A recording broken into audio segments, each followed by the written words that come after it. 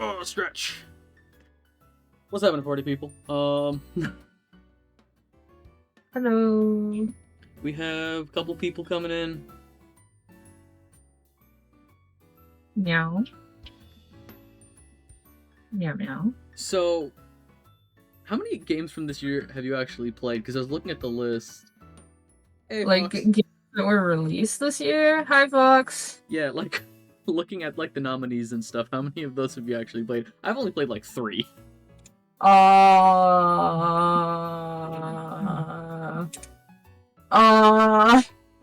don't think I've played any of them, to be honest. So what you're saying is we're super qualified to talk about this. Yeah. I mean, I've watched some of the stuff. I've watched a lot of Baldur's Gate. Does that count? Yeah, no, we're super qualified to talk about this. No Man's Sky, what? No Man's Sky is on here. If Pizza Tower ain't on the Game Awards, this is a failed awards. It got 1 nomination. Best indie game, I think? Or best, like, breakout indie game, like the first game by a developer or something. It got a very niche nomination, which I feel like it's gonna win for because it is the only nomination Pizza Tower got, and people want Pizza Tower to win something. That's my take. Pizza Tower has like that old fucking Flash games art style feel to it, and it looks really good. Kind of like a blast from the past. Truly deserves it. Yeah, I remember you were playing. Oh no, it's here. Best debut indie game. Yeah. Tour de Pizza. Am I? How are our levels sounding, Fox? Do we sound like the same volume? I can adjust. The style of game is so good, so bad it's good. Volume is good. All right, cool. So yeah, this is our end of month stream, and in all honesty, I'm so happy things have quieted down. Tentative agreements have been reached with a lot of the strikes that have been going on. Thankfully. So the only real big thing we have to talk about is that end of the year Game Awards are coming up. So we're gonna peruse through the nominations and talk about what we want to win, regardless of how good something else was. What we want to win, because it's all a popularity contest. Yep. So I mean, like, I'm just gonna throw it out there that I mentioned it to Silver before, but the Game Awards is probably like the only show we watch for the advertisements and not for the actual show, because we want the game announcements. Yeah. But we don't really care about the actual awards, like who wins or whatever. Like some people do, but most of us are just like, all right, where's the advertisements at? Yeah, the new games that are getting announced that we get to be. I think one of the nominations is like most anticipated game, to be like games coming out next year. What are people most hype about? Like I think Baldur's Gate 3 won last year for most anticipated. Yeah. So are we gonna skip the esports stuff? Because it's the same shit as it is every year. Counter-Strike, Dota, League, PUBG, Valorant. And do we know anything about I think we can do vibe esports checks. Athlete? I think we could do vibe checks. We can just look at their pictures and do vibe checks. Sure. We can do that. But also, you're jumping way ahead. Where are you? Where are we? I was looking for the anticipated game section in all of my tabs. Do you have? And then do you have each nomination open in its own tab? Yes. But why? You could just. I don't know. You just click next. Can you? Oh! I've never been to this site before. There's a button. There's a button that just says next with an arrow. Whoa! We're doing it the hard way. Okay. I'm gonna start on the first page it gives you, which is Game of the Year. Yeah, let's do that because I opened them all in order. I'm gonna say right now up top, and I talked about this a little bit with Mew. I think best remake at this point should be its own category. Yeah. I don't think Resident Evil 4 is a game that came out 20 years ago, and it got nominated for Game of the Year this year. Despite how beautiful that game looks, that's still a 20-year-old game. It was great then, it's still great now. Let's make way for some new stories to be told. Didn't they add more of the Spanish guy in the game? Like, they kind of changed some of the story a little bit, and they made Ashley less annoying and stuff. Oh yeah, they tweaked a lot of little things. Lots of quality. Well, they did the same thing with Dead Space. Yeah. Although Dead Space was pretty much like the same track, the same jump scares as far as I remember. For the most part, they just added a little bit of story content to make it a little more digestible. I never played a Dead Space. Don't. They're horrible. They're awful. They're terrifying. I highly recommend against it. But I love horror games. Okay, well then all the power to you. Enjoy your nightmares. It's crazy because I love playing horror games. I don't do like horror movies. Like gross out jump scare horror movies. No, not for me. I can stomach a lot of gore for the most part. Like, that's not the problem. The problem is that I'm about as skittish as any other cat, and I will jump at the smallest thing. I have like a First Four Figures Luigi statue, and it has like a little green glowing light on it when it's off. You told me about and that was casting that was cast for the chat though. That was casting a shadow on my door over there, and it's like over here. I would like move or something, and then I would see the shadow move over there and jump, thinking something was there. Like, I can't. I'm the good, thanks. Thank you. I just gotta. This always happens. I just got a beep that's like, "Hey, your phone is dying," so I'm just gonna like plug that in real quick. There. I should plug that in too. So, I'm looking at the Nintendo games here nominated for Game of the Year. Tears of the Kingdom was just bigger Breath of the Wild. It had lots of like new mechanics and stuff. Yeah. But like aesthetically, how much did it really do? Like, was the story that much different? I played a little bit of it. The only issue is I've seen lots of both. I personally have not played them. I was in a voice chat with 5 other people where I was the only person not playing Breath of the Wild or Tears of the Kingdom. This swept so many of my friends, and I like 2D Zelda games, like the handheld ones. 3D like console Zelda games have. Twilight Princess is like the only one that I've really loved. I've never been able to beat a Zelda game. I have like a curse for them, so I'm afraid that like if I get Breath of the Wild or Tears of the Kingdom, my console. Oh, that's not true. I beat Cadence of Hyrule. Smile. But I'm afraid my Switch will die. Because I'm just... My not Story of Seasons. My Oracle of Seasons went through the washing machine. When I had Legend of Zelda Ocarina of Time 3D, my R button broke and I couldn't shield, so you can't really progress without a shield. A couple other bad things have happened during my playthroughs of Zelda, so I'm just like kind of afraid that like if I get into Zelda, I'm gonna lose my console.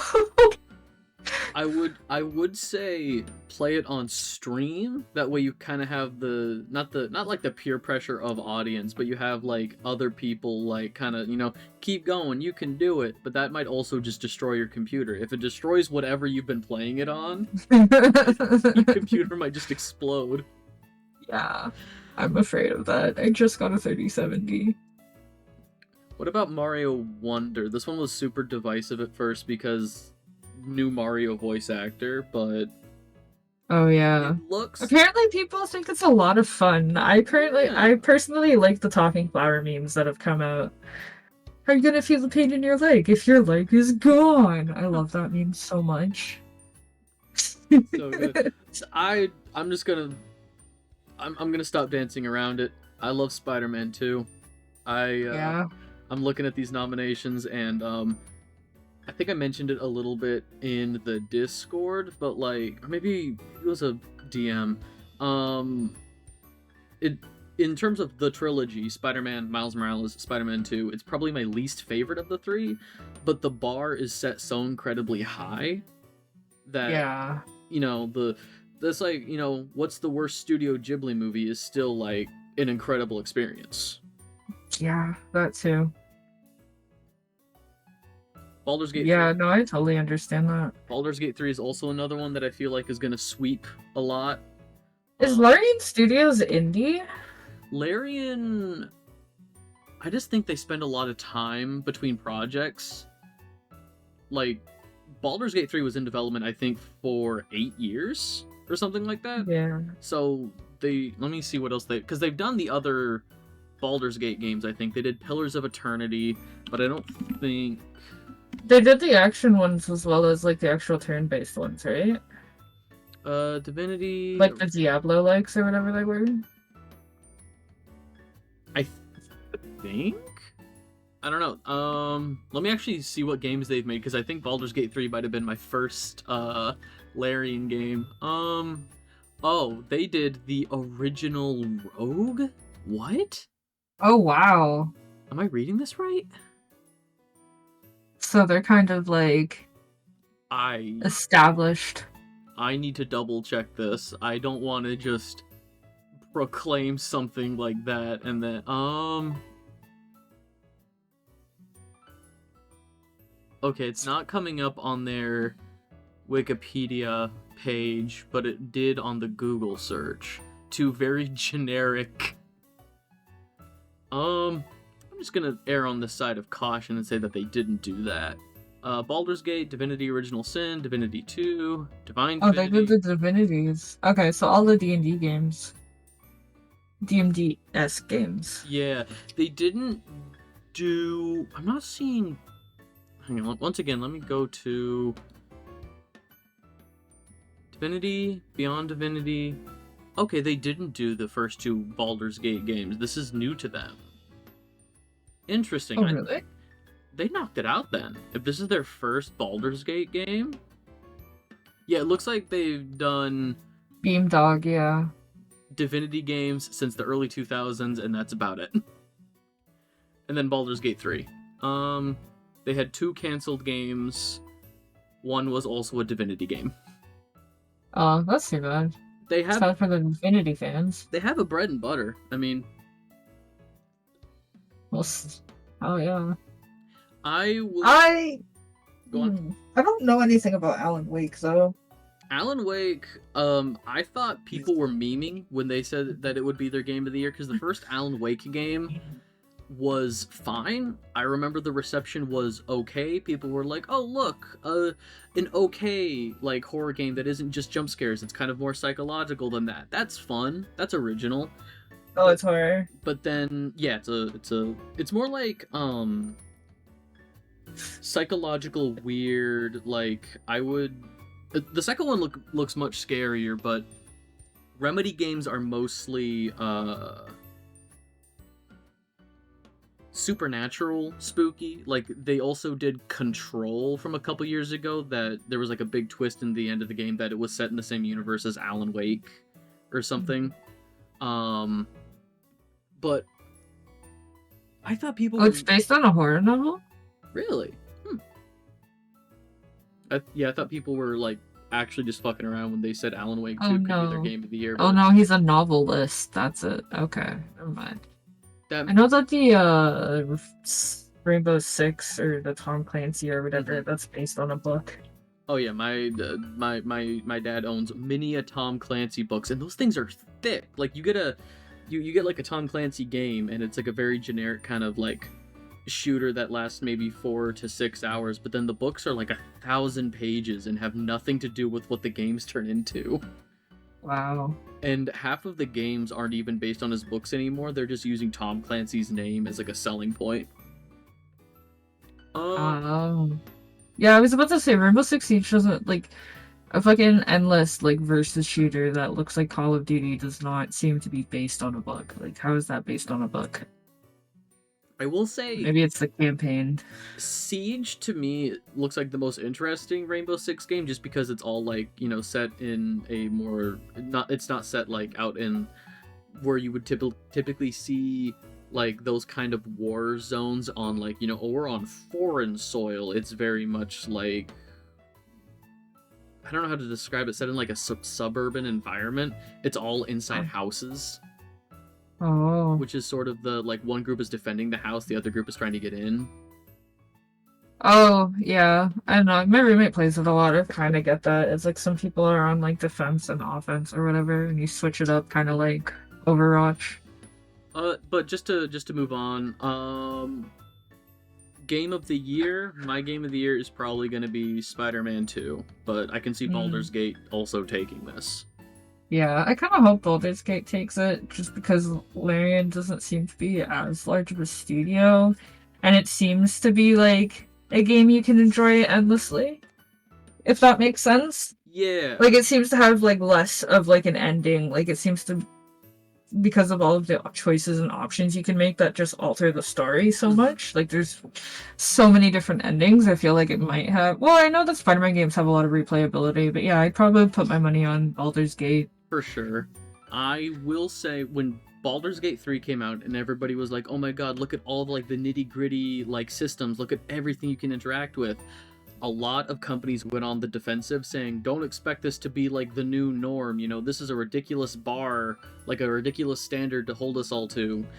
I think if we reward the kind of behavior of don't put your employees under too much crunch, if it takes years for them to make the game, let them take years to make the game. If we reward that behavior with accolades, other studios might start, easing up on developers. Yeah. So if Baldur's Gate wins, I'm not gonna be mad about that. If Yeah, they gave them time for that game. Like there was like just hella time. Because any of these big studios like Insomniac, even Nintendo and stuff like that, are gonna just like crunch their workers to get it out because they have due dates. mhm. And Larian just had like all the time in the world to put out the game that they wanted to. Now, of course, I don't work within the walls of Larian's studio. I don't know if there's some unspoken culture there, but for the most part, it seems to be a pretty. Everybody that I've seen interviewed who worked on the game has very positive things to say about the experience. Yeah, exactly. As a matter of fact, talking about the board gaming channel I like, No Rolls Barred, that has Tempest on it, another regular on there, Tilly, she was a voice director on the game, and she's actually in the game. And Oh wow. and she talks a lot about what a great experience it was. Like her Twitter feed is full of like, here's all the wonderful actors and producers I got to work with. Here's like the director of the game. They were great. So, like, in terms of just like workplace culture and rewarding, treating your employees well, if Baldur's Gate wins, I'm not gonna be mad. Yeah, pretty much. I'm also expecting like Tears of the Kingdom to be a bit of an underdog here. Because like Oh, everyone was obsessed with it. Zelda fans, Everyone was obsessed with it. Zelda fans love their Zelda. So the only thing that might undermine that is overall Nintendo fans with recency bias. They might go for Mario Wonder, and it might like Yeah. kind of undermine the Nintendo vote. Um, I feel game. like they're not comparable in terms of like game Oh style though. no, but I mean, like if you're a Nintendo fan, if you're playing like all of the Everything new, yeah, Nintendo. yeah. Best game direction. Oh yeah, you told me about this. Best game direction, and it's the same games except Resident Evil. Alan Wake, Baldur's Gate, Booter Moon, Wonder Mario. Bros, and Tears. Mario and Tears. Yeah. Okay. I mean, I would definitely go for Baldur's Gate on this one. They had a vision and they took their time and Yeah. they got it out there, right? I I would. would definitely go for that. I would agree with that. If I want Spider-Man to win Game of the Year, I'll give Best Game Direction to, because so many of every other. Okay, actually, looking at this, every game here is a sequel. Every game nominated Yep. here is a sequel, but Baldur's Gate is a fresh take of the franchise from a new studio, whereas all of these other games did, like Legend of Zelda Tears of the Kingdom got some flack as almost just being an asset flip of Breath. Yeah. Alan Wake 2 has a very realistic art style, and I know art style is like a separate category, but just looking at the game as an outside viewer, it the gameplay doesn't look spectacular. It looks very kind of not chunky, but kind of nitty gritty in that you have to read the files, you have to actually talk to people, you know. piece things together yourself. Investigative stuff, yeah. Spider-Man 2, I love that game. It's just a bigger map. Like, a lot of the stuff from the first game, new lighting engine, more of the map, but everything that was in the original game that's back isn't super different. Like, From what I know of Spider-Man, I feel like I'd say, like, with the people complaining about how you play the Deaf Girl, right? It's just like the way that Spider-Man is supposed to be about community and about the community. I do like those touches that they added in there.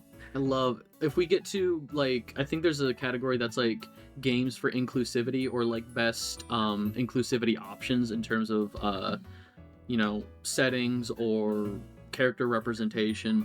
Spider-Man takes it. Spider-Man has, I think, like 8 pages of different options for like different color accessibility and stuff. Thank you. Accessibility is what I was looking for. But yeah, I would say best game direction, definitely Baldur's Gate 3. I would agree. For sure. Best narrative. Okay, I don't know enough about Phantom Liberty. So real quick, just for people who can't see this, the nominations are Alan Wake 2, Baldur's Gate 3, Cyberpunk Phantom Liberty, which is a DLC, Final Fantasy 16, and Spider-Man 2. I can't really speak too much on these. I mean, Baldur's Gate has the most narrative out of any of these games, if we're going to be completely honest. If we're talking about just bulk narrative alone, it's obviously Baldur's Gate because it's a D&D campaign. It's mostly the best narrative, though. Yeah.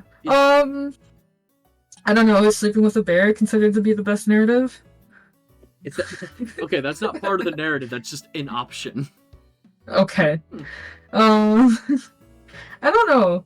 I feel like Final Fantasy might have a chance because like a lot of people were really excited that they're going away from like smartphones and road trips and back into the actual fantasy aspect without all of the high-tech stuff.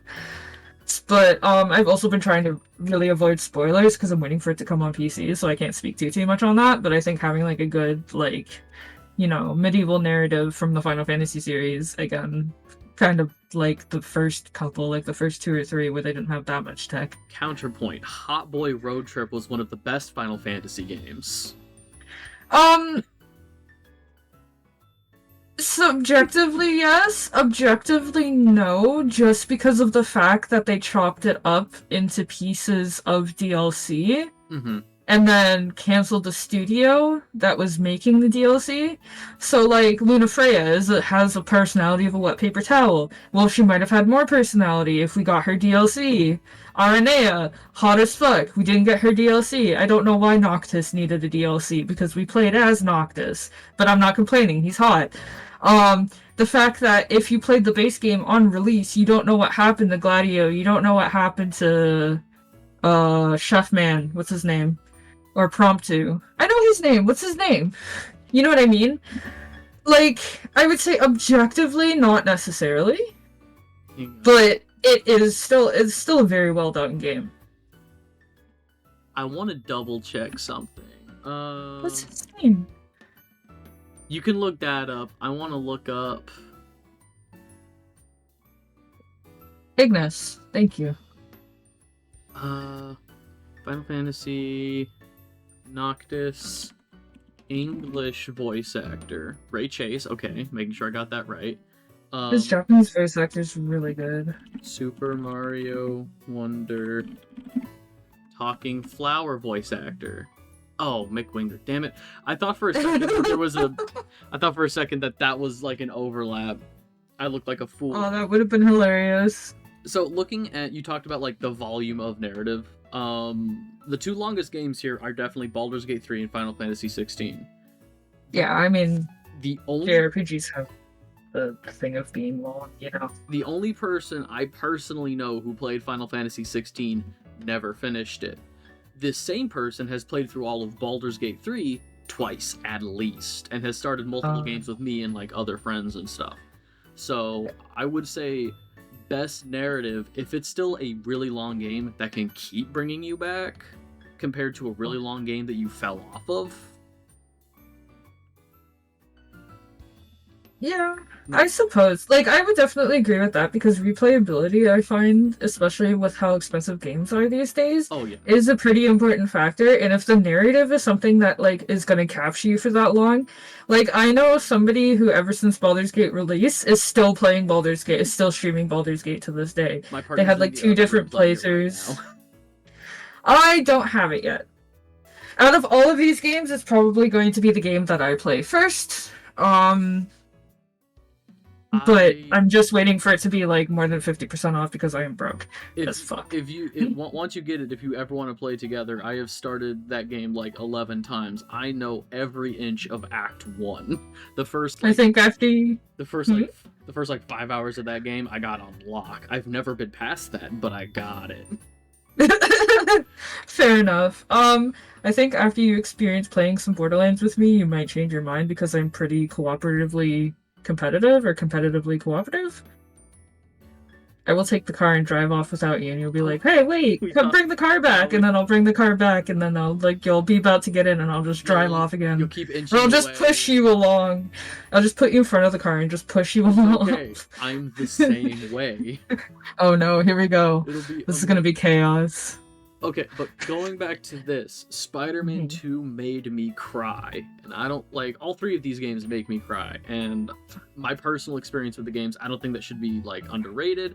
Baldur's Gate 3, with how much I played of it, given the kind of stilted nature of dialogue interactions, like when you're talking to people, I don't think I could ever emotionally connect with Baldur's Gate 3 to the point of bringing me to tears, no matter what happens in its narrative.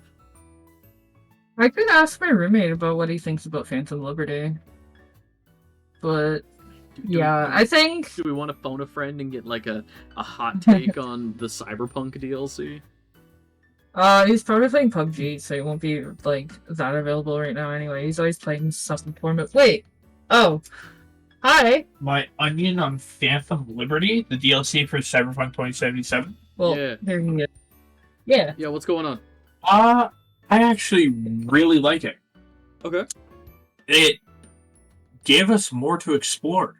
I would say talk about the narrative, because it's, on best narrative right now.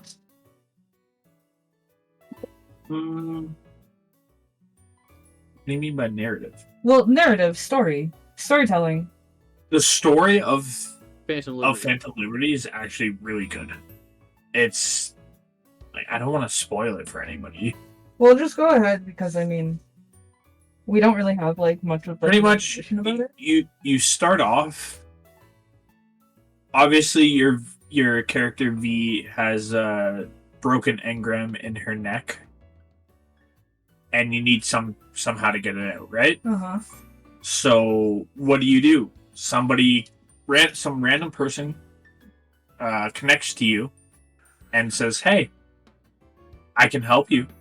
Yeah, you just gotta help synopsis. Me. Interesting. Yeah, you just gotta help me. How enthralled with the story do you feel like you were? Like, do you feel like you're super absorbed into the story? Oh yeah. Do you feel like the pacing was good and all of that stuff too? Oh, without a doubt. All right, so like within the first 3 minutes of me actually, because I had to reinstall Cyberpunk to play the DLC. For me to get to the DLC,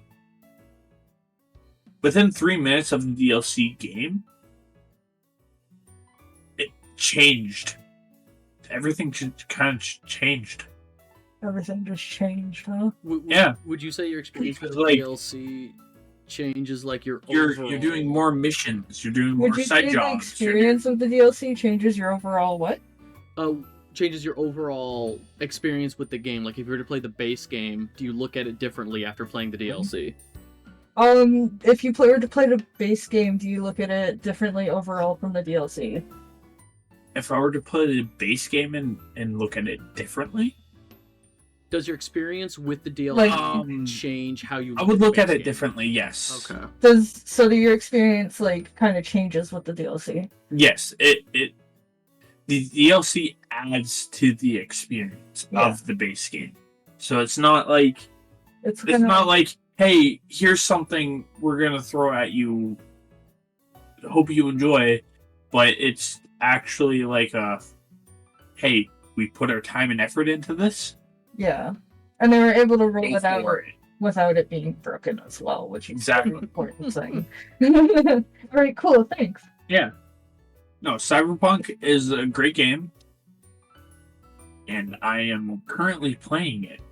Oh, you're currently playing it right now? That's Okay, why, well, that's why I came in laughing. Oh, okay.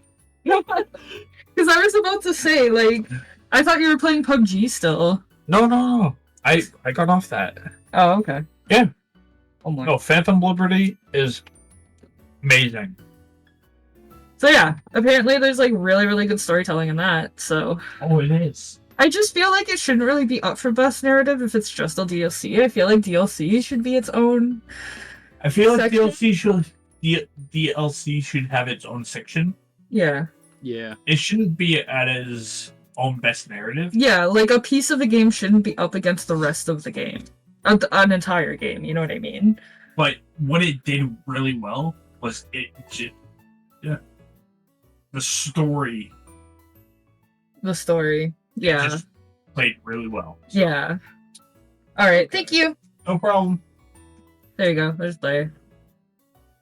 That Blair dude, everybody. He doesn't stream anymore, but he exists.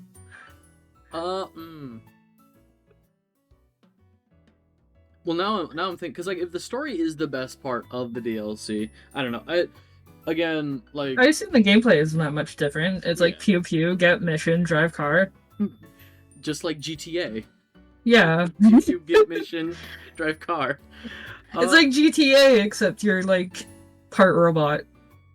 I'm still like coin flip between Spider-Man and Baldur's Gate, because one I connected with emotionally, the other one is super long, but I know tons of people who continue to play through it just for like all the various options.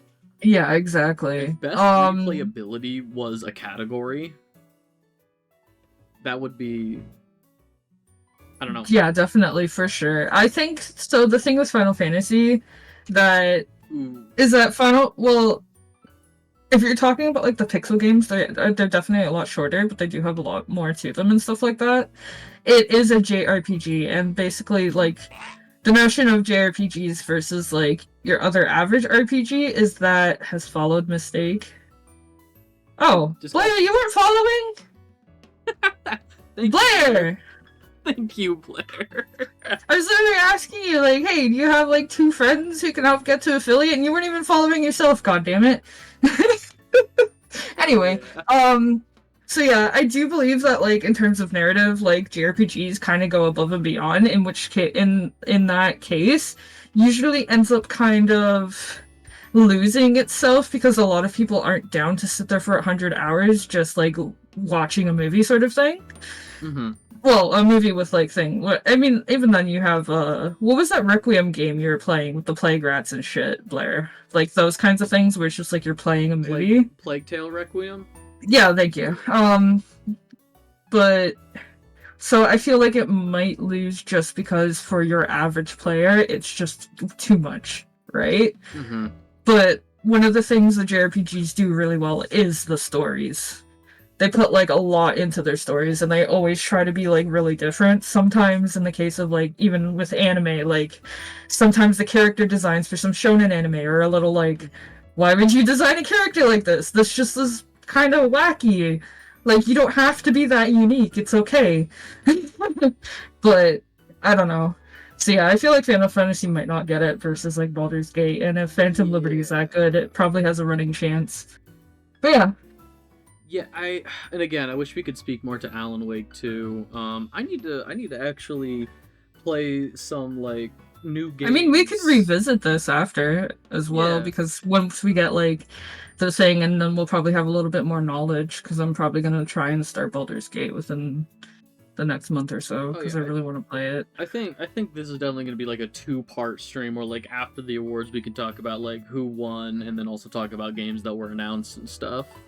Yeah. If anything, on the day of the Game Awards, I think I'm off that day. We could chill and do, like, live reaction. It's this. If you want to do that. 7th. Let me double check. 7th. Let me double. It's a Thursday. It's a Thursday? I should be free on a Thursday. It would just... I don't know what time it starts, but yeah, Thursday... Thursday should work. We could do like a live thing, yeah. Yeah. It's just like I'll just sit here on my phone playing like a fucking Suika game knockoff until we get to the advertisements, and then I'm like, yeah, because like we're watching it for the advertisements, right? I don't know if we want to. We don't have to. Yeah, no, that'd be awesome. That'd be fun. Yeah. Okay, so last thoughts on best narrative.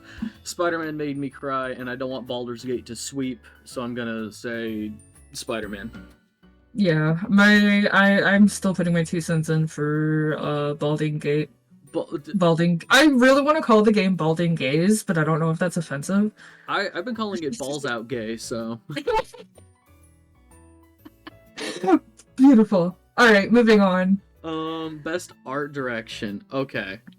Okay, I have something to say here quickly. Yes. Lies of P looked so fucking fantastic that I almost actually got it, and then I realized it was a Souls-like, and I'm not a Souls-like person, and I was like, fuck. It's making me consider... So I have talked to people about it. They're saying it's not an entry-level Souls-like at all. Mm-hmm. It is definitely very smooth and fluid, and it's not too hard to get the hang of, but it's not an entry-level Souls-like at all, so I'd probably have to play, like, maybe Elden Ring or something first. But it's making me want to try a Souls-like, because it's just... Oh. So the nominations here are Alan Wake 2, Hi-Fi Rush, Lies of P, Mario, and Zelda for best art direction. I've heard 2 things about Lies of P. It's the best Souls-like, not by FromSoft, the company that makes, Soulsborns. And yeah, people who play those games have a really difficult time with it. But does that go into art direction? Because, like you said, the game is beautiful. It's like got you itching for a game genre you don't normally fuck with. Yeah, exactly. I think the aesthetic is great. I think the character design is great.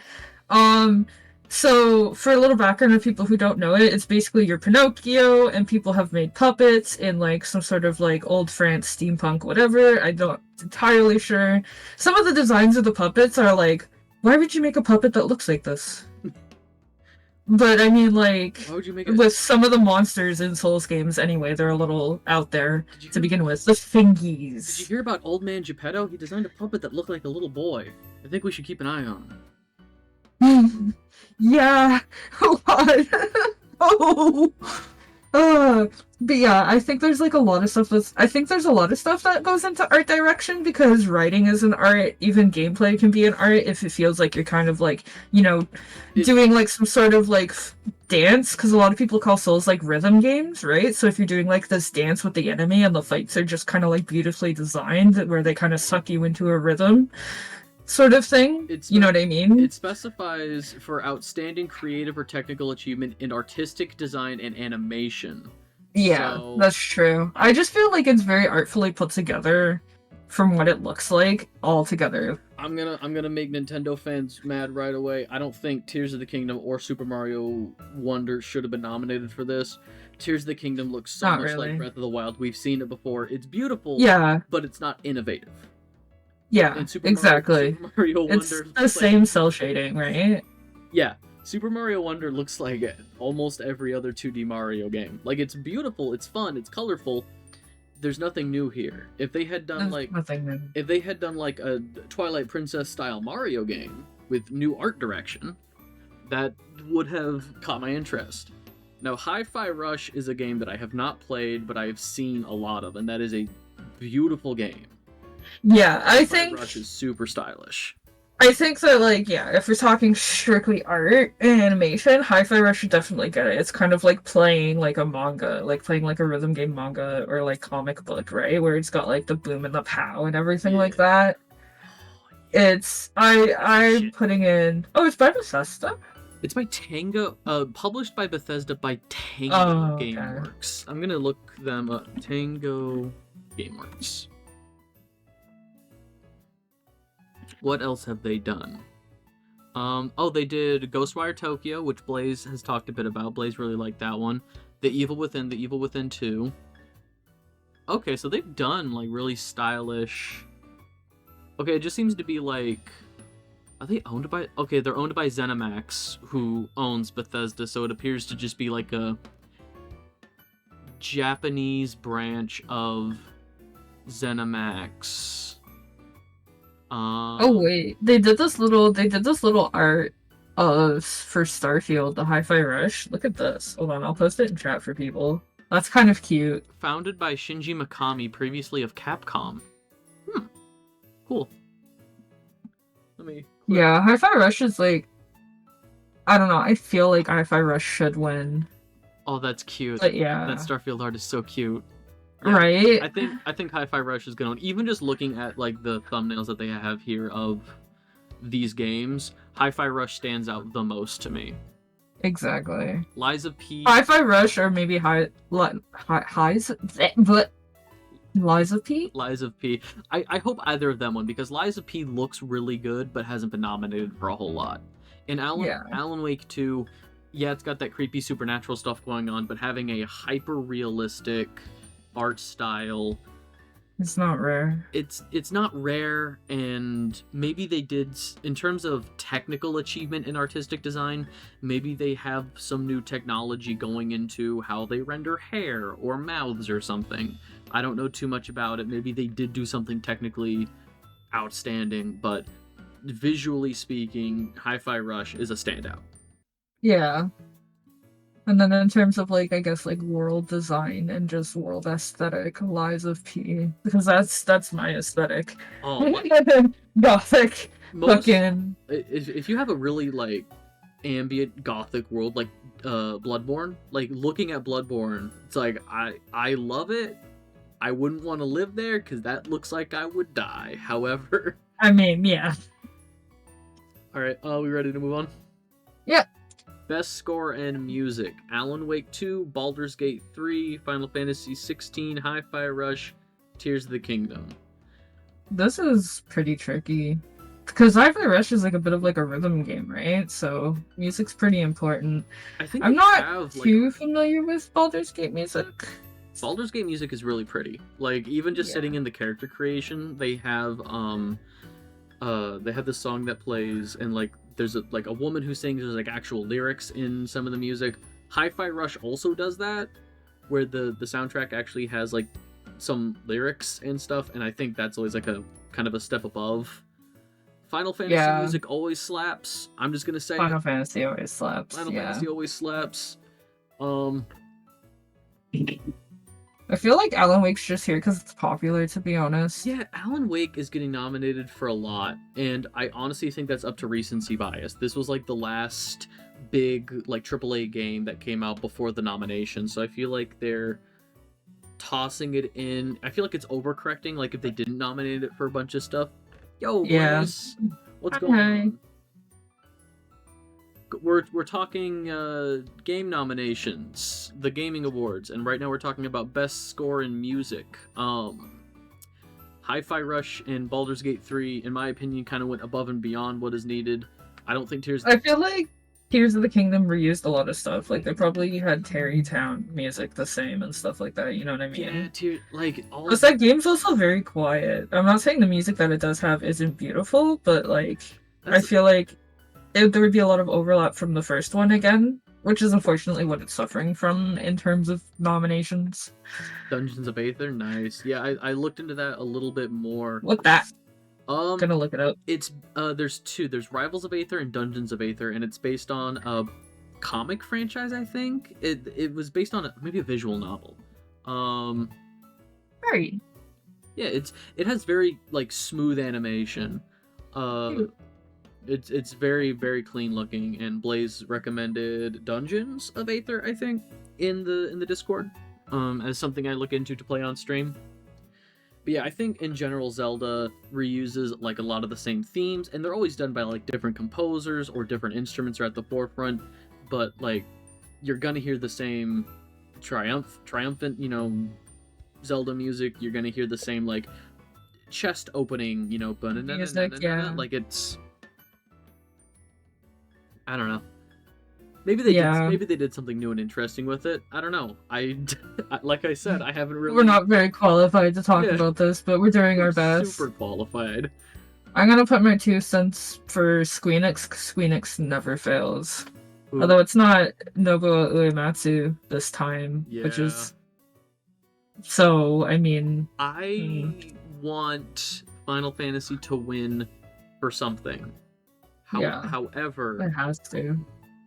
if we reward games like Hi-Fi Rush, which are very fun, very creative, very original, it feels like a modern Jet Set Radio, which Yeah.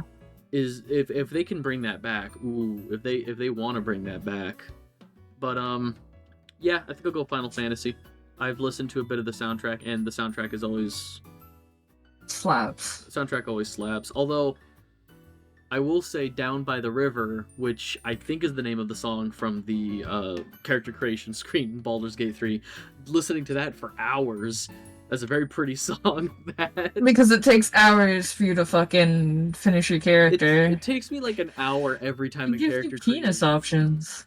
It takes me like an hour to do the character creation, and when I've started 11 different saves of Baldur's Gate 3, that's 11 hours that I've sat listening to that song. But yeah, I'll go Final Fantasy 16 just in hopes that it wins something. Yeah. Best audio design: Alan Wake 2, Dead Space, Hi-Fi Rush, Spider-Man, Resident Evil 4. Yeah, Dead Space definitely has a lot of that ambience. Like, I haven't played the new one, I played the old one, but I watched some of the new one because I'm like, is this still scary? Yep, it's still scary. It definitely it's really, really, really, really well done in the sense that, like, you hear, like, all the fucking, if the aliens are going through the air vents and it's very quiet or ambient, and you have, like, that you hear, like, the and it, like, goes, yeah, and, like, all of that other stuff, and all of, like, the noises and everything. It's very, very well done. Now, I hate it. Here's something that all the Spider-Man games do, that it's always like that little extra bit they didn't need to do, but I love. For every line of dialogue that Spider-Man, either of them have, whether they're answering a phone or talking, like, to themselves of, like, I should go help out the city, they record all of those lines twice. Once if they're just walking around, and twice out of breath if they're swinging around. So in the middle of a conversation on the phone, if you're, like, walking around, or if you're standing on a rooftop and then you start swinging, the audio track will instantly flip to Spider-Man being overly exerted, because it's like, oh yeah, no, I'm on my way, because now they're swinging and they're like, they have to speak up a little bit to, like, talk over the wind and stuff. Every line of dialogue like that they recorded twice, which is a little extra thing they didn't need to do. Wow. Yeah, I love it so much. That's putting a lot of care into, like, the teeny tiny details. And there's also random civilian conversations. Like, people do just talk on the street, and a lot of times it's like two developers who were just told, like, hey, put on the motion capture suits, just stand here and talk for a bit, make it like a real casual conversation. And it can literally just be about anything. I think one of the ones I saw where they were talking about, like, tips for taking care of a cat. Like, one of the developers just got a new cat, and they were talking about, like, oh, do this, don't do this, and people were like, this is such, like, a random thing to put in, and people were like, it wasn't scripted, but they recorded it and put it in the game. Yeah.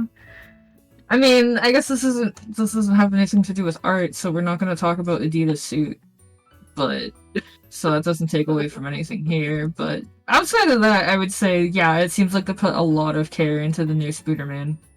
Yeah, but also audio design, recognizing the best in-game audio and sound design. I think because the ambience of games like Resident Evil and Dead Space, again, I think remakes should just have their own category, but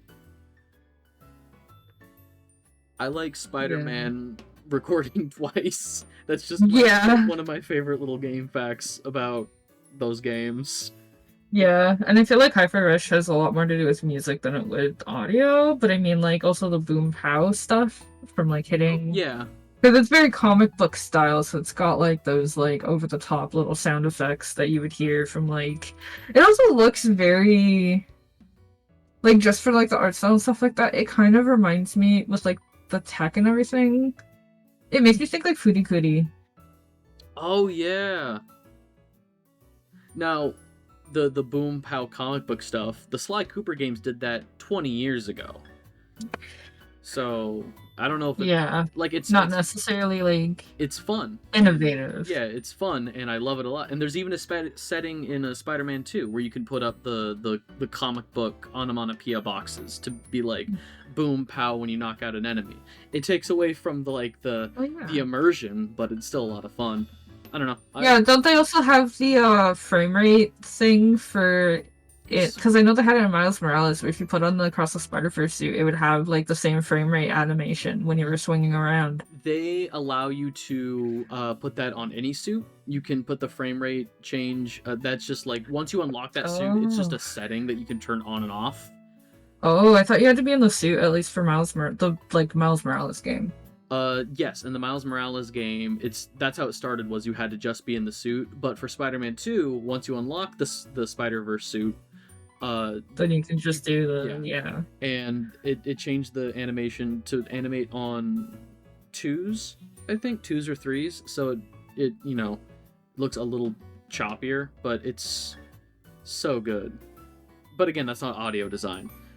Yeah. I don't want to be too super biased towards just like the game. Spider-Man. Yeah, towards the one that I love, but audio design they did a good job with. But yeah, I would say I would put my vote in for Dead Space, even though I hate Dead Space and I don't think it should exist.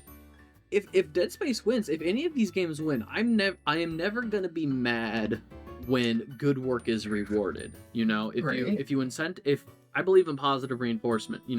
If game developers make a good game and you give them raises, that's going to incentivize them to keep making good games. Like I'm not gonna knock that. Exactly, right? So yeah, I mean, I don't want any more Dead Space, but you don't want the developers deserve a pat on the back because they did a good job of making a horrible game. Okay. Moving on, I guess. Best performance. I still have nightmares. Best performance. Yuri Lorenthal's the only person I know. Take it away, Silver. Ben Starr. Oh no, wait, other way. Ben Starr, for Final Fantasy 16, he was Clive, the main character. Okay, he did really well. Cameron Moynihan, Jedi Survivor, he was the Jedi Survivor. Idris Elba for Cyberpunk Phantom Liberty. Idris Elba is just like a real Hollywood actor, so that's a little unfair, but I don't know how he did in the DLC. Melanie Labor for Alan Wake 2. Haven't played it. Don't know how it is. I can ask Blair. I just need to get the character name that he played. Neil Newbon for Baldur's Gate 3. Neil Newbon was Astarion. Okay, yeah, I feel like Astarion has too many panties wet to not even at least be second place. And Yuri Lowenthal for Peter Parker in Spider-Man 2. And Yuri Lowenthal will always be my Peter Parker. Neil Newbon, I learned recently. So, do you remember on Halloween I was dressed as Heisenberg from Resident Evil 8 while I was playing Resident Evil 8? You remember that? Neil Newbon played that character as well. And that is such range to me, where he can play two wildly different characters. Now, I didn't fall for the sexy vampire propaganda. I saw Astarion for what he was, and they were trying to artificially manufacture a sexy boy. They were trying to artificially create the sexy vampire stereotype. I didn't fall for it. I can send you a song. I will die by Halsin. Halsin is the only likable male companion in that game. But that's a different conversation I can be crucified for later. Yeah, Neil Newbon did a really good job as Astarion. I personally loved Yuri Lowenthal since I was a kid. We talked about how he's been Sasuke for 20 years, 25 years now. Sasuke! And he's the only one who he was the only person in the English dub who would pronounce the fucking names right as well. Which was, yeah, because he speaks a little bit of Japanese.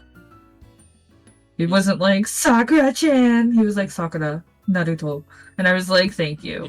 Do you remember? Do you He remember? also does Saseo in Daihachi U, so I have a lot of bias to Yuri Lowenthal. I mean, he's the only one here whose name I know, so He you can does. tell.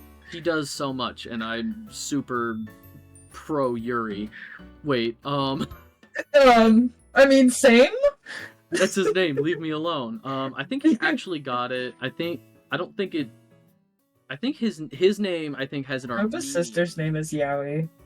His name is I think Armenian or like Eastern European in Yuri is a Russian name. Russian. Okay. Yeah, it's a Slavic name, I believe.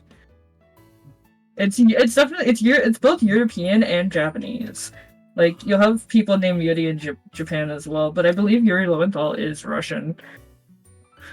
I don't know. Oh, let me not kick my whole deck. Russian from Ohio, but Russian nonetheless. See, I've heard great things about Ben Starr, like Final Fantasy 16 protagonist Clive. I've heard great things. I don't know how much different Cameron Moynihan's performance is between the two Star Wars games. I have them both. I need to play them. I think I was talking months ago with, was it Blaze? Blaze, was it you that we were talking about this during like a Ratchet and Clank game or something? Where it's like, hey, you should play. Are you gonna play these? And I said yes at some point. Someday I'll play through them on stream. The problem is games just keep coming out, and I keep wanting, like, I want to play all these games. Like, I have my little note card here of like all the games I want to play, and only like 4 of them have been scratched out that I've actually played. So that's fun. But you probably added 8 in the time that those 4 were scratched out, if not more. I understand that completely. The only one I really added was Pokemon Mystery Dungeon, and I got I got that working. But yeah, I'm throwing my vote in for Yuri Lowenthal. I love him, and if Yuri Lowenthal, if Neil Newton, but Clive was really well done. Yeah, and Asterian's wets all the panties. Just want to see you play Pokemon Mystery Dungeon. Blaze, Kecleon shop. Nobody tell him. Huh? Nobody tell them about the Kecleon shop. Don't worry about it. The Kecleon shop? I love Kecleon. Don't worry about What's it. wrong with Kecleon? Don't worry about it. Okay. You'll know when you get there. Yeah, honestly, like, I don't. I know who I want to win. I can't think of any performers here that I know like were actually bad. Like, oh, that wasn't a great performance. Why would they get nominated? So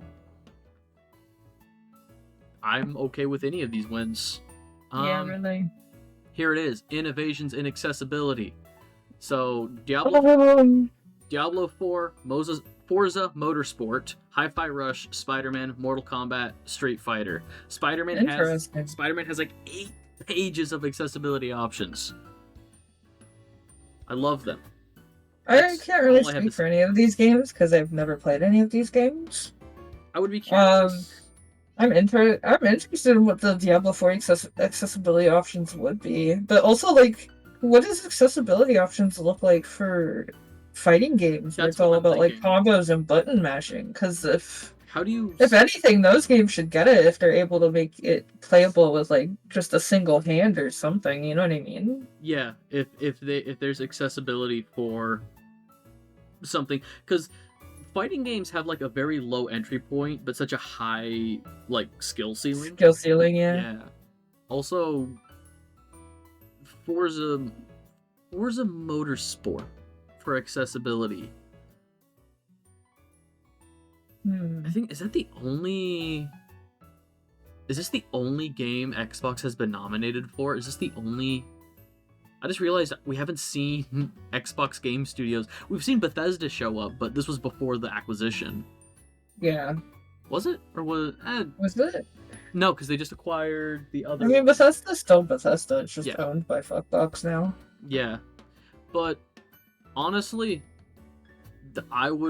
accessibility is always a plus. You know, the more people get to experience great stories, great games, that's always going to be a win. So I am just biased towards Spider-Man, but if Hi-Fi Rush gets it, if the fighting games get it, I'm not going to be mad. That just means that it is a super accessible story for a lot of people, and that's going to be really cool. Exactly. I don't want to get too into the weeds of like this game, like how accessible can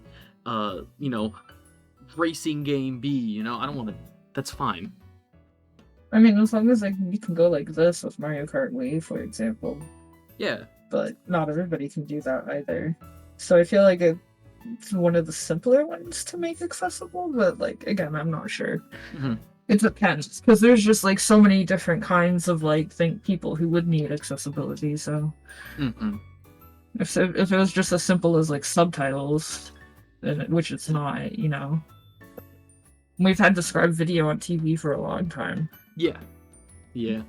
So, games. Moving on. Yeah, games for impact, for a thought-provoking game and a pro-social meaning or message. A Space for the Unbound, Chance of Sonar, Goodbye Volcano High, gosh. Chia, Terra Nil, and Venba. So I know about a lot of these games. I've only played one. I honestly, the only one I really know about is Terra Nil. I've heard the names of these, and I've like really wanted to look into them more, and then I kind of forgot to. So the thing, I'm gonna go wishlist all these on Steam while you talk. Chia is super cute. Chia is a game by a New Caledonian development company. It's not even out yet. Or is it out on console? Which one, Chia? Yeah. Chia's been out on console for a while. I played it. Okay. I played it in like March, I think. It came out very early this year, but it's about like the culture of New Caledonia, and it's very cute, very like explorative. It's I think two major islands, and then like a couple little spits of land. Super cute, super fun. Part of the fun is the exploration, so if you just see like a waypoint on your map that you have to go to, it doesn't feel like a slog to like wander over there. Super vibrant. Despite the presentation, it's not the most family friendly. There's like plenty of blood, and like they do threaten children in the game and stuff, That's not for Disney people. Yeah, no, but it's very cute, very fun. Chance of Sonar, I think if we're talking about games for impact, for a pro-social message, Chance of Sonar is, and little fun fact about me, I'm a linguistics nerd. This is a game about linguistics and breaking down language barriers. You're trying to, from what I understand, I haven't played it, okay. Also, nerdy fact about me, I love Sudoku. And my favorite Sudoku YouTube channel, Cracking the Cryptic, they do live streams sometimes where they play kind of thought-provoking games, or they play like puzzle games and stuff, and they play Chance of Sonar. And it seems to be like I said, it's a linguistics game about breaking down language barriers, which if we're talking about thought-provoking pro-social messages and meanings, that feels very what the category is about. Goodbye Volcano High, from what I understand, it feels like a cross between Monster Prom and Night in the Woods. It's kind of about moving up and getting on with life, but also like The end of the world.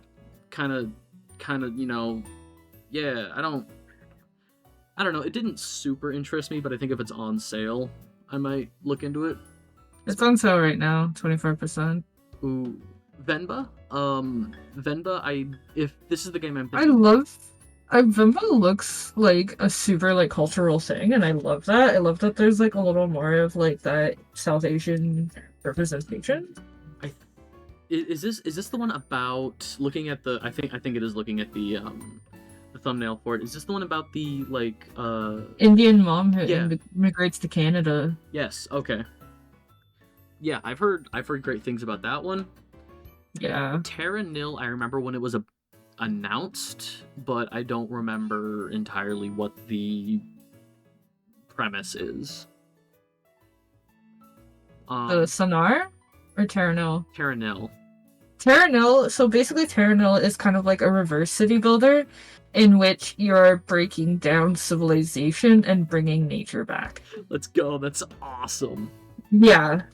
So that's the one that I can kind of speak on a little bit. So it's basically like, it's like you've got like wastelands of a planet that was once dead, and you're basically trying to like bring nature back. You do have like, it's it's got like a similar world as like Void Terrarium, if you've ever heard of that. Mm-hmm. But like basically where like the entire planet is just kind of like toxic waste, and you're just trying to like clean it up so that like nature can, exist again. Cars, Wi-Fi, And this. apparently you can set things on fire too. Okay, I'm super for that. Hell yeah, because that's kind of what we need right now. Space for the Unbound. This is. Cars on Wi-Fi? Yeah, Sorry. some newer cars have like hotspots and stuff built in. Space for the Unbound. That's like the high school, like it's about high school sweethearts and they're like drifting apart. I think.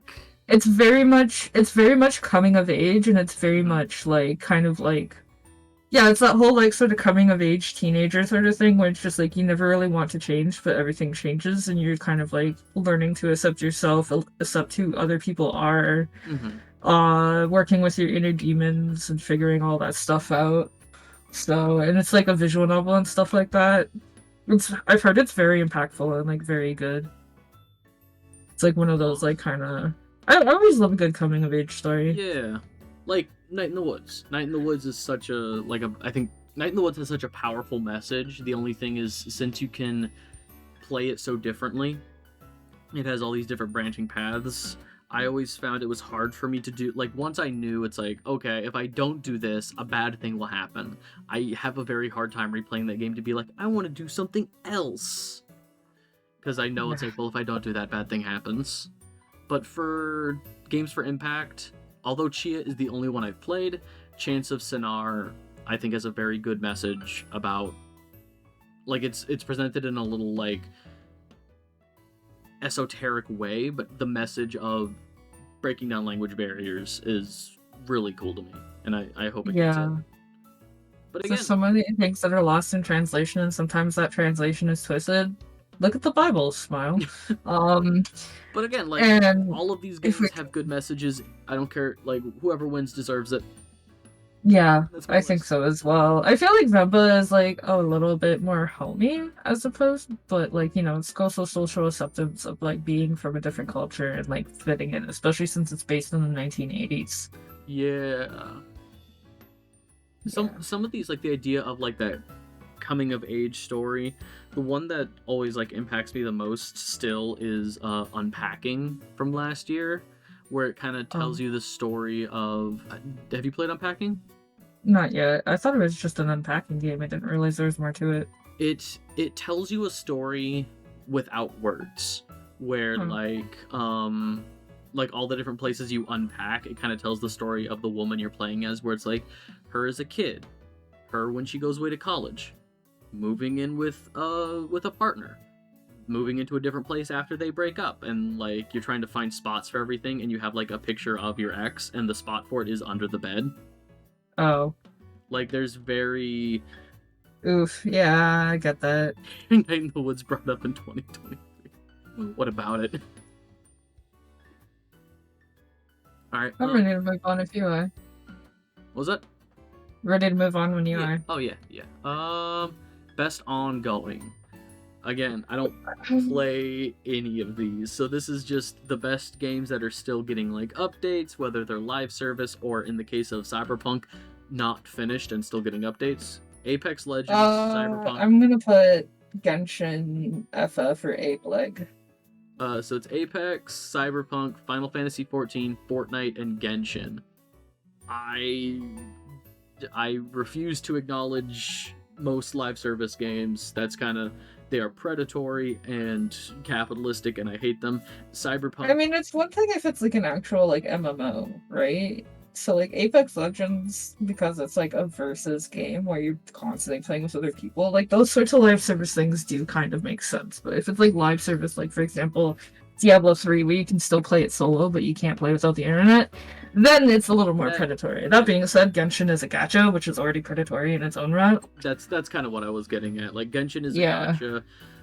Fortnite is marketing to children. Cyberpunk was unfinished, so I don't know if putting it here is super awesome, because like It's not even like ongoing in the same sense that all of the other ones are. It feels out of place. It's just like, oh yeah, we're expecting more DLC for this game. So then why isn't Final Fantasy 16 up here? Why isn't a couple other games here? Because they have DLC planned for Final Fantasy 16, because of course they do, right? I'll say Final Fantasy 14 because I like Final Fantasy, and Final Fantasy 14 games are ravenous. That's if you find a fan of Final Fantasy 14, that's one of the only like 3 games they play. I feel like Genshin Impact will die before 14 dies. I think my biggest issue with live service games is that all of them are trying to be the only game you ever play. Whether it's dailies, whether it's new content every week, they keep churning out new stuff to be like, you gotta do battle this. passes that you have to grind for unless you pay a bunch of money. They're trying to be. That's what I mean. I would love, like, even though it's like a gacha and stuff like that, like I have a lot more self-control than I used to. Like I'd be able to play Genshin just fine without like buying into the gacha a lot, and it's like a big open world. It's not a Zelda, but it's like a big open world kind of like anime action game with anime characters, and you go to like anime realms and you fight anime enemies, and it's like perfect. It's perfect. I just don't have the time to sink into dailies and stuff like that. And if I'm playing casually, I'm gonna get like FOMO because I'm missing events and I'm missing this and I'm missing that. Right? Because I don't have the time to keep up with it, so I've just never started it. It's probably the only like game I would play on stream for like one of those little paid promo things. But I wouldn't continue playing it after that. I get that. I get FOMO so easily, which is why I don't fall into these. I know it would be really bad for me, like psychologically, so I don't. And also, like, I'm missing this event and I'm missing getting this special weapon or this special thing or this special that, or if I don't do this today, I'm gonna miss out on 10 free primo gems. It's not even FOMO for the sake of like, oh, everybody else has this cool sword now. I'm a completionist. I like like that's. Oh, you don't play you can't be a completionist and play gacha. No, I really can't. Like I've tried. It's bad, but it's like, bad. But like. That's why I love like collectathons and stuff, you know, the Spyro games, because there's very clear percentages and they show you like skill points too. Yeah, skill points. They show you like so many, you know, so many gems out of so many in a level and stuff, and you get like in Spyro 2 you get a little level complete thing, and that's where my serotonin comes from. So, you know, for sure. Fortnite, where it's like, oh, you've missed like 8 years of events and stuff, so now you'll never. Yeah, you didn't go to the what's her name? Ariana Grande concert, so you don't have this one specific outfit that's kind of not my style, but I think we'll move on from this. I feel like if Blair were to say something, it would be Ape Leg, but that's because he plays it. And Cyberpunk I don't think should count. Cyberpunk doesn't count. I'm gonna say Final Fantasy 14. It's like the 14, least. Yeah. It's like the one with the least amount of baggage here, in my opinion. Yeah. Like I said, I'm pretty sure Final Fantasy 14 will outlive Genshin. Mm-hmm. Not that I see an end to either one either time soon, especially since they're still working on Genshin, and it's not just like they're adding like whole new like areas to Genshin. Mm-hmm. So it's not like it's not like your typical gacha game where it's just like it just has all of this like power creep and new characters and that's it. Oh my god, power creep is something. So my partner plays a lot of Fire Emblem Heroes. Oh no. Oh yeah. They should stop. No, she hasn't stopped since it dropped. But she found something funny. Like I don't know if it was a Reddit post or like a Reddit post posted on Twitter or something. But from the Fire Emblem Heroes subreddit, somebody was like, "I took a 2-year break. How do I do damage? Like the power creep is so bad that all of their units from 2 years ago do nothing." Yep. It's so crazy. Especially with like a Fire Emblem game, that's kind of awful. Best community support. Recognizing a game for outstanding community support, transparency, and responsiveness, inclusive of social media activity and game updates and patches. Baldur's Gate 3, Cyberpunk, Destiny 2, Final Fantasy 14, and No Man's Sky. No Man's Sky. I was like, who? No Man's Sky. So I don't think I would say Destiny. I have a friend who plays Destiny, and like the community is kind of like the community will get together and bully people in the same way that they'll get together and support someone. So I would say that's kind of like split. The way that this is worded, though, is the best community support recognizing a game for outstanding transparency, responsiveness, inclusive social media activity. So it sounds like It's more the studio and not like the community itself. how the developers interact with their audience. And then I think back to like Cyberpunk and how transparent they were about like game's busted. Like we have to delay the game's not finished. But that was last year. So Yeah. I don't know why they're. I didn't hear anything. Maybe it's because they're still working on bugs to this day, I think. I didn't hear anything about like the Cyberpunk DLC, and then the DLC dropped. So I don't know if that speaks to the lack of community support. Yeah. No Man's Sky. No Man's Sky is still getting updates, and I appreciate that they've always had transparency with like. We dropped the ball, we fucked up, and then they spent the last, like, what year is it, 2023? They spent the last 6 years making the game what they promised it would be. Yeah, which is, like, good. Because, like, when it dropped, a lot of people are like, everybody was so fucking excited for it, and then it ended up being boring as fuck. It's not Destiny, LMAO. Players have been mad with Bungie for 2 years. The thing that I hate about what Bungie has been doing. So Bungie was recently acquired. I don't know if it was this year or last year. Bungie was acquired by PlayStation, and they promised this acquisition will be good for us. Bungie said this. It'll be good for us. We'll be able to expand. You know, there won't be any major restructuring. This year they announced a layoff of, I think, half of their employees. Like, yeah, this year has been awful for game developers. Games have been great. Game developers have been suffering, and I feel like Jeff Keighley at the Game Awards is going to be like, what a great year for games, but not talk about the like 100 different companies that have had layoffs this year. Yeah. Which is going to be, again, talking about community support, responsiveness, transparency, not doing that. Yeah. Square Enix is kind of in the middle itself, but as for Final Fantasy, I don't know. Final Fantasy is just kind of like a solid pillar that will always be there for the most part. So it's weird because this is a process. Larian, I would say, should win this, honestly, because they're just like, yeah, no, we're not making DLC. This is a complete fucking game. Like, we made a complete game. That's it. I think it's incredible how bad the Game Awards are when looking at what company did the best job communicating with their audience, and you have to do a process of elimination with the nominees about who shouldn't have been nominated. Bungie, no. Cyberpunk or CD Projekt Red, no. Hello Games, I haven't heard anything from Hello Games in a while. They just keep dropping updates, so I guess that's something. Yeah.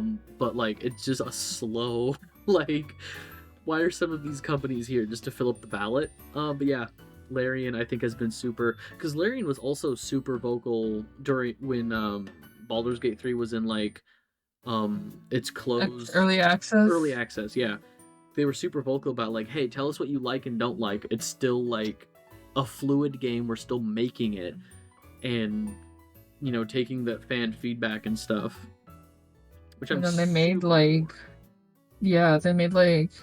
they made what the fucking runner-up Underdog that isn't from like something that's already like $1 billion fucking game company. They made what is probably going to be game of the year. Like, if we're being honest, I want Spider-Man to win, but with how out of the blue Baldur's Gate 3 kind of felt for a lot of people, it's probably going to sweep.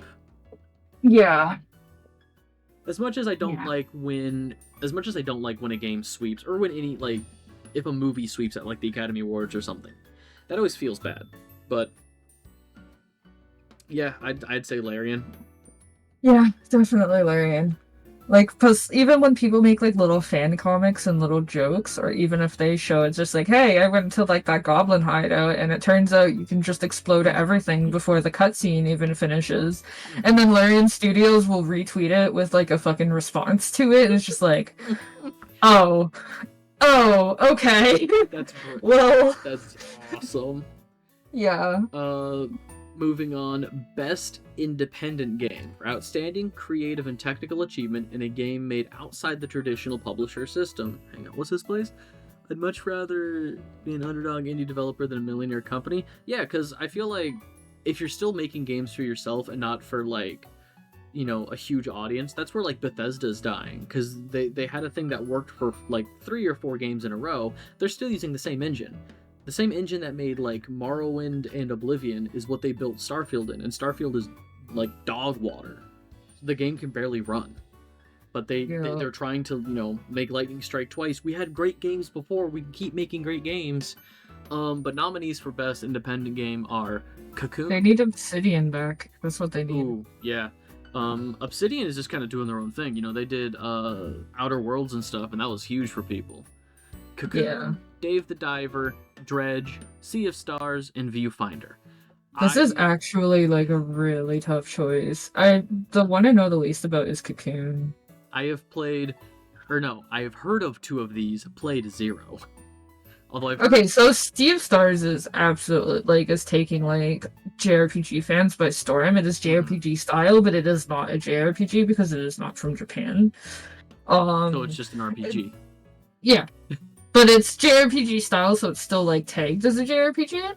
I would say it feels very like Paper Mario with like some of the combat and stuff like that because of you've got like kind of like quick time event sort of things, but you control the quick time event, they're not sprung on you. So it's like, you know how like when you're in Paper Mario, you'll like go and you'll jump, and if you press the jump and if you press the A button right when you hit it, you get extra damage. It's got like that kind of stuff. Or like the specials where it's just like you keep pressing the button to kind of like ricochet the thing back and forth and stuff like that. It's got like some combat like that. Apparently it's got really good story. It looks so much fun. Viewfinder is extremely interesting, a little trippy too, because it's just like you take pictures of stuff and you take that and that becomes like the new scenario, and you kind of like bridge yourself through these levels doing that. It's really, really cool. Dave the Diver looks really fucking fun, and a lot of people love that. I've heard Dredge was also really cool. I've heard people fucking love Dave the Diver. Team 17 published. It's just published it, yeah. No, hang on, but that's Team 17. That sounds. That's like Worms MD and all that. Hell Let Loose, Overcooked. Okay, I know this guy. Worms. Yeah. Sick. Yeah. This is actually like a really, really hard one, especially because like some of them are like so vastly different that it's just like fans of Sea of Stars may not care about Viewfinder, right? I don't know too much about Cocoon, but I do remember it looking really cool. It looks real pretty. Yeah, I would say Viewfinder is like the most unique in terms of like mechanics, gameplay, and stuff like that. But it's kind of like we've seen in like not Stanley Parable, the other one, it was Stanley Parable, where it's like perspective. Kind of fucks with your perspective a little. It is Stanley Parable. Was it Stanley Parable or was it Superliminal? Superliminal, yeah, that's it. I love Stanley. Superliminal is like one of They're both by the same makers, yeah. Superliminal is like my favorite puzzle game ever. Yeah, it's Superliminal, but it's not trying to fuck with you as hard. All right, I'm just gonna open up a tab and I might look into that later. If you tell me any game is like Superliminal, I'm gonna look into it. That is. Yeah, it's like you have a camera and you take photos, and then you can take that photo and anything and what's in that photo will become like the new ground that you walk on. So you kind of have to adjust it based on perspective and take the photo based on perspective. So it is very much perspective based, like Superliminal was. Oh, that sounds awesome. I'm gonna defer this to you because I know nothing of these games. So if you think Viewfinder is like the most unique here. Cocoon I can't really speak on. I do remember it looking really cool, but I don't remember the details. Dave the Diver, like, people who love Dave the Diver fucking love Dave the Diver. There was a lot of that. Dredge is really fucking cool and gritty. I would say it's kind of like just like a darker Dave the Diver because it's still about fishing and stuff, but it's more about going around on your boat. It's also a little bit of This is cute. I actually what kind is of it? like the I presentation. believe it was a little bit of like Cthulhu mythos stuff in it, from what I remember. Like it was kind of like, you know, little dark, like kind of dark stuff like that. Yeah, I love the presentation of this. Dredge looks really fucking good. The art in it and stuff is really good as well. I don't think Dredge will win. I believe it's probably between like Sea of Stars took like any RPG fan by storm. And then Viewfinder's really cool, but I feel like it doesn't have as much of a well, I mean, it's been nominated, so it definitely has a big player base, but I don't know. I think Viewfinder sounds. This one's a little tough. I think Viewfinder sounds like the most interesting option here. However, Dave the Diver and Sea of Stars are the ones that I've heard of, and people talk about them a lot. So it's like, who has the more like ravenous fan base? Is ravenous the right word? Who has the stronger fan base to like everybody go in and vote for this kind of a Yeah. like not to say that Dave like, the Diver and Sea of Stars definitely have it. not to say that I like would this say. is all a popularity contest, but this is all a popularity contest. So Well, it is that. Yeah. so Yeah. I hope Viewfinder wins because that sounds really fun and very kind of relaxing. You know, I love a game that isn't. It's trying- definitely a lot more relaxing than Superliminal. I love games like Superliminal or The Witness that allow the world to kind of be a character with you instead of presenting like all these faces talking to you and trying to get you to like do things. Go to the checkpoint, you know, talk to this person. Sometimes I like a nice relaxing, almost like Oh yeah, doesn't Stanley Parable kind of like yell at you if you don't do the right thing? Superliminal has like a fucking narrator for you as well, where it's just like, you gotta go do this, and it's like, you didn't do this. Why didn't you do this? But the narrators in those games are always super like this. The narrator in the Stanley Parable never gets mad at you. It's always just, oh Stanley, you didn't do what I wanted. It's okay. I'll adjust the story for you, Stanley. Oh, so it's kind of like Portal. Yeah, it's super kind of sassy about Portal. Like the narrator, Portal sassy, yeah. the narrator will say like Stanley decided to take the door on the left. If you take the door on the right, the narrator will be like Stanley decided not to listen to the narrator and instead go his own way. But that's fine, I guess. Like, yeah, but that's fine, I guess. yeah, it's I guess. it's kind Wait, of doesn't Human Falls Flat have a little bit of stuff like that too? Oh, the human fall flat. I played it for the first time when my friend was over. I have it. If you get it, I would play it with you. It's stupid. It's so stupid. It's just like, what? How? It's fun. They're making a Human Falls Flat too as well. I'll keep that tab open and I'll look into that. I love the I gotta play. I might do like a little thing where like I just try to get through all of Superliminal and all of Stanley Parable in a weekend because I really need those games. What? I don't have the Ultra Deluxe on my wish list. I'm just saying, like, I need to play through those games on. There's so many like fun puzzle games that I think would make great like one-off streams. But again, Yeah. that's just a long list of like because I love video games, so that's just even more. I want to share these people. Like, if you heard something you could do is like, for example, if you have your regular content, let's say Monday to Thursday or something, then like maybe Fridays or Sundays that we're not doing this is just like this is puzzle game day, because then that kind of helps you. You're still blasting through the one game, but then you have a day for something else. So that's something that I like to do. I used to like to do is like where I do like video games on the weekends or something like that, and then I do my art or whatever. Or like some people do like Super Mario Mondays where they'll play like a Mario game, and then they got the rest of the time they're playing their main game. The narrator messing with Stanley messing with the narrator is one of the best dynamics because Stanley doesn't talk. Yeah, so you can kind of project your own, like, I'm gonna do my own thing. Yeah. There's a little puzzle game that I love called Don't Touch This Button, and the aesthetic for it is just a bunch of like green screens. Oh yeah, don't touch this button. Actually, have you ever heard of Keep Talking? Keep Talking and Nobody Explodes? Yeah. The bomb game. Yeah. That could be a fun two-person stream at some point. Oh my gosh, yes, we're just going to be yelling at each other. Nothing is gonna get done. It's gonna be so bad. It's gonna be so bad indeed. It's super fun, and like every time I play it, if I don't play it for like 6 months, I completely forget how shit works. So it's like I played it for the first time anyway. Okay, I'm also gonna keep talking Nobody Explodes. I'm gonna keep that. Only one person needs the game technically, but I own the game, so like if you want to be the one who's the diffuser, you need to own the game. That's fair. Or have access to it, but like the bomb manual, like it's literally something like where you have someone with a laptop and you put a blanket over them, and then everyone else has like the printed out bomb manual, and they're just sitting on the couches around them and just yelling instructions at them. So it's like something that you can play in one room as long as nobody else is looking at the bomb screen, right? I played it with somebody. We had like a couple of chairs, and one person was playing it on a screen, like a TV, and then we turned the other chair around so that the other person couldn't see that screen, and they had just their phone up with the manual. Yeah. So like we were sitting like side by side, like where this black chair is, but like face the other way, and we were just again yelling at each other without looking at each other. Yeah, it's amazing. But going back to best independent game, I'm just gonna say Viewfinder.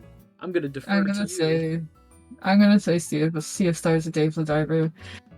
I've Sure. seen a lot more of that, especially like a lot of my decisions is also like how much I see on Twitch and stuff like Exactly. that. And for indie games, I usually see a lot. I don't get recommended a lot of like FPS shit because I stay away from that shit.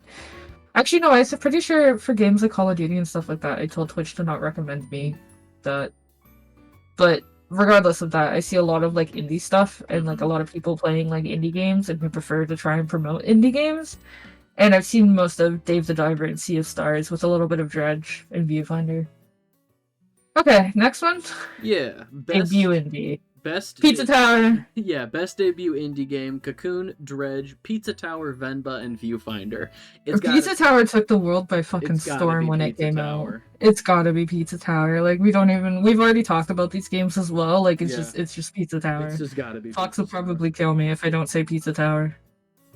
I think let me double check if this is still in his bio. I had a friend on Twitter who had like former like champion Pizza Tower speedrunner or something. Oh wow. It is competing with Viewfinder though. And I would say as like a debut game for a studio, Viewfinder hit very hard as well.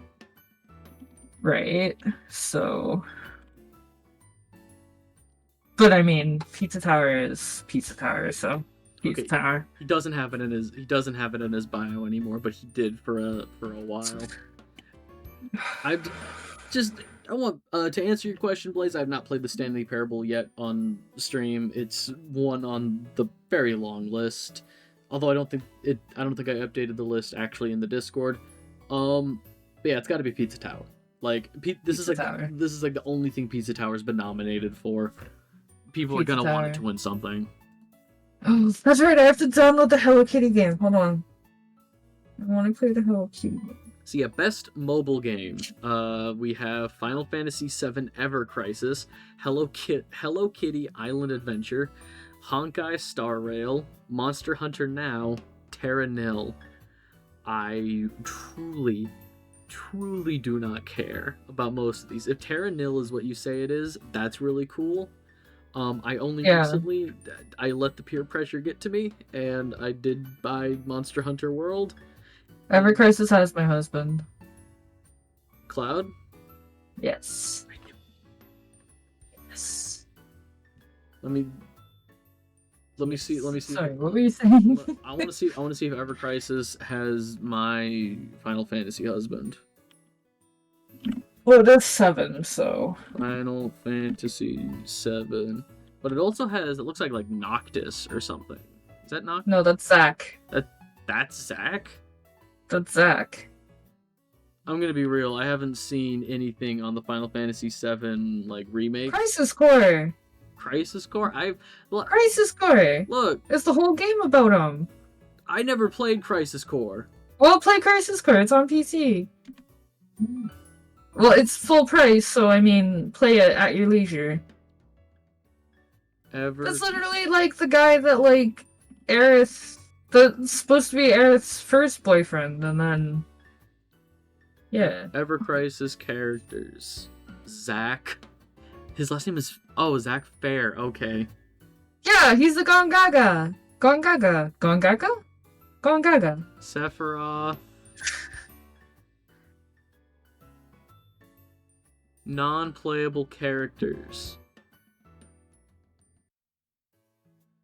Yeah, these are just Final Fantasy VII characters. Damn it. Yeah, it's Final Fantasy VII Ever Crisis, so. But they do have, like, a costume for Sephiroth where he's a character from 9? I'm gonna be real. People who like Hoyoverse games are also crazy. Hoyoverse made Honkai Everybody Star was Rail. playing Star Rail. Yeah, Star Rail and Genshin Impact. And if I don't know if you're like me, but for a time, those were like the only ads I was ever getting on like YouTube and stuff. Hi, I'm Natasha, an underworld doctor.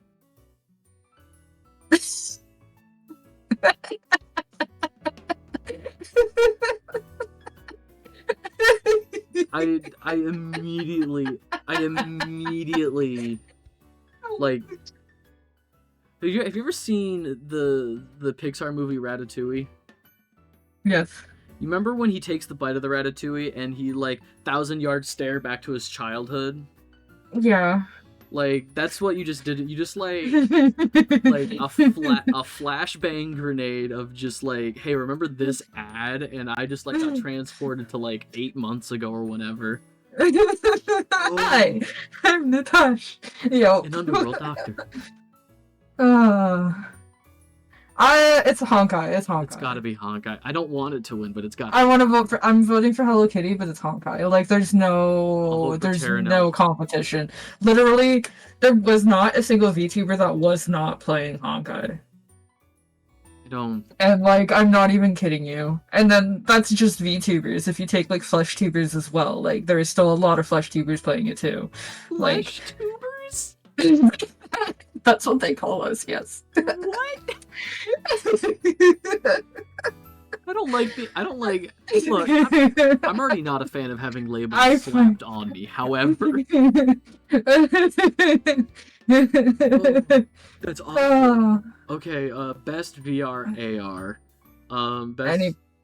Best game experience playable in virtual augmented reality. We have. You mean Dami Mommy will stick her claws into me in like virtual reality? Hell yeah, sign me up. Gran Turismo 7, Horizon Call of the Mountain, Humanity, Resident Evil Village VR mode, Synapse. So look at her looking down on us. That does something for somebody.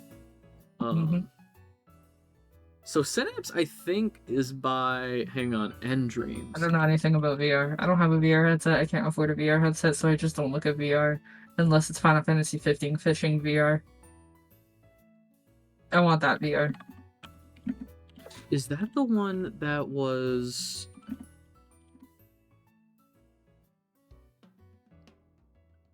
So there was a VR game that got announced. Was that by a... I'm just gonna look up Transference. Call of the Mountain looks cool, but I know nothing about it. Transference. Okay, Synapse looks a lot like Transference, which was a VR game promoted by Elijah Wood, aka Spyro from the Legend of Spyro trilogy. Oh. Humanity, I got free through PlayStation, like the PlayStation Plus program. I also don't have a VR headset. However, I like games like this. I've seen these before where it's like, I think there is a non-VR game like this on Steam called Act Natural, which is really fun. But the idea is that like one person is seeing the level, like the world full of NPCs and stuff, and the other players are not like down in the level, and you have to like blend in. I think is this the game I'm thinking of? Is that what Humanity is? Am I thinking of a different... I have no clue. But yeah. If it's mountain climbing, then all I can think of is the Benny Foddet game. Horizon Call of the Mountain is a PlayStation exclusive with it's like the third game in the Horizon. Like there was Horizon Forbidden West is the sequel.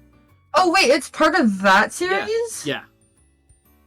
Oh, because it didn't have the colon, so Yes. Because I always thought Horizon. I thought it's always Horizon : Forbidden West. Okay, never mind. I don't know what I'm talking about. Yeah, Smile. so that's in that series. What was the first one? Horizon Zero Dawn. Horizon Zero Dawn, Yeah, yeah. Horizon Forbidden Zero Dawn, West. Horizon Forbidden West, and then this is Call of the Mountain is like its own standalone little VR game. Which, I mean, people love those games. I think the world building is fascinating. I love the aesthetic of those games. Yeah, it seems really cool. I know a lot of people really, really like them, even though to me it kind of looks just like just the average Sony release. I've heard a lot of good things about it that I might play it. I think the first one is on Steam now. I think it got ported Yeah. to Steam, so that might be a good way to like dip your toe and see if you like it. Wait for it to go on sale. Yeah, for sure. And the good thing about Sony games is they actually drop in price on like Nintendo. So. Oh yeah, I have a couple games on my Steam wish list that I already own on PlayStation, but it's like it might be easy. Like if the game goes on sale, it might be easier for streaming, which is dumb, and I shouldn't rebuy Ratchet and Clank Rift Apart when I already own it. Yeah, but probably not. no. I'm gonna give it. Oh man. I mean, it's a full price game, isn't it? But it's what I mean is like it goes on sale a lot. Nintendo. Yeah, fair. Nintendo thinks sales don't exist. The most you'll Sales see... exist, just not for their IPs. Oh yeah, no. Like whenever you look at like sales at like the Switch store, it's never. I think once I saw that like the season pass for the new Pokemon game. I think this was back before Scarfy came out, but like the Sword and Shield expansion pass, that was like 15% off. Like it had a very minuscule, and that was for DLC. Yeah, some stuff barely even goes 50% off, and that's only for like super, super, super special occasions. The only Nintendo IP that I've seen go on sale for more than 50% off is like the Mario Rabbids Kingdom one, the first one, for like 75% off. Yeah. And that's like the only Nintendo game that goes on sale for more than 50% off, if that. So looking at the nominees, and I want to vote for RE Village. I love Resi Village. However, Humanity and Horizon Call of the Mountain are like specific, like they're new games, like they're new experiences. Like I've played Village. That I don't know if that will be more or less addictive for me to play in VR. I probably wouldn't be able to play it as fast, but I'll give it to Call of the Mountain just because it's like an original story, just, you know, for VR. Yeah. I'll say the same, even though Dummy Mommy. Best action game. Armored Core 6, Fires of the Rubicon, Dead Island 2, Mario and Rabbids goes on sale so much it shows how desperate they're truly are for you to play it. I've heard great things about the Mario Rabbids game. I just don't like tactics that much. But best action game, Armored Core 6, Dead Island 2, Ghost Runner 2, Hi-Fi Rush, Remnant 2. I've heard Remnant 2 was very popular with a lot of people. I've heard great things about all of these. Dead Island 2 was kind of dead on arrival, if I'm being honest. People were super excited for it, played it for a week, and then I heard nothing. Yeah, pretty much, right? Ghost I didn't even know Dead Island 2 came out, if I'm gonna be honest, and I thought I would have. I remember lots of marketing for it. I remember, like, the big push for it. Ghost Runner 2 is the one that I forgot came out. And that was another one where, again, people played it for, like, a week, and they were like, it's better than the first one. And that's it. Yeah, and then nothing. Armored Core 6, okay. I used to play Armored Core 3 on, like, the PS2, and that controls like ass. I've heard Armored Core 6 is much better. I'm just not willing to play it. I want it so fucking badly because the combat looks so fucking fun.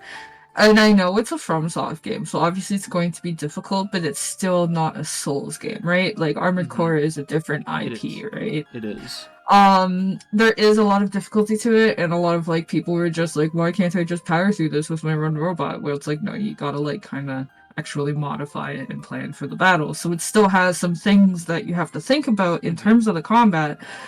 But versus like Souls like where they look slow and clunky as a feature, and that's just for me watching. I've watched a tons of Souls like streamers playing it, and to me it looks slow and clunky as a feature. This is like fast paced and like looks a lot more fun, and I really fucking want it. I really fucking want it. It looks really fun.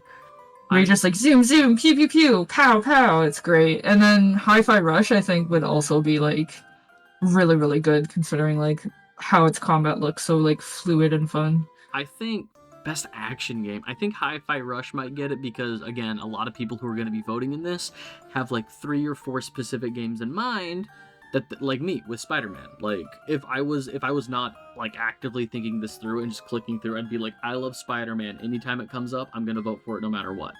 I feel like Exactly. So I feel like a lot of people might have that same mentality, and just anytime they see Hi-Fi Rush, they're going to vote for it. Mm-hmm. That being said, I've also heard great things about Remnant 2, and this is like the only thing it's been nominated for, so sure, I'd like to see Remnant 2 win. Yeah, I think Armored Core looks fantastic, so that's what I'm gonna say. Sure. And Armored Core is the only franchise here I have a history with in any capacity. I never played Dead Island 1. I do love the song from Dead Island 1. The song? It's specifically one of the playable characters is a like musician who was performing when the outbreak started. And let me just find this. I love the opening. Dead Island. The song's called "Who Do You Voodoo." Clever. Let me just Okay. I don't know if anybody else is gonna remember this, but I'm just gonna drop that. I don't know why I constantly have that one stuck in my head, but that's a fucking bop of a song to me anyway. I'm gonna listen to that after. Yeah, if Armored Core 6 wins, I'm not gonna be mad. If Remnant win, like the only one I'd probably be mad about, the trailer is iconic. Dead Island 1 truly has one of the best trailers that does not live like the game does not live up to. Dead Island 1, it plays this whole thing in reverse of like showing this like the tragedy of like this family on vacation at the resort.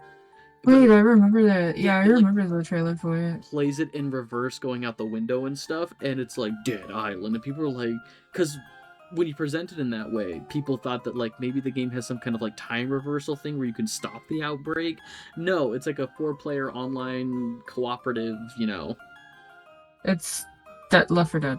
Yeah, but with a tropical or with a resort aesthetic. Yeah. The only one I'd probably be mad winning for best action game is like Dead Island 2 or Ghost Runner 2 because I know the other ones are just better. Yeah. Ghost Runner is like the fucking cyberpunk parkour, right? Yeah, it's 505. I think they did. Did 505 do not Control, but the other one? The other one. I know Control. The Medium? No. 505 didn't do the Medium, did they? No, they did do Control. Fuck am I? 505 are a game publisher, and they publish Terraria, Ghost Runner. They published Control, who was by the Alan Wake people. Death Stranding. Yeah, they published the Kojima production games. Eden Chronicle. Yeah. Okay. One more level. But yeah, like, I hold no stake in this. I, like, truly these games are some of the games of all time. Of all time. Critics agree these are games that came out in 2023. Yep. Best action adventure. For the best action adventure. Wait, what was the only thing different here is Star Wars. So, best action game and then best action adventure. Okay. Alan Wake 2, Spider-Man, Resi 4, Jedi Survivor, and Tears of the Kingdom. So I guess Which one? Uh, Combining combat and traversal, combat with traversal and puzzle solving. Spider-Man 2 was like Tears, I think. Tears. Yeah, Tears had a lot of. Yeah, if Tears has to win for something, Tears like the puzzle solving and the adventure was definitely like, even though it was kind of like slapped on top of the Breath of the Wild map, with like adding the temples and everything like that, and then like the little fucking like goo crafting thingy with the like goo that you have or whatever, where it was just so many more creative ways to solve puzzles and stuff like that. I think yeah. This is where I will concede for Spider-Man 2. If we're talking about specifically the three aspects of combat, traversal, and puzzle solving, all of those felt good, but repetitive. Traversal felt so good, but it was very repetitive. Combat felt really good, felt really smooth. It felt like the combat of the other two games. It didn't do... The puzzles were fun. I will say the puzzles in Spider-Man 2 were probably some of its best, but that was maybe like a fifth of I the don't whole game. feel like Spider-Man puzzles are gonna live up to Zelda puzzles or RE puzzles. The only my issue with RE puzzles is that, like, and I've watched quite a few Resident Evils, they just look so stupid and out of place that they like don't really seem to like mesh with the game at all. It's just a puzzle for puzzle's sake. Because really, if it's like a police station, why do you have to go and collect like 2 eyes of a statue and then put it in the eye and then spin it in the right direction just to get to the back parking lot? I love... Like, could you imagine living in a house where, like, you have to, like, get these crystals and reflect the light of it in a certain way through the fucking window at the top of the mansion in order to go to the fucking bathroom? They're just, like, they're there for puzzle's sake, but in terms of, like, you know, going through these areas and having to solve these puzzles, it makes no sense that somebody would build a house with these puzzles in them, and it just... You know what I mean? Two things. I think we've talked about this before, because I remember talking about the Resident Evil 7 having like the light puzzles where you have to like move the shape around just to like open a door to go into the den. Your house like that.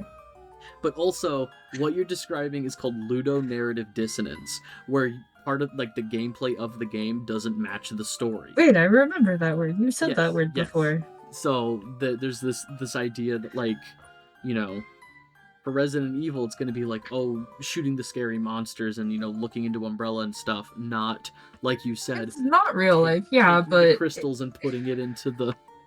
Or the bell puzzle in Castle Demetresque, where it's like, to open up the painting, you have to shoot all of the bells. At the end of the day, it's a video game, not real life. Exactly. Yeah, I know, but if, like, that's the only defense for it, then I still think I can justly call it kind of stupid. I'm not saying that they're bad games. I'm just saying, like, the puzzles are kind of stupid. I'll say it. I love Resident Evil. Bad games. No, I think Tears of the Kingdom's got it. I think Tears of the Kingdom. It almost feels like Sonic in the sense that it's not the best, but everybody loves them anyway. Because, like, the story continuity seems very all over the place. Resident Evil is in love with its own lore to the point of, like...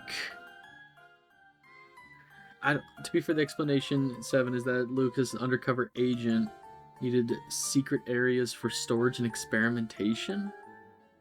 Really? Oh gosh. See? Are you, actually mean? But here's the actually. But here's the thing, though. That kind of gets to the point. My point about Resident Evil lore. You had to make dumb tinkering stuff anyway. Yeah, like, but like that is not some. You have to like. There's like what they tell you in the games, what you read in the games, and then like wiki information about like what can be inferred between two games. Like that, it icebergs itself. In the games, and like if you play any one Resident Evil game, you're gonna be lost. Even after like they made prequel games, RE is nonsensical, but they try. It's so good. And then every character you play as is goofy until you're not playing as them. Chris Redfield was a goofy motherfucker, and then once you get to like the later Resident Evil games like 7 and 8, where he's an NPC, he's like a no-nonsense tactical genius. Like, he's all serious, all business. But then you think back to, you were almost a Jill sandwich. An actual line. Yeah, Like, I've heard that line. I love them so much, and it's so goofy. But yeah, Yeah. for best action adventure game, Zelda. Zelda. Yeah, definitely Zelda. Best That's... RPG. I'm sorry, go on. Oh, here. We have Baldur's Well, Gate. Liza P is RPG, I guess. We have Baldur's Gate 3, Final Fantasy 16, Liza P, Sea of Stars, Starfield.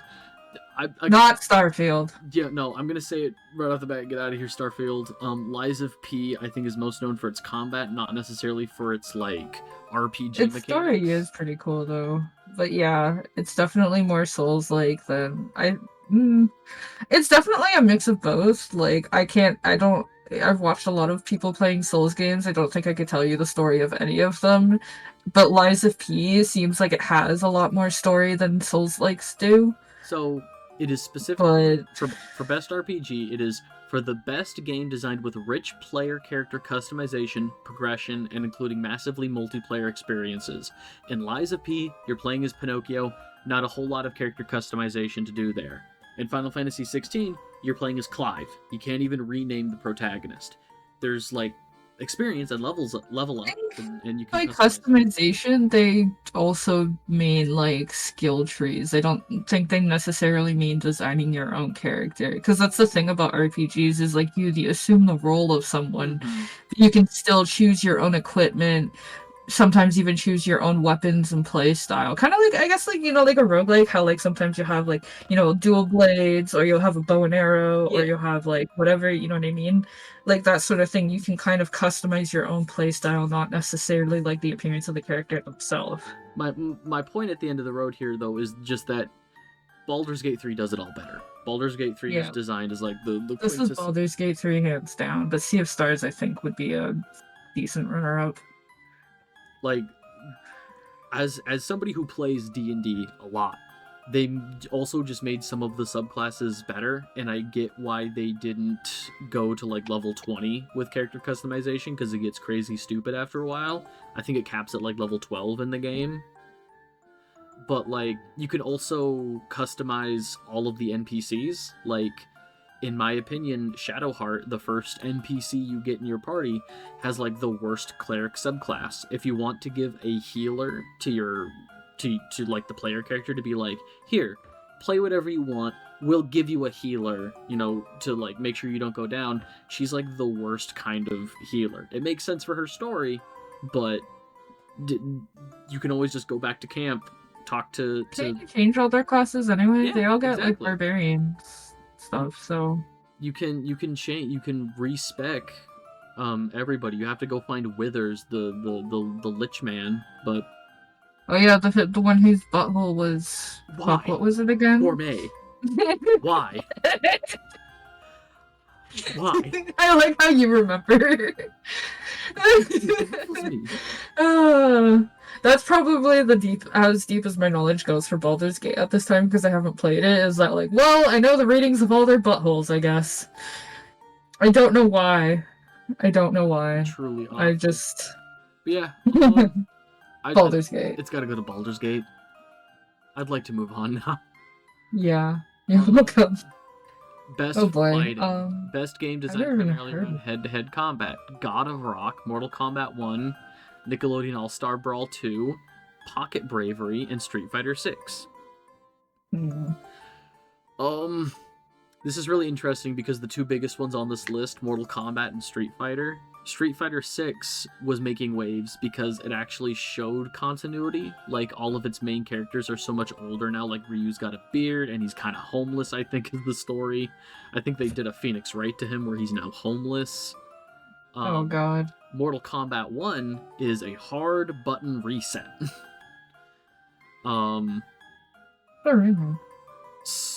It's not a remake. It is a complete reset of the continuity. Oh wait, really? Ed Boon, the creator, has reset the continuity, I think, twice now.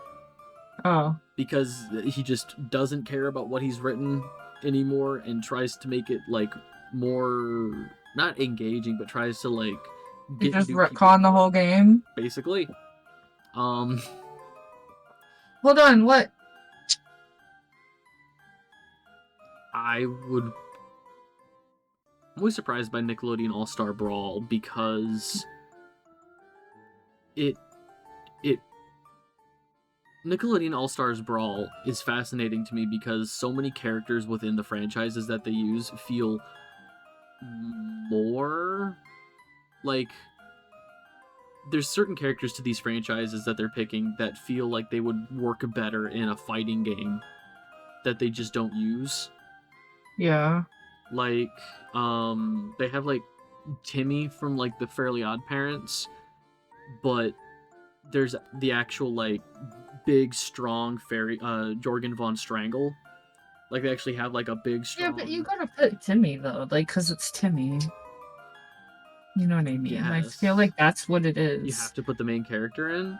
Like PlayStation, yeah, well, one of them anyway. Like PlayStation did the same thing, except they had a lot less But since notable IPs. Like Fat Princess and Sackboy were like Sackboy is definitely like notable now, but when they did the PlayStation Mhm. All Stars Brawl, Sackboy was just kind of new, but it was their IP, so they put it in. Right? But since those are video games, you the idea of them competing or like the idea of combat doesn't seem as far-fetched. Oh yeah, it makes a little more sense, yeah. Like as opposed to this having Garfield. having Danny Phantom and two of the avatars and XJ9 from My Life as a Teenage Robot against the kids from the Loud House. Those kids are dead. I don't even know what the Loud House is. It's I think it's the like newest biggest hit for Nickelodeon. It's I think it's about a family of like 10 kids and it's like 9 girls and 1 boy is the middle child and like the boy is like the main character. It's it's a show. It's a kids sitcom. It's about like learning things but like Nigel Thornberry from the Wild Thornberry. Nigel Thornberry will kick everybody's ass. He's got the power of his nose. Don't worry about it.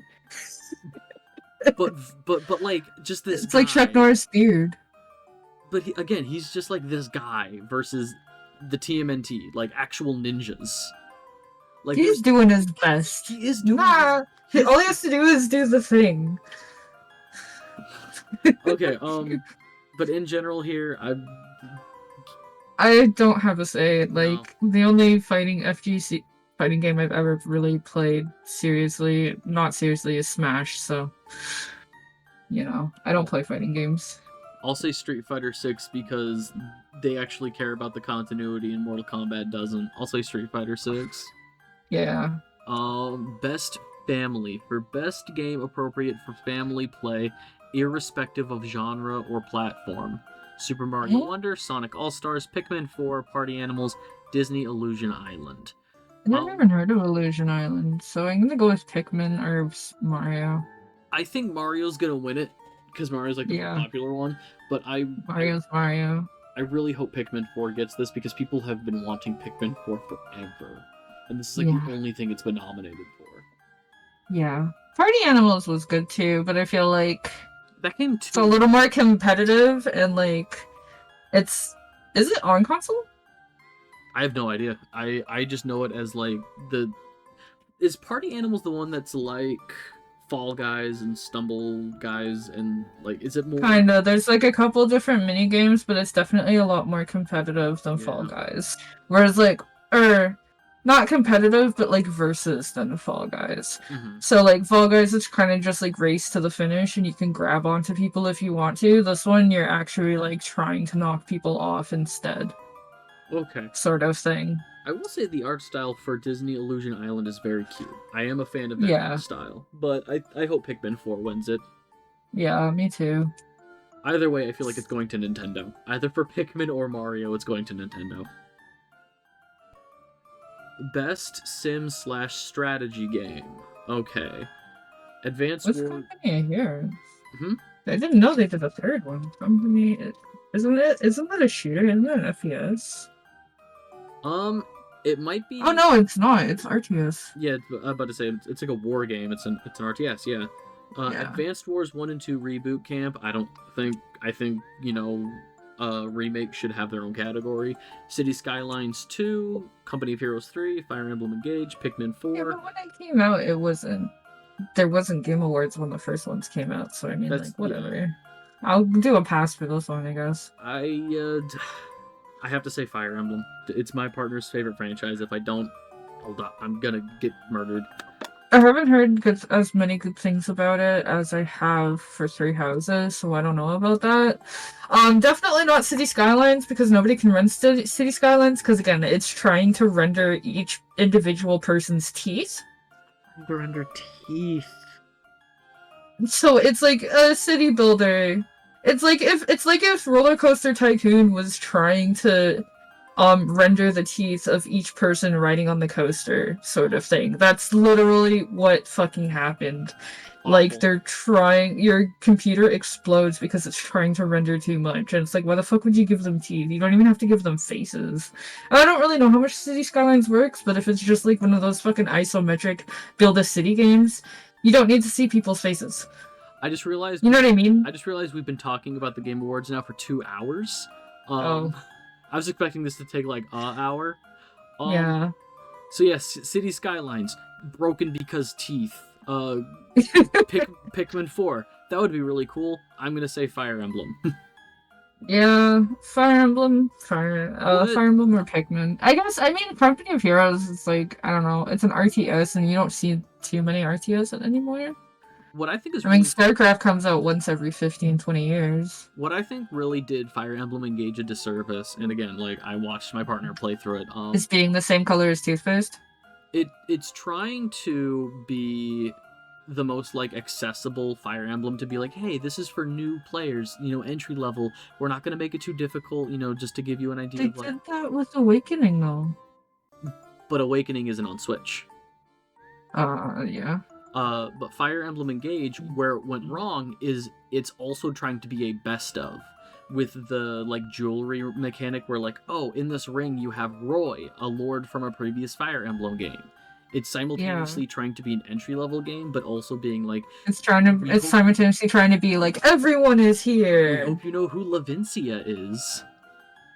Probably not, because it might have been in the Japanese-only release of one of the games, so good luck with that. She was not. No, I know, but like I think they have like some characters. Like, remember how for the Mario anniversary when they released that Mario collection, the 3D All Stars, they also had that one Fire Emblem that had never been translated. That you could buy for a limited amount of time. Yeah, I think it was Fire Emblem 2, because they did do Fire Emblem. Oh god, if I get this wrong, I'm gonna get my ass kicked. Fire Emblem. The pressure's on. Fire Emblem. They remade Fire Emblem 1 for DS. That's all I know.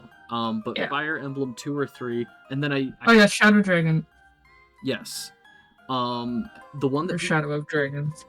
The one that people really want remade, though, is Genealogy of the Holy War, and I think at one point somebody leaked that, like, they had started working on that remake, and then it got canceled, and then we got Three Houses instead, and people were mad about that. But again... Three Houses was good, though. I feel like Three Houses had a little bit too much of the life sim thing. Like, sometimes having to... Especially because you have to do 4 playthroughs of the game to get the entire story, right? You have to do 4 playthroughs of the game to get the entire story, because there's one for each house, and then there's, like, the 4th... If you pick... Well, it's not really a spoiler anymore. If you haven't played it by now, whatever, the silver whatever fucking route, I never actually got that far, and my roommate moved out, and it's his game, so I just barely finished Edelgard's route. I tried so hard.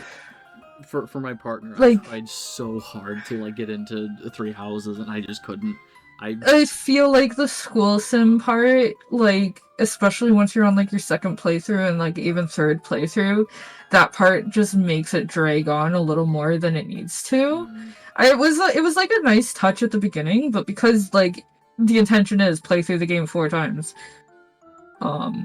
that part just started getting like, oh, now I have to fucking run through here and talk to this person, talk to that person, go here, and then I have to do some fucking. You don't have to do the fishing, but like, you know what I mean, right?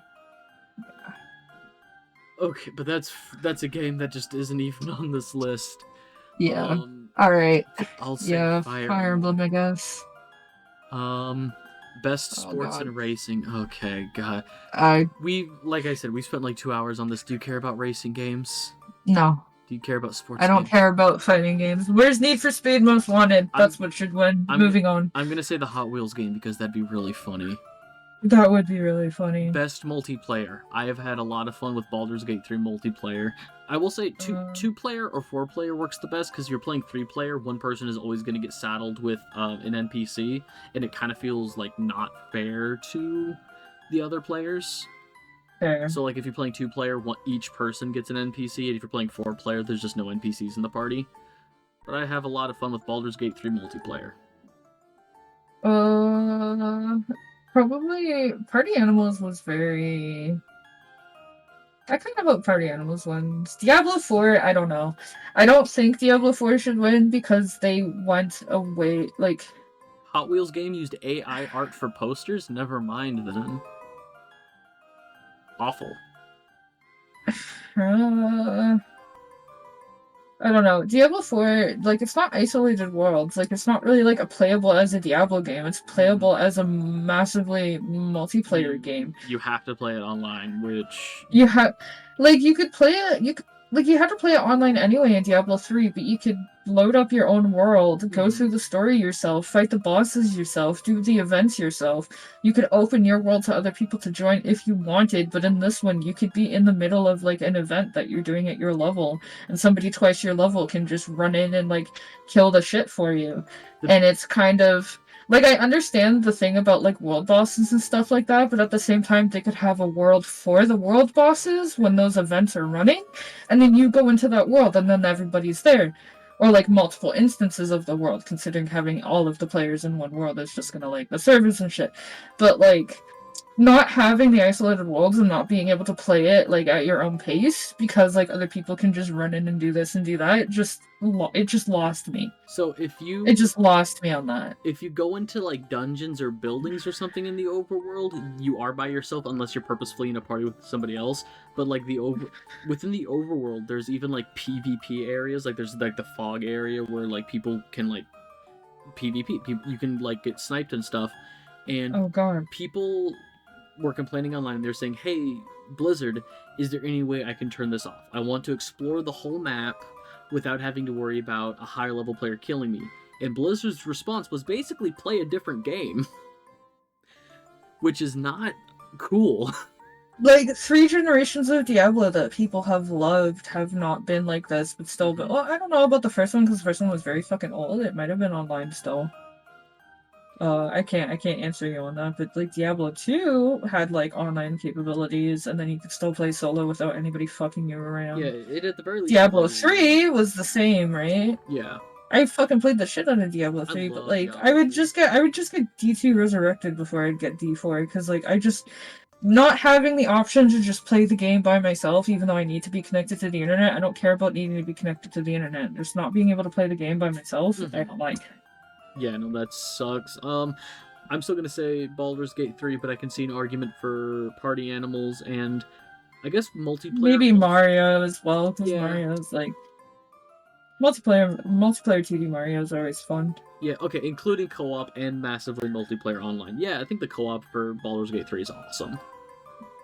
Yeah, I feel like a lot of people prefer to do it separate though, because then if like shit gets fucked up, you can just load your save and you don't have to worry about other people fucking your shit up too. Like it's just like, I'm gonna boom this. Wait, I don't think you're close. I don't think you're far enough. Oh, well, fuck. Restart. Alright, best adaptation. We have Castlevania Nocturne, so this is other IPs like shows or movies based on Mario movie. Properties. Castlevania Nocturne, the Gran Turismo movie, The Last of Us show, the Super Mario Brothers movie, and the Twisted movie for Gran Turismo.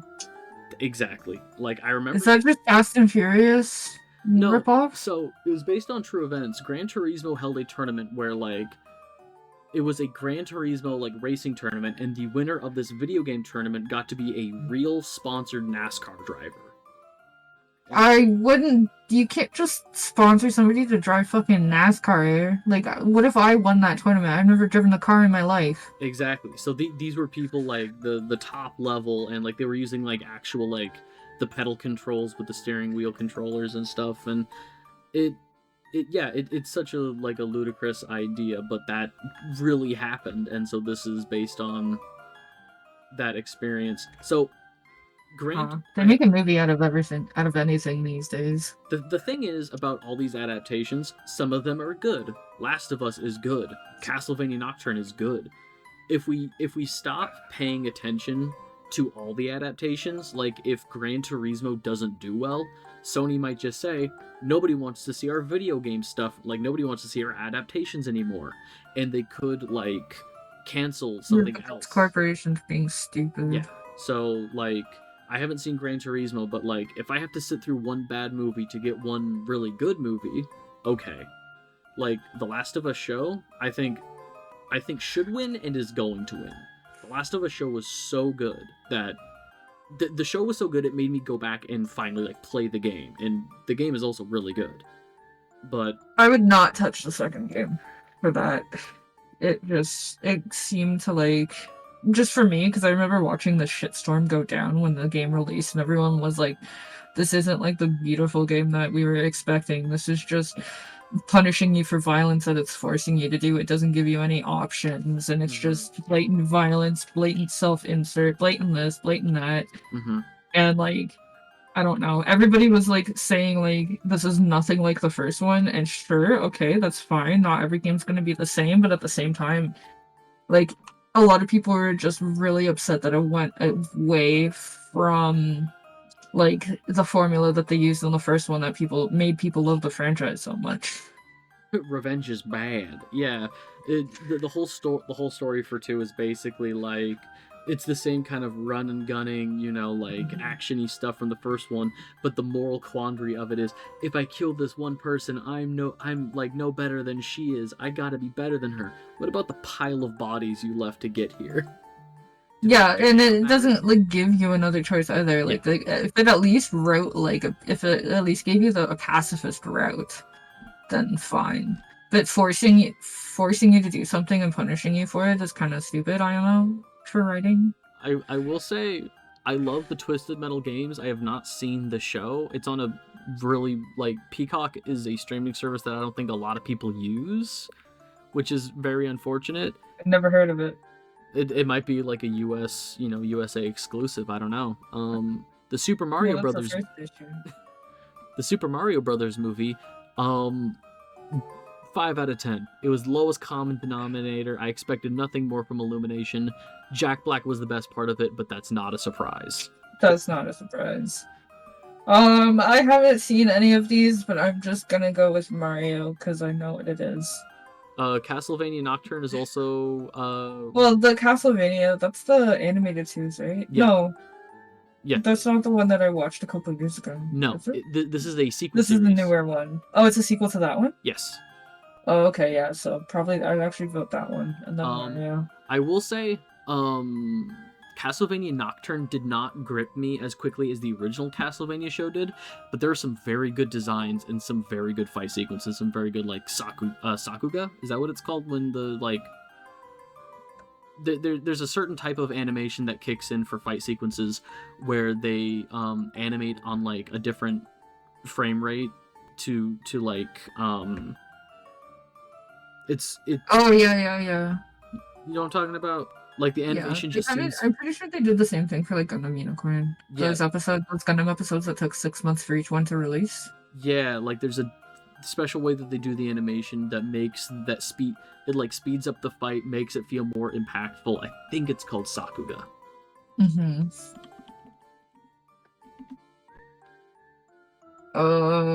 Here's the anticipated game. Where's Silksong? Because Silksong is never coming out. True. Hades 2. Okay, so real quick. Final Fantasy VII Rebirth, Hades 2, Like a Dragon Infinite Wealth, Star Wars Outlaws, Tekken 8. You were gonna say something. I don't think it's Star Wars or Tekken. I don't Honestly, because Tekken's like more niche than Street Fighter. Oh yeah. Even though it's the leading like 3D arena fighter, instead of being like 2 dimensions, you can like walk around the arena sort of thing. It's the leading in that. I think But my problem is for Hades 2, this is the first time Supergiant has done a sequel. If it's literally just Hades but with new god mechanics, I think it's gonna fall extremely flat. You know, if it literally could just have been like an update or a DLC to the first game, they're really gonna have to do something else for Hades 2 to be special. I think it should be Like a Dragon Infinite Wealth, but I think Final Fantasy or Hades is gonna take it.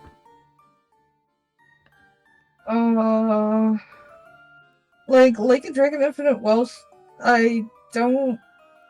Everybody was looking forward to the one that just released. I hadn't heard any news about the Infinite Wealth one, so that's kind of feels like a last minute. Just put it here because we have nothing else. They announced them at the same time. They did they? Yeah, they announced. So the Man Who Erased His Name. They announced like a spin-off game and then a mainline game like simultaneously. So we had like Judgment and 6, Lost Judgment and 7, and then we had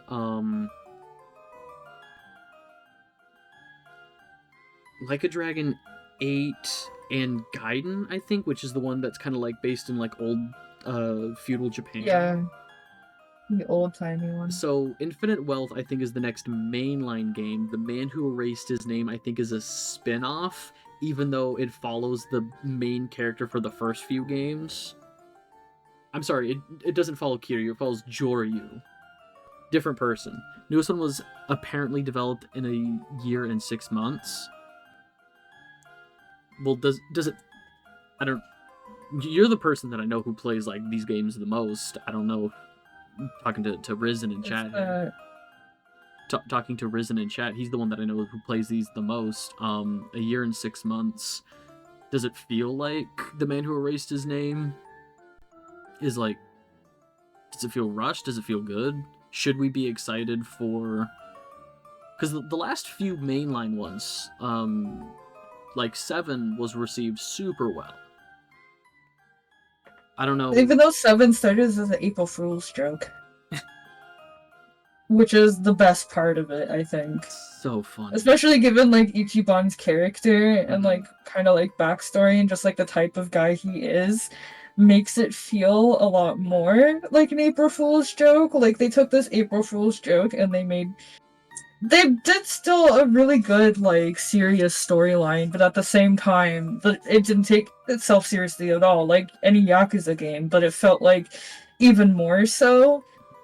You know what I mean? It's like it took them, because it was turn-based instead of just, like, a fucking fighting game. You know, so, like, I think it's, like, all of those, like, summons on the cell phone and everything like that at the end of the day, and correct me if I'm wrong, but it was, like, just Ichiban's imagination.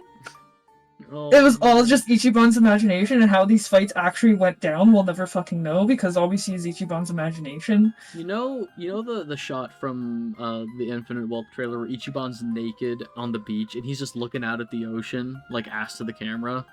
Oh yeah. That is the screen on my phone for when somebody calls me. So it's him looking out over the water with the person's name, like so and so's calling. He's just staring at them like out in the water. Oh my god, that's brilliant. That's so fucking brilliant. Wait, iPhone or Apple or Android? Android. Oh, okay. I kind of want to do that now too. I have it like cropped to like the size of a phone screen. I can just send it to you. That would be great. I'll think of it. Yeah, that's so funny. All right. So I think it should go to Hades. Honestly, I think it should go to Like a Dragon. It's probably gonna go to Hades. Hades or Final Fantasy, but the thing about Final Fantasy is that we're forced to wait for this fucking Final Fantasy, so none of us are happy about it. We're just waiting for it. Content creator of the year. Do you care? No.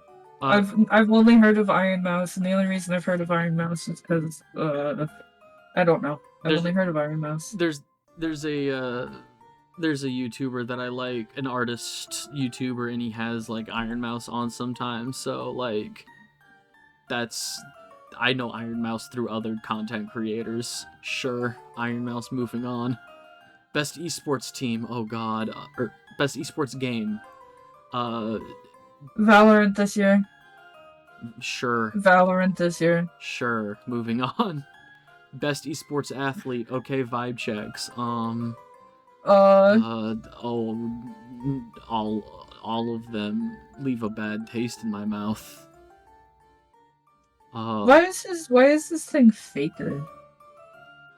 I wouldn't put my 2 cents in for anybody who plays like an FPS, because for all we know, they're just like doctors disrespecting the other people and they're anti-trans, so use I don't want to. one of the Koreans. I don't want to assign like belief systems onto people I don't know.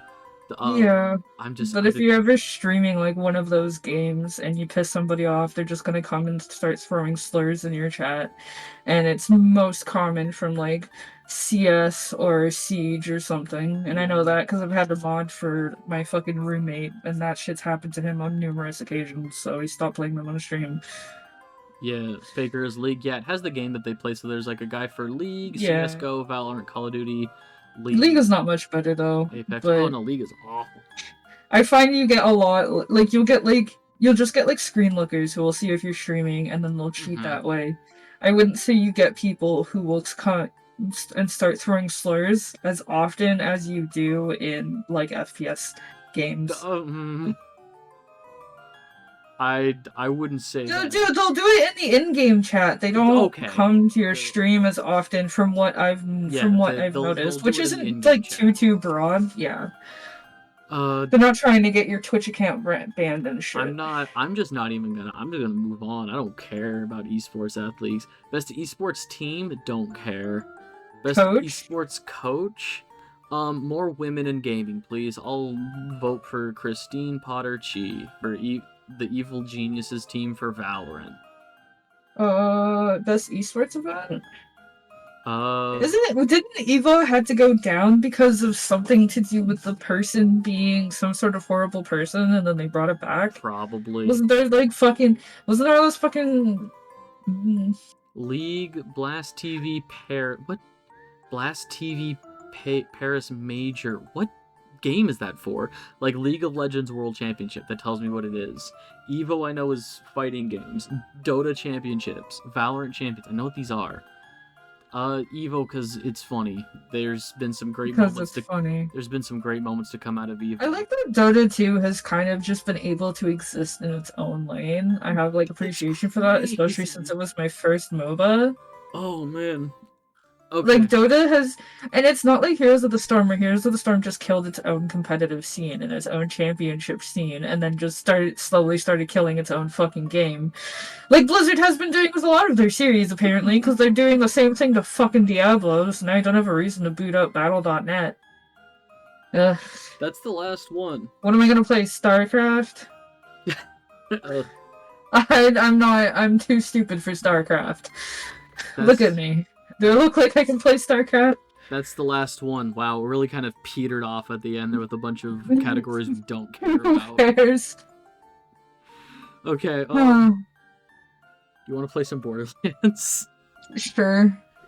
Oh man, hang on. Okay, so I'm gonna... Do we want to do like a bathroom break thing first, quickly? Yeah, we can do a bathroom break. I'm gonna real quick, let's watch this. I'm gonna press this button. And I'm here. I have a whole... Oh! Patch. Once again, thank Batch Moves. He just sends me things. Wait, you should have captured the Game Awards on this screen while we were talking about them. Oh, I should have. Well, once again, I don't know what I'm doing. Hang on. If I click on the game itself, that should bring... Okay, so there should be... Because you could just add like another capture source and then put it over top of this and then clip the little eyeball to hide it, and then we're back to Borderlands. Oh my god, that would have been so smart. But I'm not. I should have mentioned it. I thought about it and I was just like, I figure it doesn't really matter that much. And now that like I see this scene, I'm like, wait, you could have just done that. Okay, It's okay, I'm not good at this either. I've just been doing this. Ah!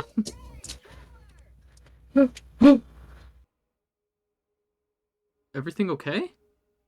It's loud as fuck. What the fuck? My stream or your? Oh my god, hold on. I need to. Oh. Oh. I have it set really low. How does it sound for other people? No, for me.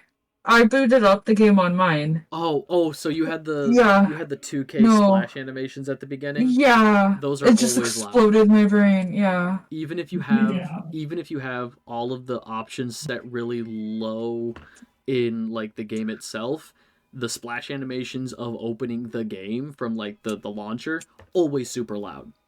That's why I like started Oh, it I up. get to play Zombie Island with Dr. Ned now. Yes. Sorry. No, I know. You know that the Ember Knights game that I've been playing? It does the same fucking thing. I don't know why. It's awful. Okay, we can do like a bathroom break real quick. Oh, cool. I have the Pandora's Box collection. Wait, no, don't bring me to the store. I have it. Oh yeah, is it Is it advertising to you? Yeah. They always do that. All I right, have like everything now. I'm gonna. All right, quick bathroom break. I'm gonna go Yeah. as well. That didn't work. There. That's what I wanted. Okay. I'll be back. Okay. We have okay. I'm seeing we have it. It's here finally. I don't know what I did different, but we have chat. Okay. There we go. Nope, and then I clicked the wrong thing and now okay. So I guess you can shift tab, invite me or something. I'm gonna be Siren. It might be easier. Hang on. Just I don't know what is or isn't gonna pop up, so I'm just gonna go back to we'll be right back. Network options, invite only, and then how do invite a friend.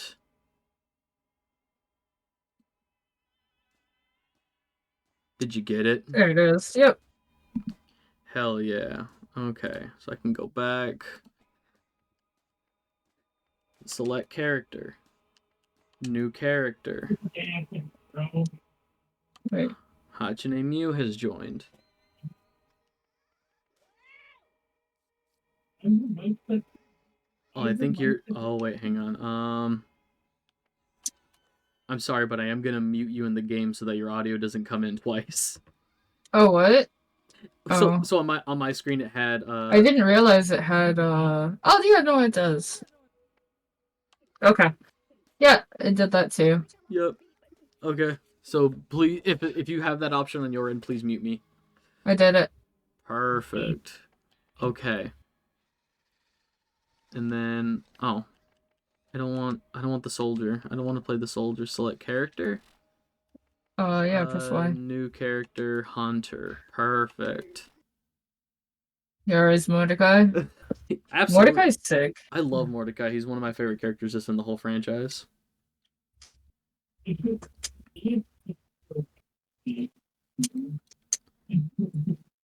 Also, Wait, it's not loading for. Oh, there we go. Wait, what? Are you okay? I'm back in the main menu now. Shit. Okay, hang on. I'm not seeing you anywhere in my game.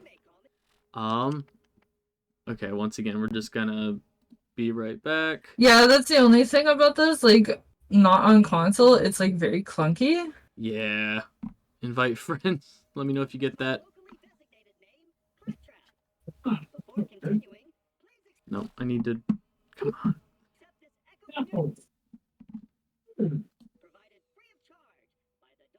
Did you get my invite? There you go. I still don't see you. I mean, I hear you, but I don't see you. I'm initializing. Okay.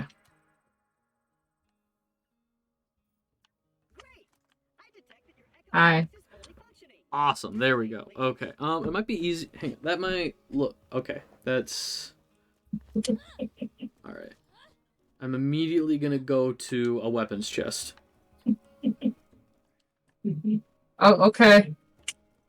Eh. Yeah, hang on. Just to make it a little bit easier on us to have a couple of weapons before. The one thing I like about Borderlands 3 is that you can climb ledges, like you can grab them and climb them instead of just doing stupid jumps and not getting anywhere. Well, they're both level 4, so that does nothing for us. How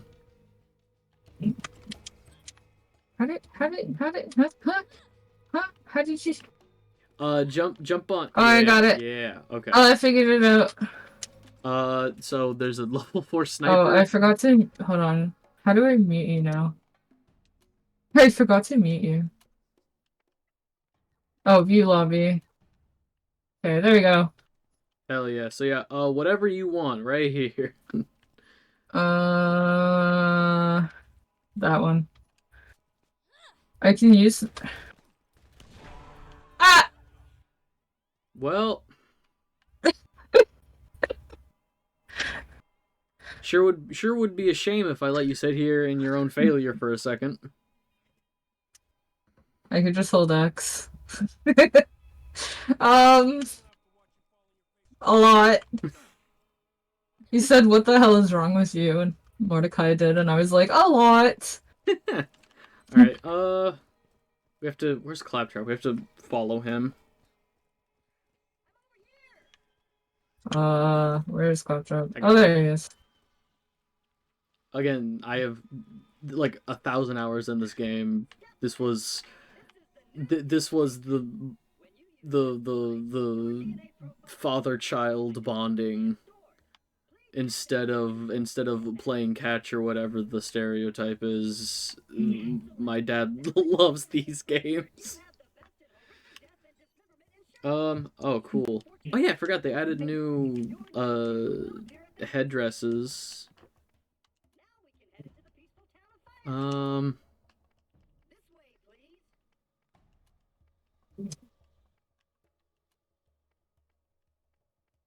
Let's do... Macaroni chic. Let's do a pink shirt.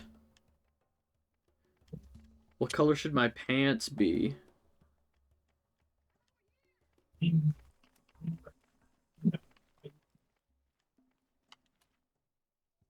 like that. I like how we're just kind of like nameless characters now, but then we become so iconic later. Right? It's almost like they develop real personalities. Personalities. I'm still mad that Angel was spoiled for me. That sucks. That Angel was spoiled for you?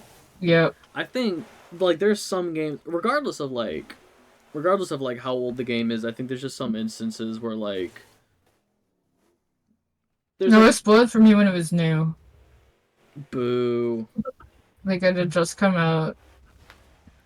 From Risen, this makes me want to play Borderlands now. You should. These games are pretty good. I like them. Oh, I love these games. I'm being sarcastic.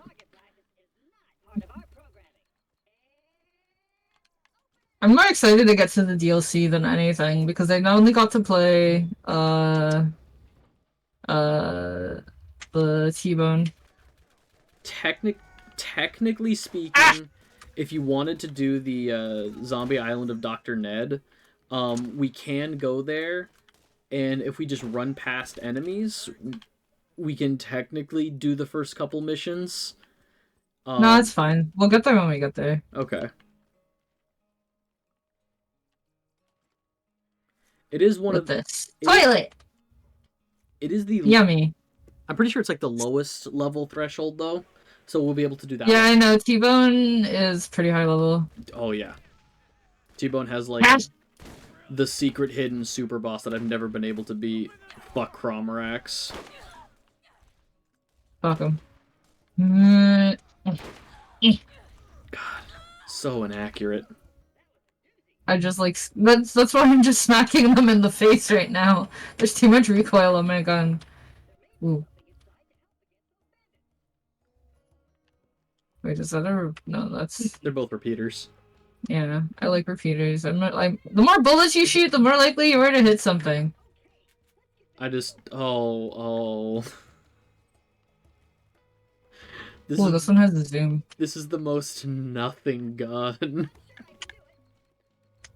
Oh, do you want this one? No, I already no. have a repeater. No, I'm good. I just wanted the second gun. I'm fine. Oh, I thought you picked up the sniper. I did, but it's level 4, so I can't equip it. And also, why would I have 2 different snipers equipped? Oh, right. You start with one. The only time would be if there's like 2 different elemental ones. Like there's Yeah. in this first one, there's a legendary electric one named the Orion, and a fire one named the Volcano that are both really good. The Volcano is like my favorite sniper in the game. Is that true? I also like rocket launchers and shotguns. Shotguns you pretty much need for the rack in these ones, though.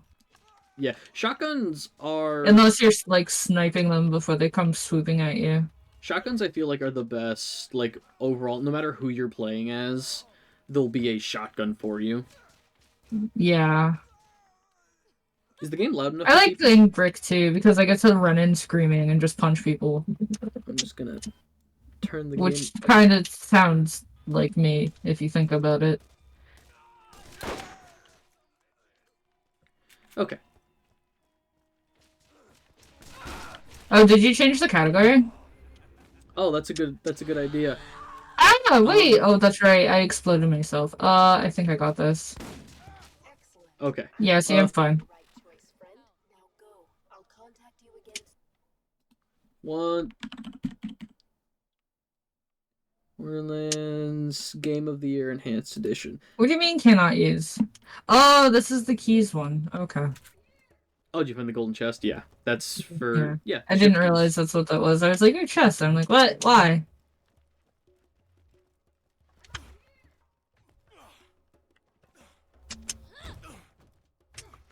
Ammo. Why didn't I take damage? What the fuck? Oh, because it's on fire. Alright, Zed. Where are you? I can't open that one. There is no cause for alarm. This new visitor has resolved the problem. Well, shoot. I thought I was a goner. That time. Damn bandits won't leave us alone. Had to lock the place up tight. I'll let you in. Come on. Damn it. Blasted circuits are on the fritz again. Give it a go from the switch out there, would you? One thing later games would do so much better, like in this one you don't get your actual like ability until level 5, which feels like 4 wasted levels. But like the pre-sequel and I think 3, like you get it at level 3, which feels... Personally, I think you should start with your action skill. Otherwise it's just wasted levels, but... Or at least they build up the skill points. Yeah, and then... Yeah. And then once you're that level, they let you use them. The name said. They don't let me cut on folks anymore since I lost my license, so now I keep the med vendors around here up and running. From the vendors, you can buy all the healing you could ever want from a real doc. Thankfully, without the vault is a myth, you'll get yourself killed lecture. Now we're done with all that. Please follow me and I'll open the gate for you.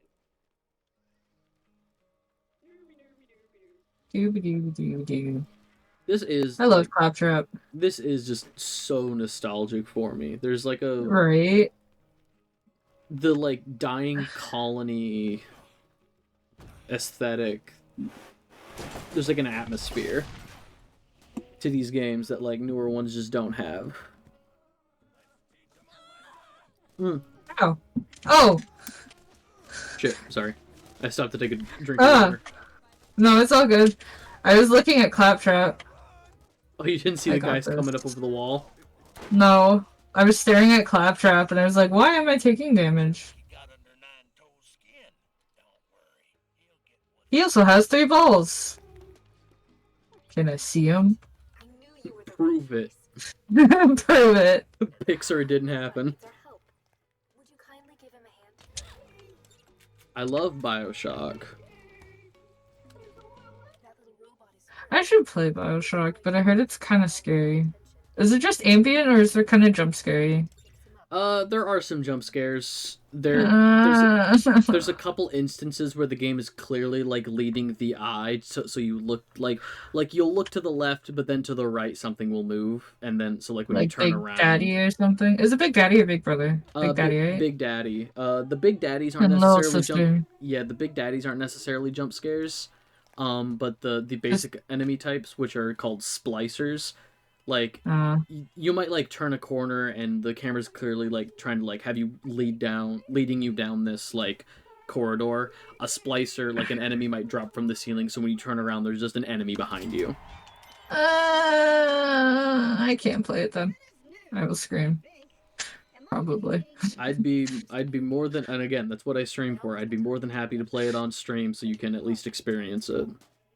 I've seen a lot of BioShock. You gotta kill a Big Daddy for me. I want to see how hard that fight is. Because I always hear, like, you just don't fuck with them unless you're ready. Dogs. Bad dog. Eh. Ah!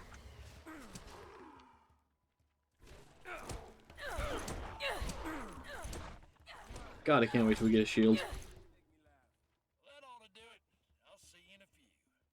I could use one, considering, yeah, what I did for myself earlier. Oh, my health is full again, at least. Have you blown yourself up twice and we... Yes. Look on the bright side. It's not the enemies doing it to you. I blew up 2 enemies too, though, so it's 2 for 2. Alright. I'm the only one doing the explosions, though. Well, it's just a coin flip on whether it's me or them. This mission will activate the med vendor so you can buy shields, so... Yo. I really haven't played this game in like more than 10 years, holy crap. I still remember it all, though. I don't remember where every little thing is, but I definitely remember how to play, what weapons I like. All of the people who had hacked, who, like, whenever you did, like, public games on the PlayStation, there's people who, like, had the hacked weapons. Mm-hmm. So you could beat, like, who's the level 70-something crab guy? Cromarax. He was, like, higher than, yeah. Yeah. And then you can just, like, get all the fucking loot from him if you were in a party with one of those people. They're just like, don't mind if I diddly-do. I have never been able to defeat Cromarax on my own, and it is, like, the one thing in, like, over a decade now of experience with this game. Here, buy the Shield of the Day. That would be good for you. Look at the deal of the day. Okay. Health regen. Now you I could use that, yes. I kind of just run in screaming. But also, since I use snipers more, I'm probably not going to be as... Don't worry, I'm the tank. I'm not tanky, but I'll tank anyway. Oh god. The siren is the tank. I'll be fine.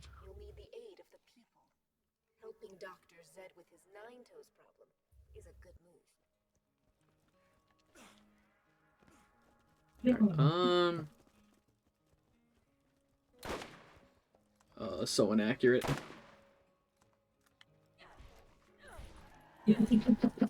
Maybe I should have played Brick.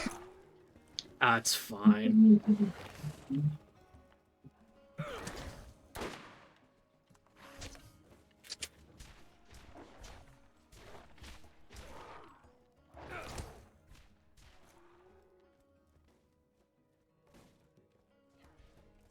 I think the one about this one, though, versus 2, is 2 got a little bit grindier, especially for multiplayer.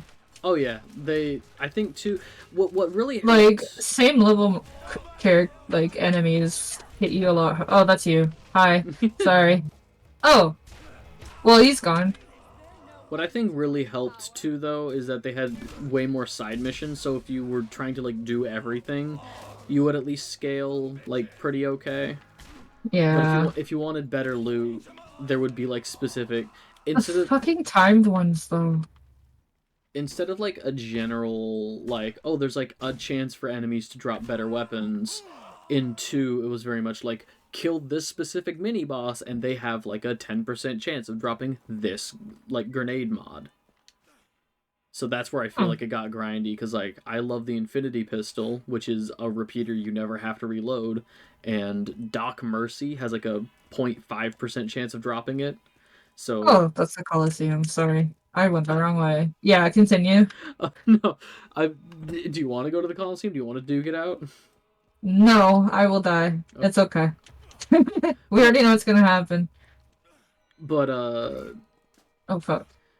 Wait, yeah. can So I crawl? I can't climb up here. Wait. so if you want like where a am I? specific weapon or specific item, there's lists you can look up to be like, oh, go hunt this enemy. Okay. I never got that far into it. I was just kind of took what I got. That's how I feel about 3 and like Wonderlands.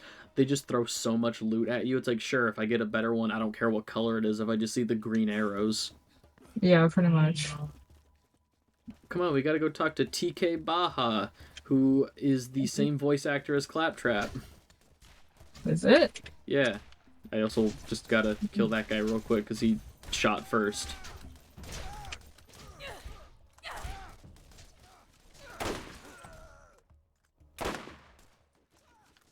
Oh, there's so much sway.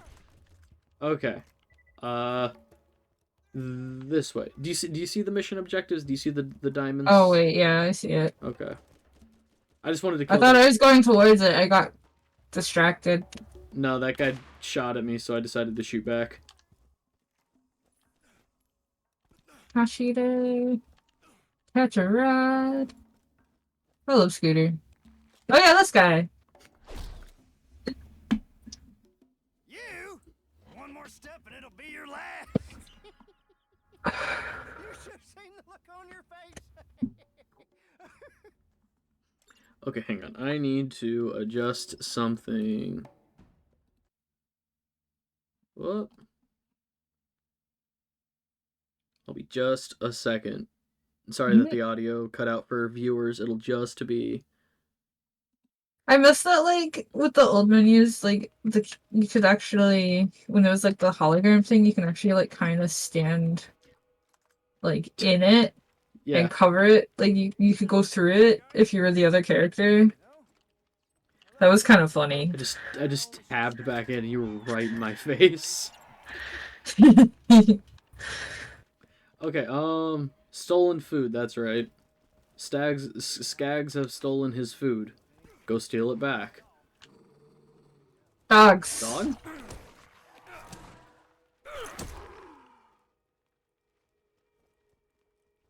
That skeg disappeared. I feel like that was a leg spike. You know what weapon is really cool from this game that they never brought back in like the subsequent games? The alien things? Yes. The Iridium guns were really cool. But there is a pistol called the Chimera, and it has a chance. Every shot fired. Oh yeah. Every shot fired has a chance of being a different elemental type, and it's so cool. Yeah. The only problem is if you're going up against an enemy that has a particular weakness, you know, 1/4 of the time you're going to be doing good damage. Yeah, pretty much. But just as a general weapon to have.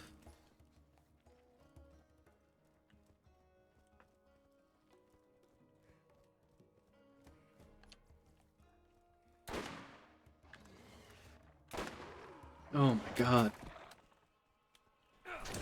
I'm just so used to Borderlands 2 having better reload times, better fire rates. Here, we got it. Let's go. Yep. I love Borderlands 1, but it's just such a chunkier experience. It is. It really shows how they were able to polish it, though. Oh yeah, Borderlands 3, despite my issues with a lot of like the pacing of the game and stuff and some of the story stuff, has the best gameplay loop. The weapons feel good, the mantling feels good, like all of the additional movement stuff that they put in, like the sliding on the ground and stuff. Mm-hmm. Feels so good.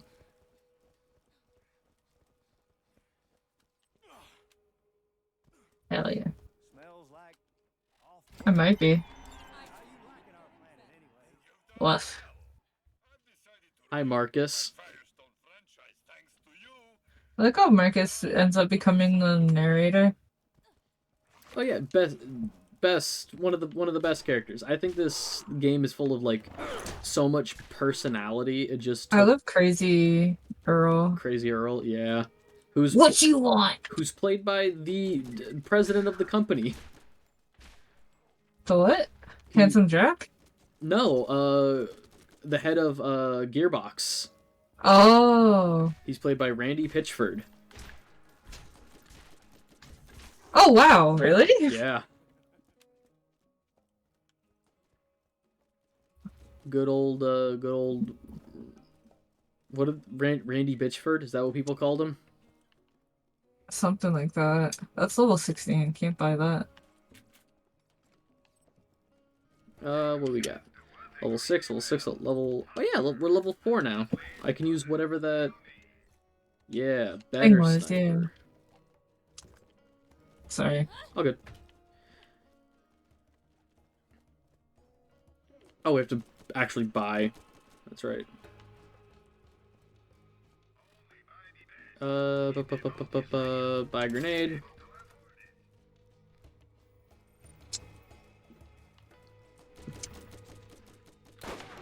Get out of here.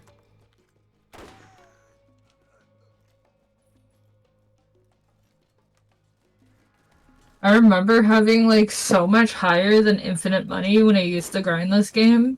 Oh yeah, maxed out at like... Especially after going for the Krara runs and stuff. It maxed out at, you know, the 999s or whatever. Occasionally, I'd be able to find weapons that I could buy that would sometimes actually get me back down to like a visible amount of money, but That's always the best feeling. That's when you truly know you've made it. Like Yeah. like the real world, when you can't perceive your money. Hey, Nine Toes. All right. Are there... Oh, that's right. The first game, they have... Claptrap has to tell you if there's new missions. There's no yellow exclamation mark, I don't think. yeah. Wait, no, we're supposed to go that way. We're heading for Nine Toes. Yeah. I wanted to make sure there wasn't like other missions available in that area, so we don't have to go back to Firestone. And then, you know, if we could do a couple missions while we're there, that'd be cool. But Yeah, for sure. uh.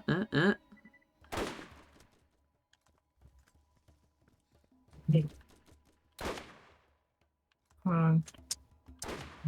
Where's my other gun? There it is. Oh no, this one doesn't have the fucking scope. Never mind. Ah! I think the red one you picked up had a scope, didn't it? Yeah. I think I sold it by accident. Might be able to buy it back. Do you want to go look now? Because I think the vendors change when we change areas. I mean, it was only 9 damage anyway. You'll find better guns. Yeah, exactly. Do you wanna do the honors or I want a boom boom. do it? Boom. I heard that blast all the way over here. Way over here. Bam! Time to give Nine Toes a piece of that. Woo! I'm updating your record. Come and see me once you put his bits to the grinder. Thank you, TK. All right, so I think Dog. I'm trying to think about because you mentioned that the T-Bone Junction is the only DLC you've played, so I'm trying to think about what the best earliest level would be for us to jump into the DLC. I think after we kill Nine Toes and turn it in, that should get us to level 5. We'll probably get to level 5 before then. We're already level 4. Okay, recharge rate or capacity? Let's do recharge rate. Hooray, better shield. Oh yeah, something else that the deluxe version of, or the enhanced version of this game added was you can actually favorite weapons now, so you don't accidentally sell them. Oh yeah? Oh, that's useful. Yeah. But I can sell that, yeah, it's fine. Oh yeah. We are so back. Ah! It's so Jover. Uh-oh. Ah!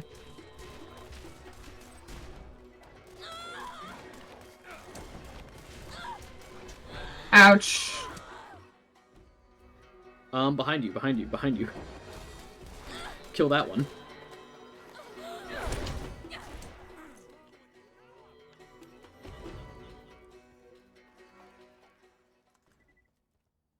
There's one more. You did a lot. Well, it's a sniper, so... Yeah, this sniper does 60 damage. The problem Yeah. is the fire rate is Awful. yeah. Ah! I'm not even firing once a second. Yeesh.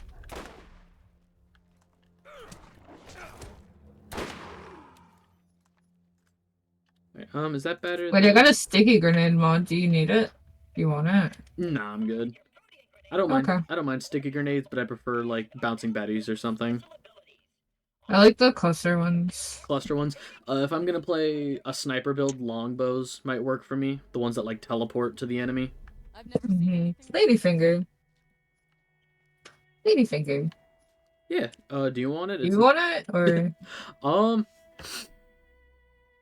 It's like, I'll take it, but my current one does more damage anyway. It does more. Yeah, my But current. it doesn't have all the stats. Yeah, critical hit. So double critical hit damage, recoil reduction, accuracy. If you don't want it, I'll take it. Ah, you can take it. I'll be fine. Okay. Hey, and it's got a scope. Cool.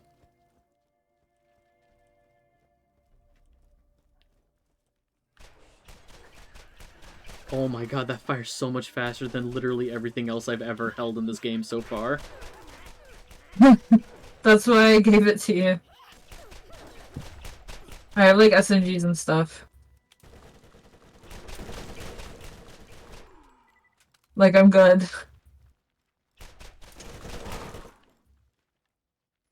Oh my god, I don't know if it's being picked up on my mic, but so we didn't get a new cat, but we moved my partner's cat from her parents' place to our place. So the cat I heard a cat earlier, yeah. I was like, am I tripping? Yeah, no, that's our cat, but I am hearing just a roller coaster of emotions. It sounds like she was mad at him for a bit, and now it's baby talk at the cat, and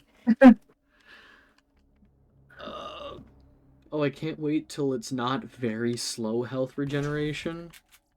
Please, just give us normal health regen. I want that. I can't afford it. Cry. Oh my god. Where did he go? Oh. He's dead, don't worry. Promise? Yes. Okay, let's go. Let me actually look. Oh, longbow. Nah. I can't use him yet. I'm not gonna buy something I can't use. Is my mic okay? I just realized that my mic is at like a weird position, not... You're fine. I can hear you. I'm also on Discord though. I don't know how it sounds on stream. Yeah, no, I just... Or we'd have like I'd have double audio. Yeah, I just realized that like my mic was further away than normal, but like now I'm in a relaxed position playing a game. I wasn't even thinking about the stream. Sorry, stream. Pew pew. Alright, I was about to look... Oh. It's all good. I was about to look at my equipment and just be like, okay, what do I have that I can equip for this fight? Literally nothing. He also has 3 balls. Wait, his safety first thing clipped into his balls. He probably has no balls now. None. If that's made out of metal.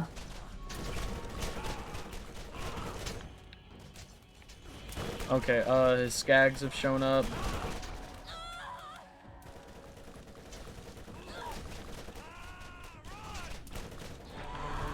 Oh, come on. Can you kill him? Can you kill him? He's very close. One more reload. There you go. Cool. And we both leveled up, which brought me up because I was also down.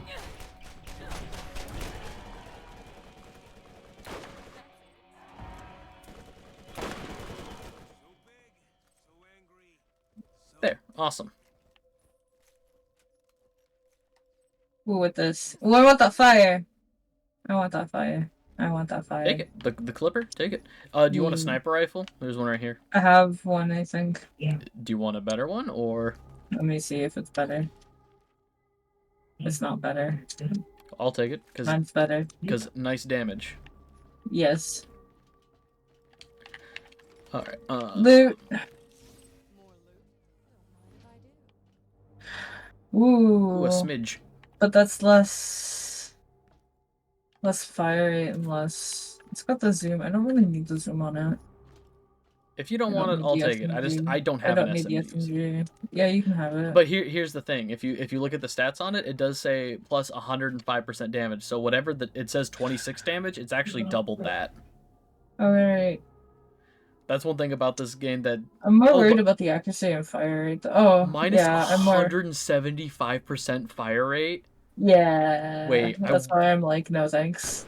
Oh my god, look at this thing fire. Bop, bop, bop, bop. That is. Yeah. That's why I didn't want it. Oh my god. I'll hang on to it. I don't have an SMG yet. Let's see what it does, but. Alright. Come on. Snipers. Okay. Oh, absolutely. Please and thank you. This sniper was all green arrows for me. I have a sniper here that's 83 damage. Plus 50% damage. Oh, you're all the way up there. I'm over here. Hold on. Oh, yeah. I'm okay for snipers. I'm not really good at snipers. Well, actually, no, I'm fine with them, but like... Let me see. Most of the time I just run in and shoot a lot of bullets. And that is completely fair. I also don't normally use snipers, but I feel like for the sake of this build, we should have somebody who is kept at a distance to quickly run in and heal if need be. Yeah, cover fire or something. Yeah. While I'm off being stupid. I do that a lot.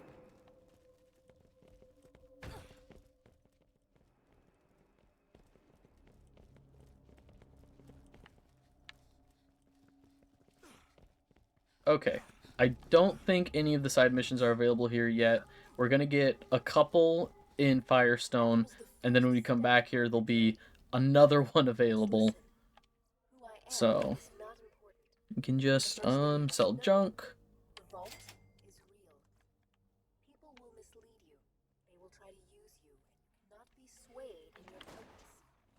Oh yeah. We are so back.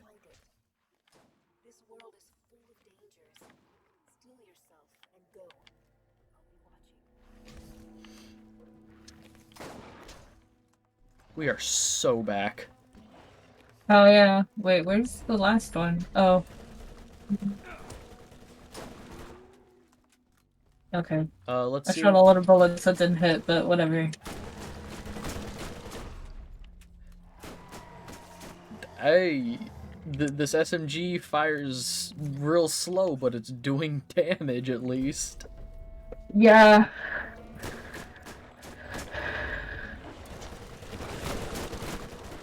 It's labeled as an SMG, but it fires more like an assault rifle. Like... Some assault rifles fire faster than that. Well, look, alright? It's not the best, but what I'm saying is comparably, the damage is really good. The damage makes up for it for me as a player. Yeah.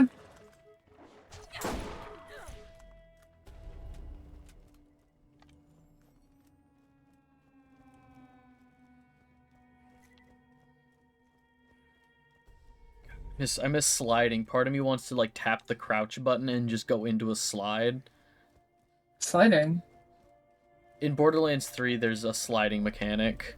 Oh, yeah. If you're running and you hit the crouch button, you go into a slide, which puts you into like a crouched position at the end of it, so you can like slide to cover and stuff. Feels really good. Oh.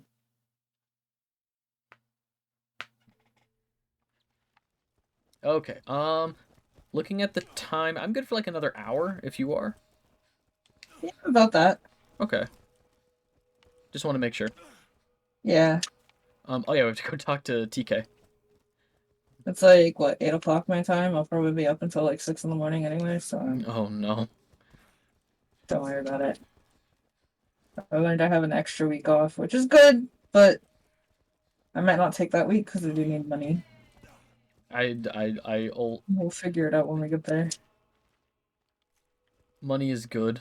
Money's required. Smells like off-road. Nine toes time to collect, return to Zed. Okay. Hey, and we're level 6 now. Okay, I think we can... I think the starting enemies in the Zombie Island DLC are level 8. Yeah. So we could possibly at the very least farm XP from like the early enemies before like I think it would be really funny. Hear me out. I think it'd be really funny if we did all of the DLCs first and then did the main story, so that we were just super overpowered for the main story. You can just speedrun it. That's the stuff we've both seen. Exactly. I always wonder if that's how people hear me. Is that what my voice sounds like? Like what?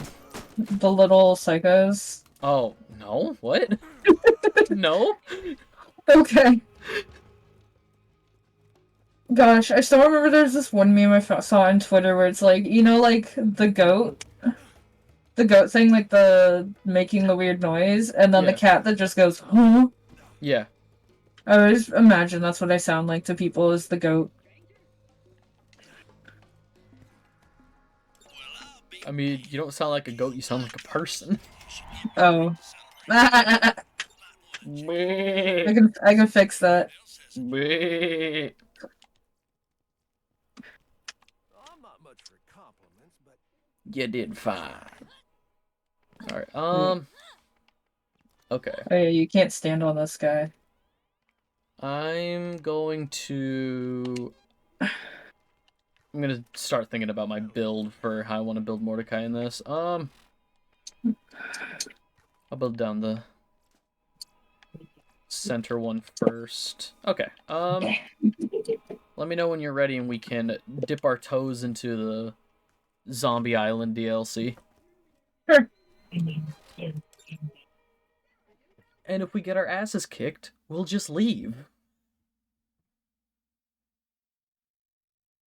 Wait, Dr. Ned's the other doctor, right?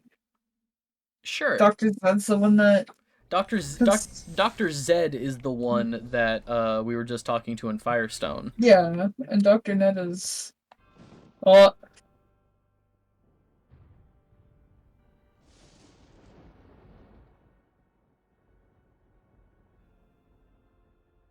it was a dark and stormy Marcus. sheesh, on a distant corner of Pandora, where few men dare to tread. With the journey to find the elusive vault behind them, our fearless adventurers set off into the trees of... What's a tree? Oh, for the angel's sake! It's a plant that grows out of the ground really tall. Like this? No more interruptions.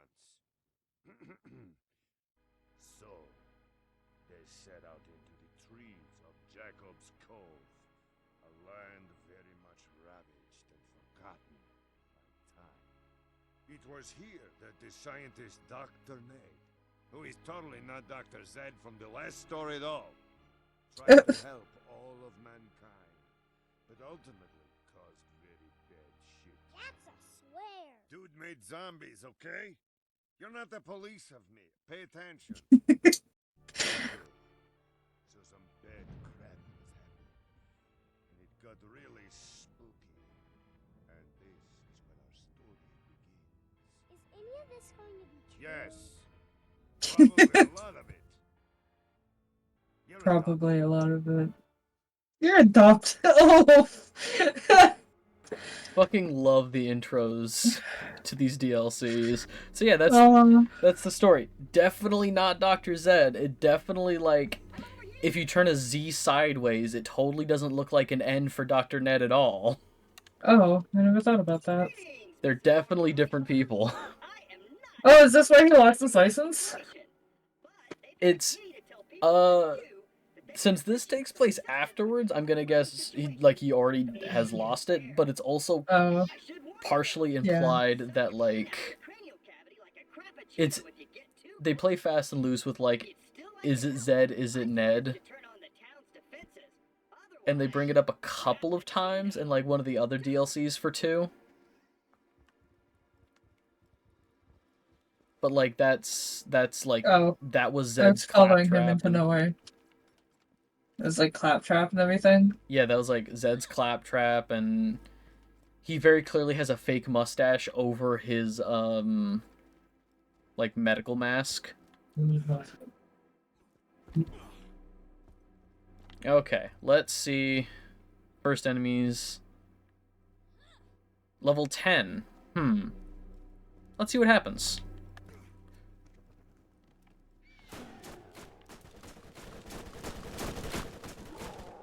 Hell yeah. Okay, so... Oh god! Wait! No, that was close, that was close. He got close. Wait. Oh, I can't get back up here? I can. Oh yeah, we're fine up here. Sometimes there'll be, spitter enemies. Ah! Did they spit Like on you? that? Yeah. Rude. That's assault! Well, with 2 players, I can heal you if you go down, so... Huh?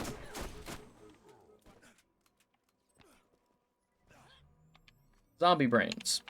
There'll be a mission later for us to collect zombie brains. Oh boy. Tasty.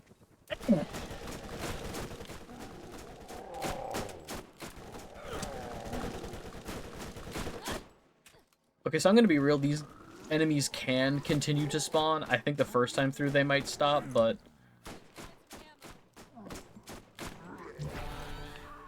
Well...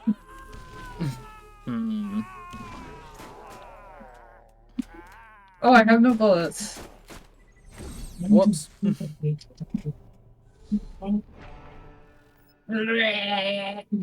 Okay. I'm sick of listening to that. I went down so much quicker than you. What the fuck?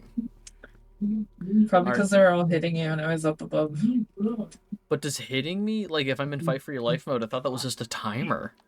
No, if they hit you, it goes down faster. Damn. Alright, I'm gonna run past them into the town. The town actually has like automated defenses you have to turn on to, yeah, the mission, to calibrate the turrets.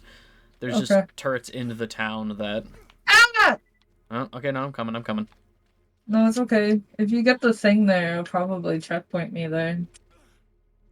Go! Oh yeah, look at the minimap, how many of them spawned, and they're just gonna keep coming. Alright, there's a checkpoint.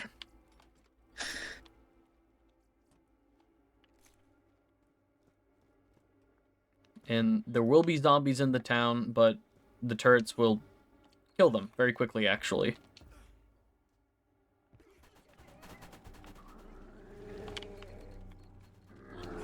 Oh yeah, I see it. Ow!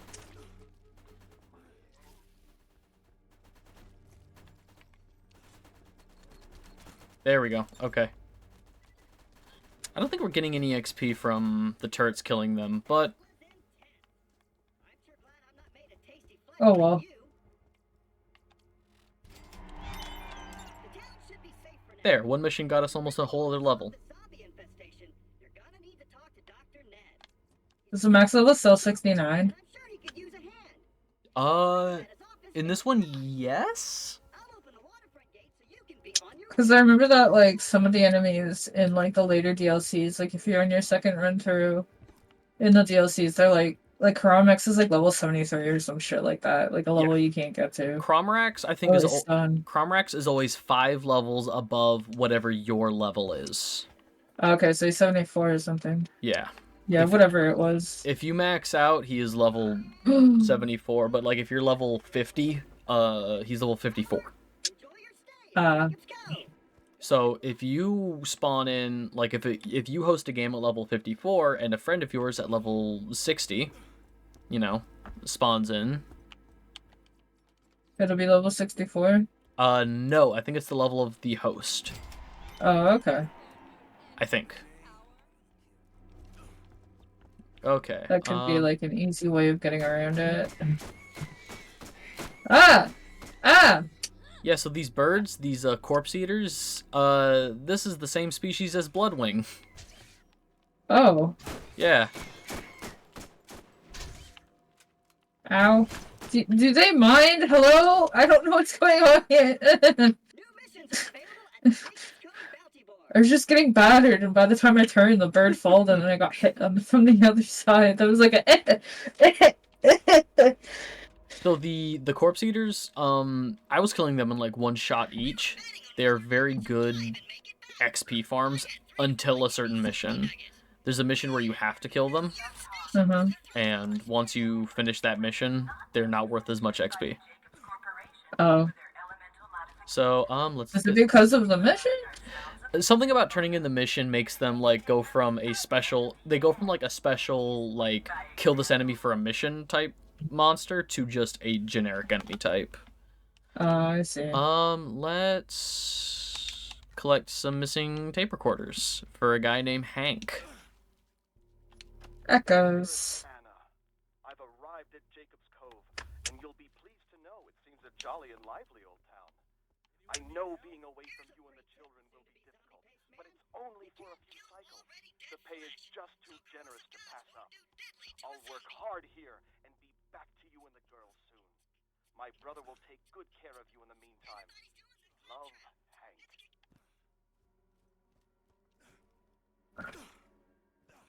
Okay.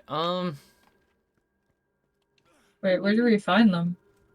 The next one is marked. That you can pick them up out of order. But the next one is marked on the map. Oh, I see it. Running, running, running. Hello, zombies. Goodbye, zombies. Serpentine, serpentine. No. Distract him, Bloodwing. Serpentine.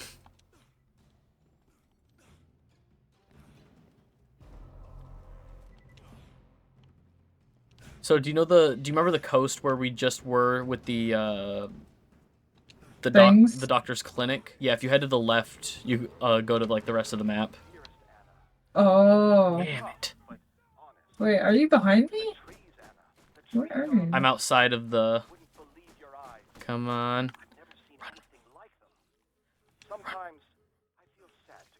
Oh. I went the wrong way. All good. I'm on my way back. I'm dreaming about a nice homestead in the Doll Headlands. Think on it. Missing you, Hank.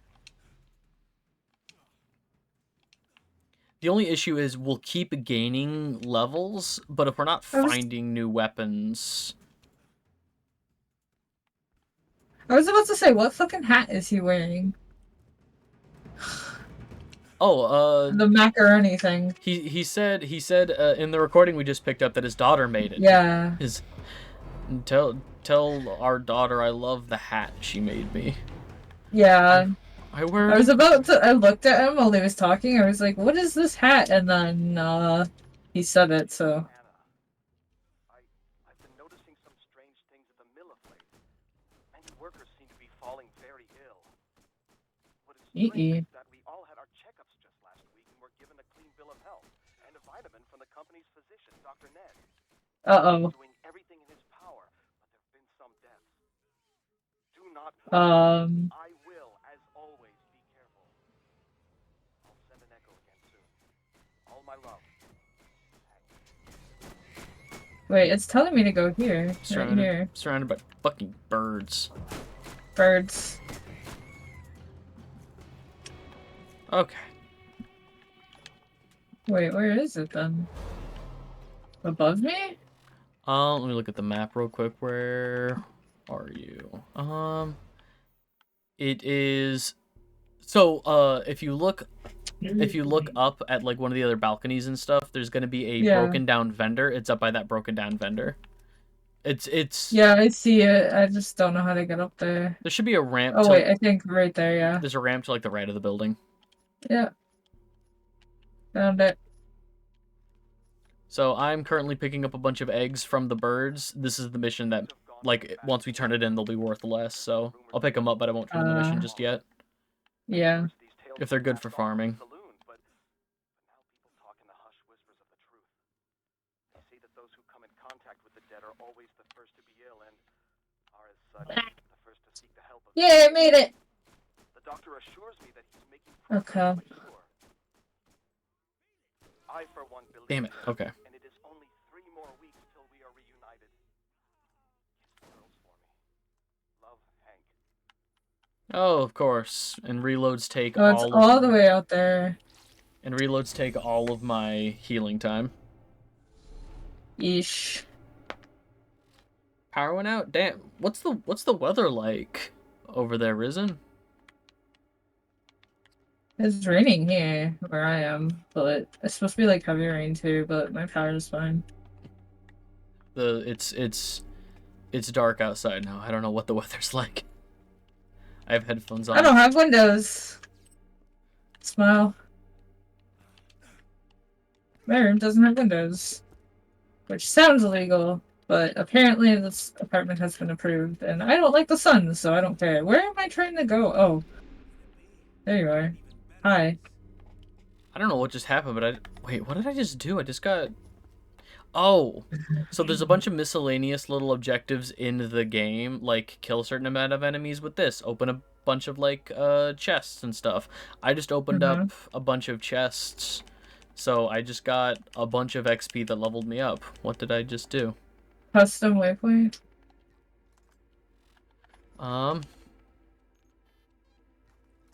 Okay, how do I go that way?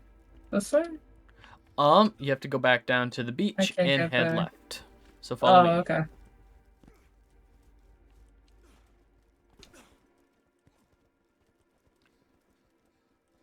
The end of Stray cock blocked by the power company. Are you at least enjoying it? I love Stray. I get it might not be for everybody. I should play it. You should. You should play it on stream. Yeah, I didn't have a good enough GPU when I got it initially, so I've been waiting to, and then I just haven't gotten around to it. Plus, everybody else was already playing it, so I don't always, like, play the game everyone else is playing. I mean, it came out last year. I think enough time has passed. Yeah, that's what I mean. Eh! Eh!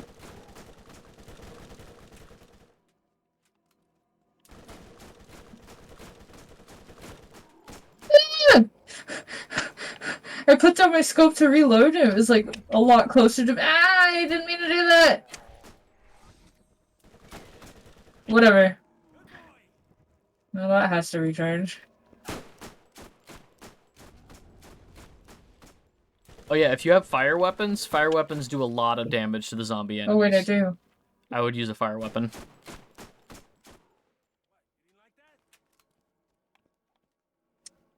Yeah, I got the one from Three Balls. Yeah, the clipper. Yeah.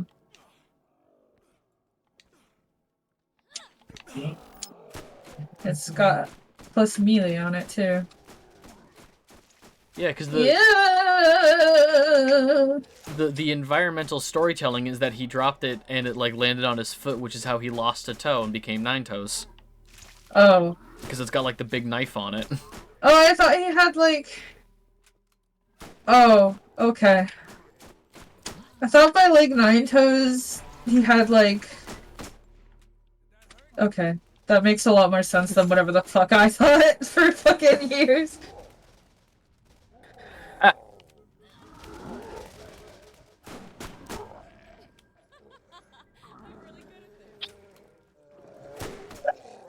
Right behind me.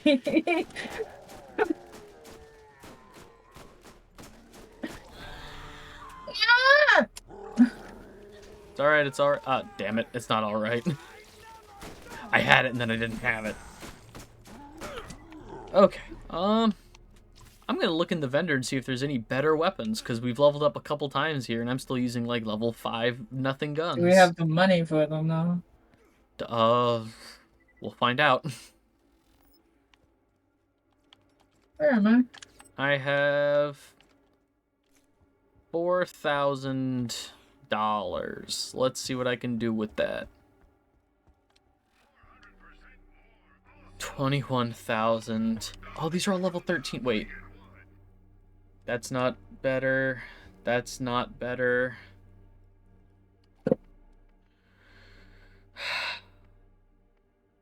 Crap. What's a revolver? All the good weapons are level Assault rifle. 13. Yeah, I really want the SMG, but I don't got 21K, do you? Nope.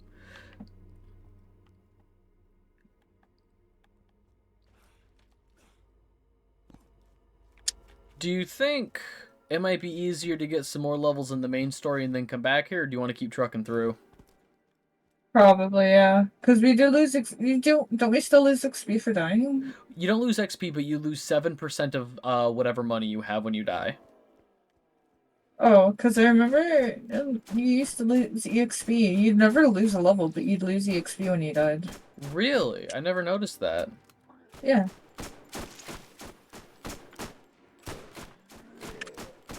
From what I remember, anyway.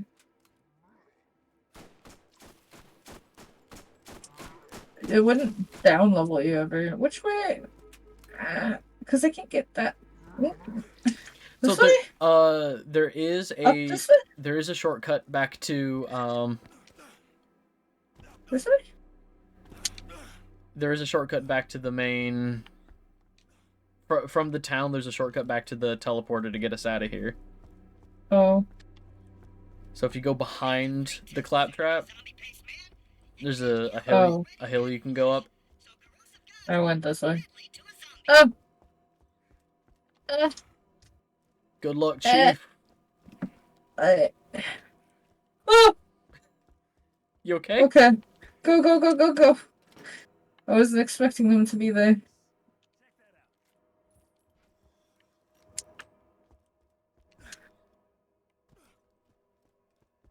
Oh.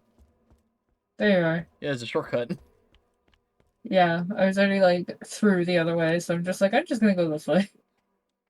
Alright, let's go back to Firestone. What do I beat the bruiser guy and then come back? The bruiser guy. Sledge? The fire guy. The what? Isn't the fire guy the second boss? So the next like named enemy is Bonehead, and killing him gets us the Bonehead. catch a ride. Bonehead has a really good SMG if you're building SMGs. I always do like SMGs and repeaters with my sirens. Bonehead's SMG eats up a lot of ammo, but it's fire.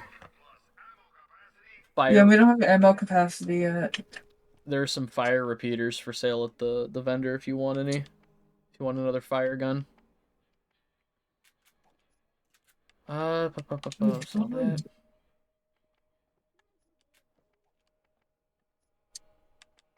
I don't have enough money. Oh, I don't have enough room. Never mind. I have enough money. You should sell some stuff. Yeah, hold on. Alright, let's equip a different mission, because that's a mission for... here we go.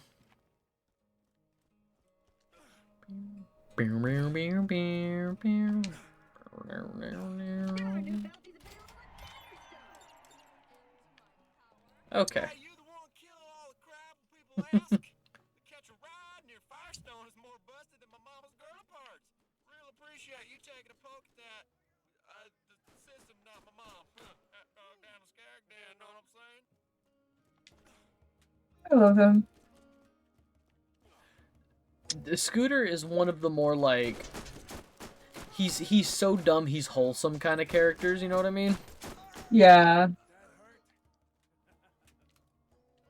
Exactly. Dog? Oh. I'm only wearing one earphone, so like with the surround sound I won't hear I won't hear it coming from like the right side until it jumps past me into the left earphone. Catch a ride? Exactly. Catch a ride. Catch a ride. Alright, TK has some side missions for us in the area where... Do you want to do some side missions? Or do you want to... Side missions are good for levels, yeah. Yeah, okay. While I'm dealing with my fucking inventory shit. Wait, the shop refreshed! The fire gun is gone!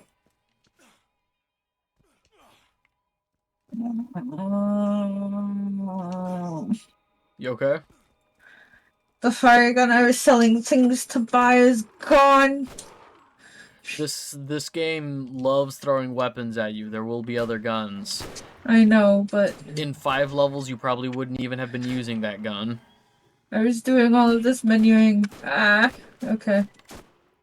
But now your menu is ready for the next gun. Okay.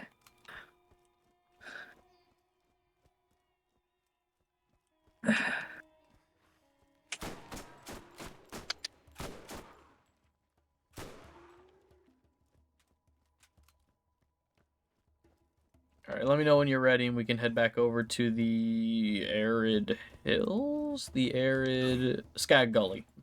We can go to Skag Gully. Oh, I'm ready. Oh, okay. I thought that yeah was a Yeah. Yeah, sure. I was running the catch up to you. Ah, we do have yellow Real- exclamation marks. Okay, so we have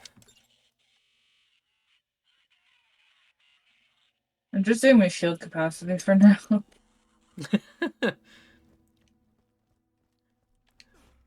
the tank should take more damage.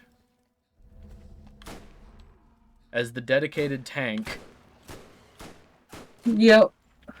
Mostly because I'm just in front of you.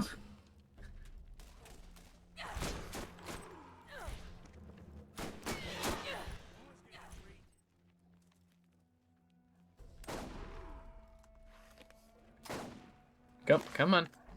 Oh, this fire rate. Do I have anything in this skill tree? Increase damage with all sniper rifles, increase accuracy with all weapon types. I wish I could... Is there anything down his skill tree that does that? Reload speed, damage, XP bonus, magazine capacity, cooldown reduction per hit with a sniper rifle, 20% chance to penetrate a shield. So Penetrate me, daddy. I forgot that, like, at the bottom of one of Mordecai's skill tree, like, if you put 5 points into it, you just straight up ignore all shields. Yeah. I never build sniper rifles, so I never worry about going down that skill tree. That's kind of yeah, that's kind of busted. I always build the first or the middle skill tree first because that makes Bloodwing better, and the bottom of that one is Bloodwing can kill more enemies before going away. So just get the most out of my action skill. Your bird. Yeah. Yeah.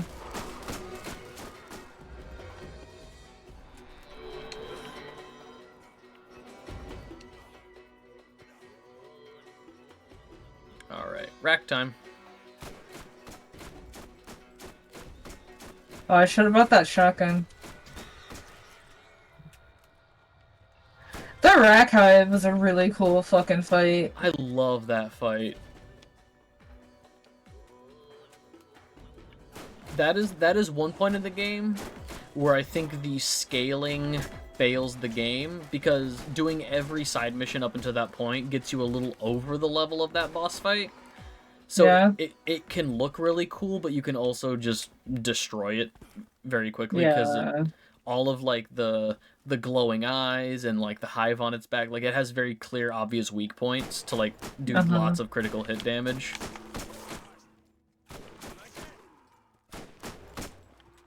Yeah, and then if you're over leveled, you'll do like too much damage. Plus, there's also like the little badass things that give you like extra stats anyway, right? Yeah. Oh, the badass ranks are in 2. I don't know if there's. I'm on my way back up.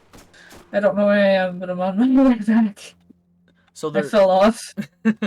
There aren't badass ranks in the first game, but using a weapon makes you more proficient in that weapon. So like, I have one level. Oh yeah, the badass is in the second one, right? Yeah. I have 1 level in SMGs, which gives me 6% reload speed in SMGs. Yeah. I have Oh, looks like it. That's what I meant for like the archives and stuff like that. Is like with the badass skill points plus like over leveling, the archive just becomes easy. Yeah. Still looks cool. Like, Yeah. these games I think have cool looking boss fights, but Is the fire bruiser guy that I was thinking of in this game or the second game? Fire Bruiser. There's like a guy that you go up. You have to like go all the way up somewhere, and then there's just all these flames and shit. Was it the second game? In the second game, there's Frostburn Canyon where you find Lilith, and that has a lot of like fire-themed traps, and there's a like fire cult that worships her. Her army, yeah, the army of Simps or whatever, yeah. No. Oh, yes, I know what you're talking about. You have to go all the way up to like a broken ship, and there's a dude. Yeah. Yeah, that's the second game. Oh, okay. That's who I thought that was the second boss for this one. Yeah. Because I haven't played this in so long. All good. I remember most of it, not all of it. I remember the fucking alien. The first major boss fight in this game is a guy named Sledge, who has a really bad shotgun. Oh, yeah.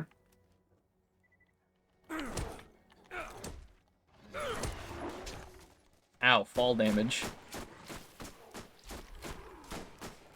Oh, yeah, remember fall damage? I'm so glad none of the other games have fall damage.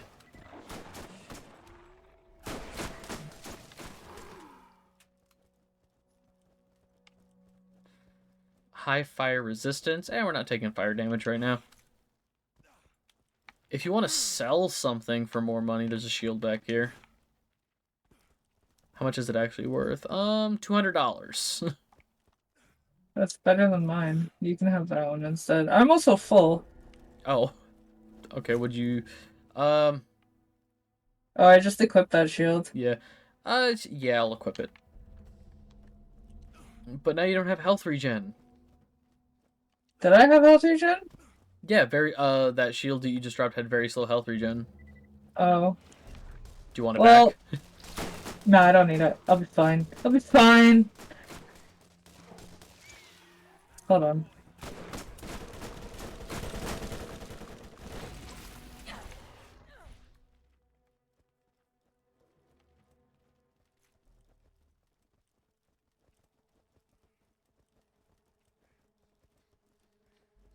Bag! That was the one I didn't want to shoot. God damn it. Whoops. I killed the bloated rack before it was over land, so everything it dropped just went over the edge. Oh. One of the things I used to like doing with the PlayStation 1 is kind of like glitching and clipping into stuff. I knew specific spots, I don't remember them anymore, but where you could just kind of like glitch and like stand in the rock out of bounds. Yeah. You'd get stuck, but it was just kind of funny. Same with 2. 2 had some really cool places you could only get to. I didn't mean to do that. Hey, if you look over the edge here, there's a sleeping Rakive. Oh! Guess where That's asleep? That's not dead? I mean, that's where the racks came from, I'm guessing, that we just killed. Oh yeah, true. Okay, so we did those. Let's equip, TK's Life and Limb. Mini boss fight up over here. Bug.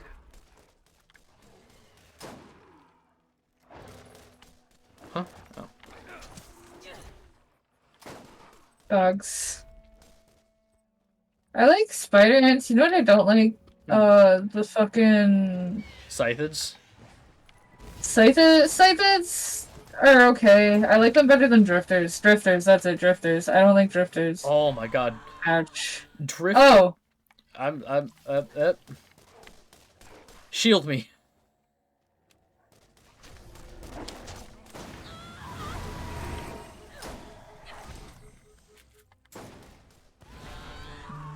Well, one of us has got to kill him now.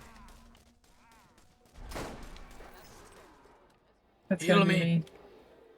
Yeah. Oh, Drifters are worth insane amount of XP. Like, the thing is, Playing around. Let's move. drifters suck and they're super aggressive. um, ooh.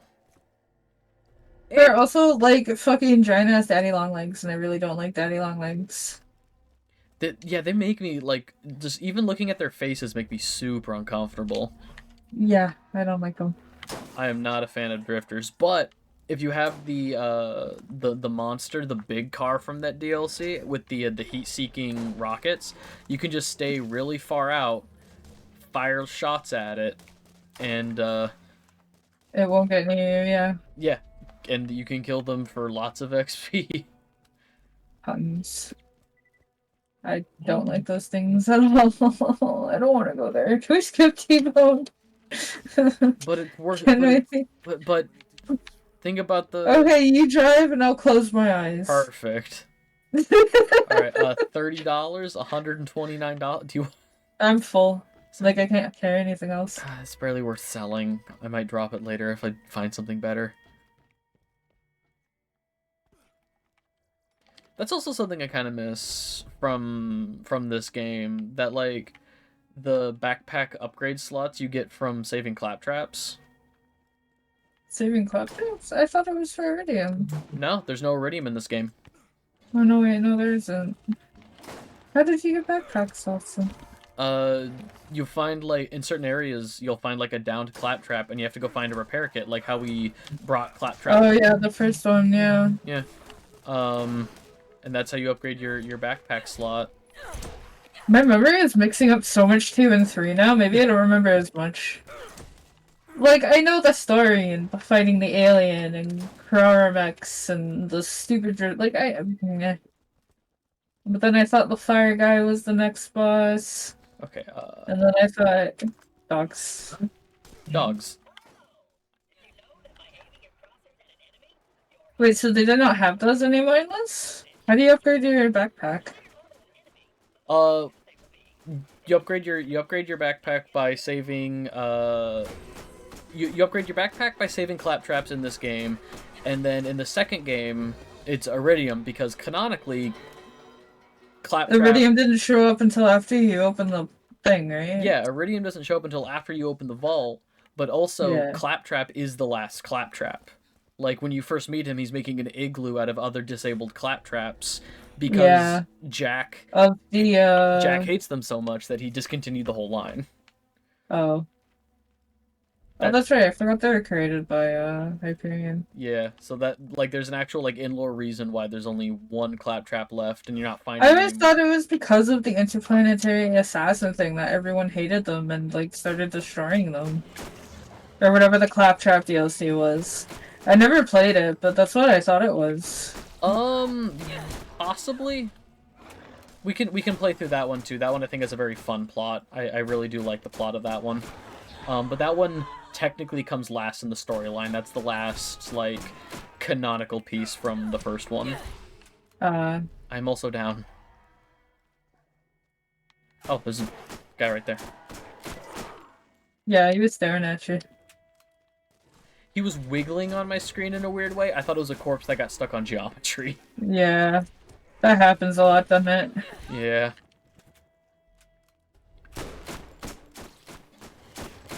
I really miss Lilith's phase walk because I just loved the being invisible and invincible for a little bit. Thing. I used to abuse the heck out of it in boss fights. I think, honestly, that you can build Lilith in a tanky way by using that as, like, an escape. Like, if you get down, like, real bad on health, you can, like, quickly get away with it. There's health bells over here, by the way, if you need them. No, I'm good. I have a health regen shield. Oh, yeah. I'm at full health. Oh, because of the skill. Yep. We leveled up. Okay. You. Bye. Wait, was I supposed to? Oh, there you are. I'm good. I'm right here. There is a Oh badass over boy, here, there's though. that boy. Ow! Okay. Huh? Oh, hi. Maybe we should have stayed up there and just kind of sniped them. I'm not an intelligent man. I'll have you know. I don't think anybody here has ever claimed to be intelligent, so... True. I'm just mildly okay at the video games I like and bad at the video games I don't like. I'm definitely not bad at video games, but I'm not intelligent. Oh, okay. Alright then. Keep your secrets. Heal yourself. Who cares? What? I gotta No, I kill. was healing you, and then, yeah. And then you just walked off, and I was like, oh, okay. Never mind then. Gosh. How did he... How did what? And I just fell down. The jump that you did. I was trying to follow you, and I didn't even... My character didn't even jump. There's specific geometry, like... It's been, like, a decade for you with this game. It's been maybe 4 months for me. There's some muscle memory that never goes away. I got it. Okay, one of us has to get it. Alright, coming. Right next to you.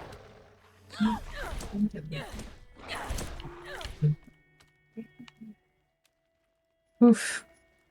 Okay, Oof. it dropped a repeater with 100% melee damage, 60% reload speed. Take it. If anything, it might be worth selling. It's only 255 actually. I don't need it. Mine's still better. The accuracy. It's not bad. Well, I mean, if you won't take it, my backpack is full of things worth like $30 that I'm not gonna. Yeah, I'm gonna. Oh.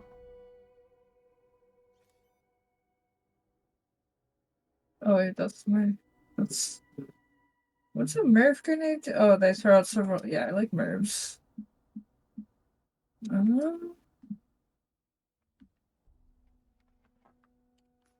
I'll pick up the crap you're dropping. I gotta sell stuff too, so.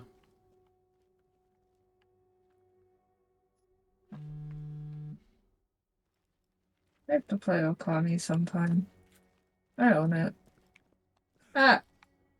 Why do you just jump? I pushed the button and Just jump. That's what I'm trying. Eh. There, I did it. Okami's such a cute game. Okami's one of those, like, wins best art direction type games. Oh, for sure. Can I make this jump? I feel like I've made this jump before.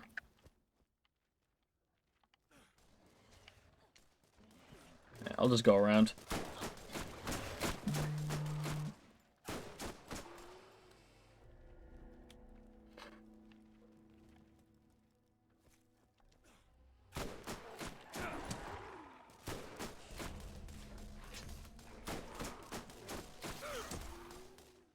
Alright.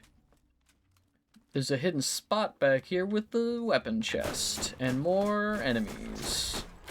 I say as I turn the corner to an adult skag.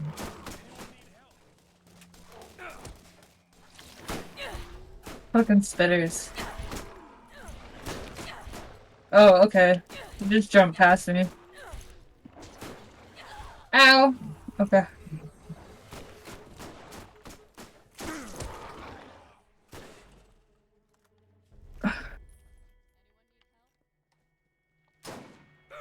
Oh, you're still fighting it? I thought, oh, you're behind me. Okay. I was looking for you for a second. Like, what? Just got super aggroed. Oh, yeah, because I went invisible. Smile. Hey, our first shotgun. Level 13. Huh? Do you want it? I kind of want the SMG. Take the SMG. I'll take the shotgun. And who knows, by the time we're that level, it might be good, it might be bad. Who can say? When do we get our next thing or weapon slot? When we What get level? to New Haven. When we get to New Haven and talk to Helena Pierce. Oh, okay. Is that it, or is that? It might be when we kill the first major boss, Sledge. It's either that mission or the mission right after it. No, because the mission right after that is to kill Mad Mel. The car guy. Yeah.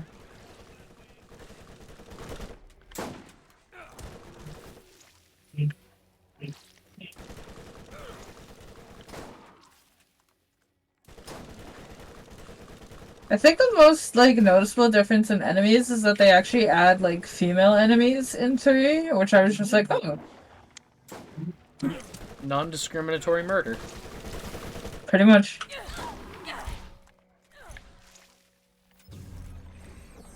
Oh, she bamped. I was like right behind you when that happened, so my whole screen was just blue for a second. Oop.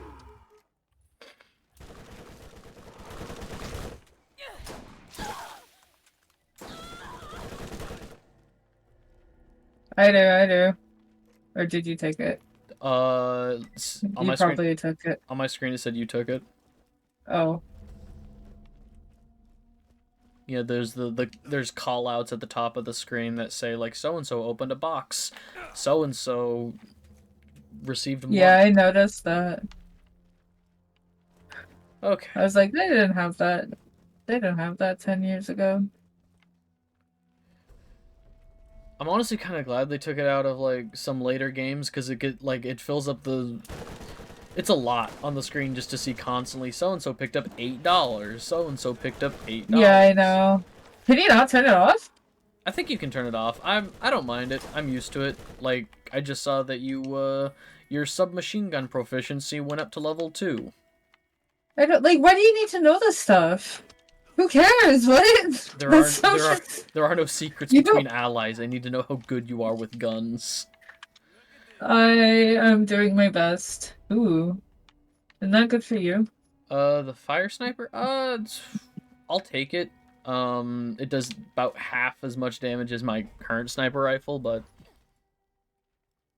And... I'll grab that, I guess, to sell at least. There. And now that's everything here. We can go back and turn in a bunch of missions, hopefully to level up.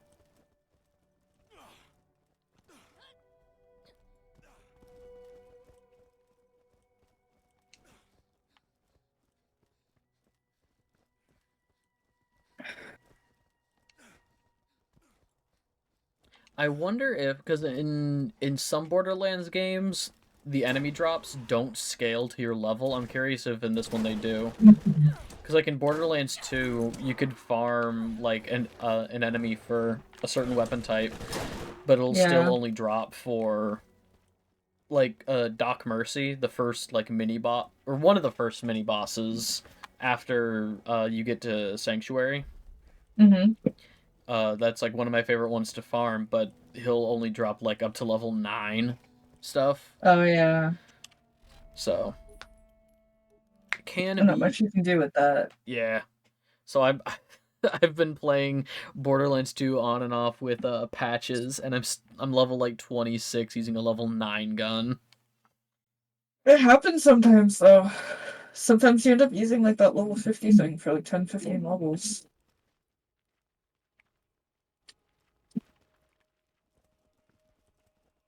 Especially if your RNG is bad.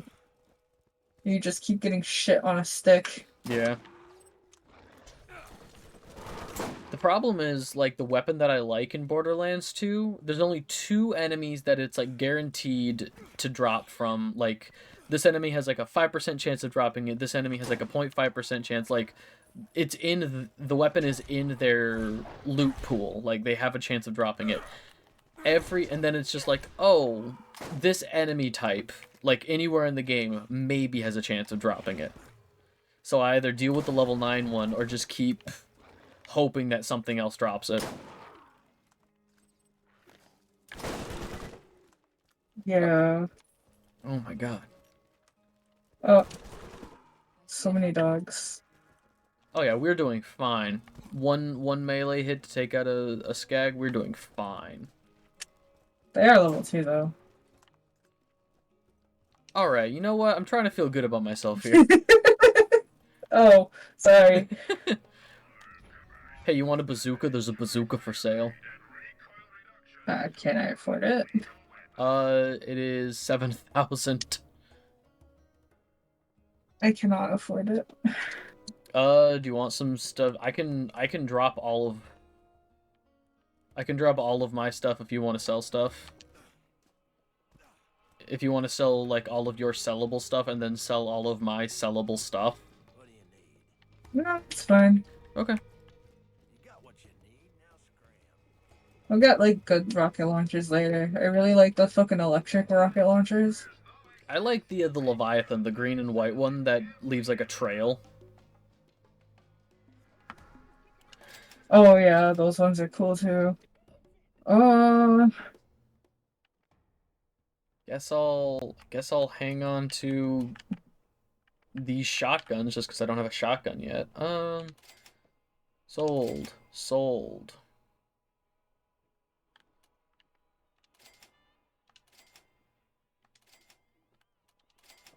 Okay.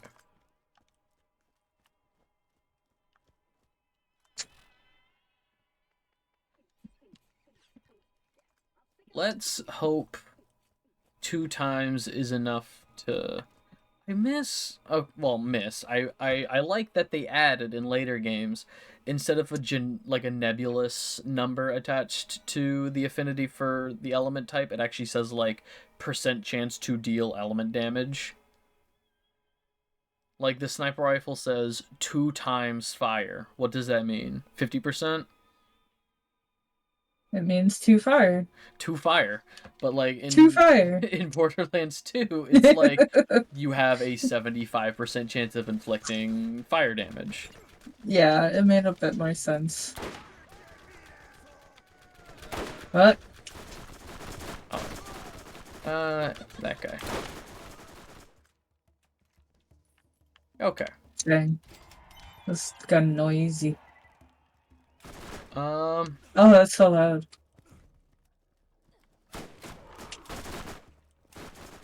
Is this what it sounds like to feel to be American? You have no idea. Every day, when we wake up for the national anthem and fire our ARTs. You could tell me that you could tell me that without like an ounce of sarcasm in your voice, and I would believe it. That's the thing. Like, I don't know. What did I just get? Okay, that is not a bad sniper rifle. Oh boy, TK's Wave. That's a shotgun we sure get. You should fire TK's Wave and just see what happens. Do you remember TK's Wave? Oh, I know. I remember. Hee It looks wavy boy. It looks cool. It is not accurate at all. It's not good either. No. Okay, Bonehead, are you ready? Hold on, I'm looking for that. And then oh, that's it. Okay. Wait, no. Is this the... Yeah, okay. Ready to go. Is this... You seem to be on a mission.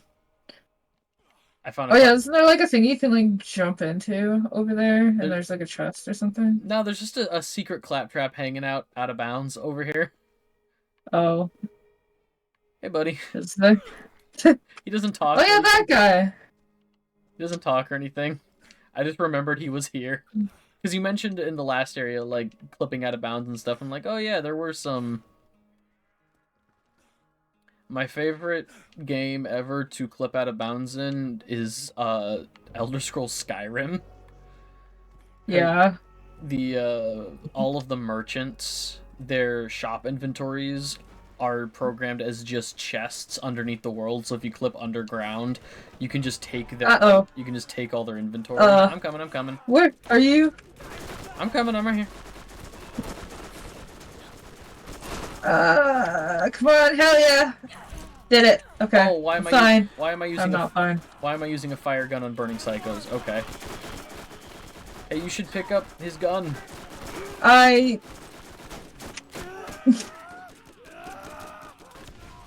Ow.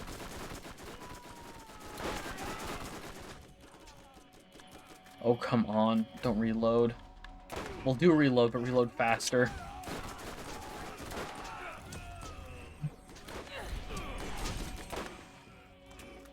Okay. Here, if you like SMGs, there's a gun for you. Oh, that sounds good as the one I have. Let me see.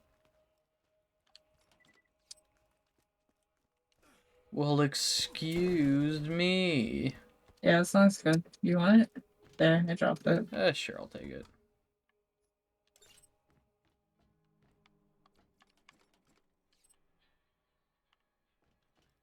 Oh shit, I don't have a...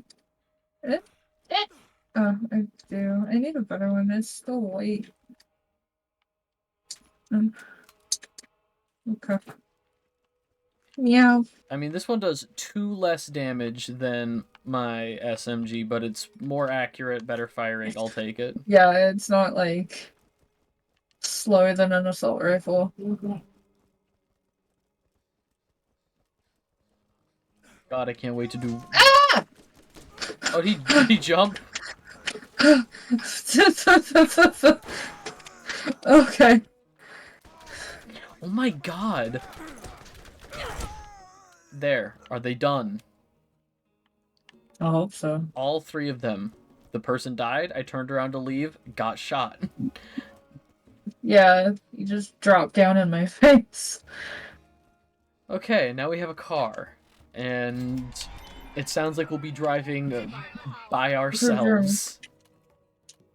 Oh, probably for the best. Probably.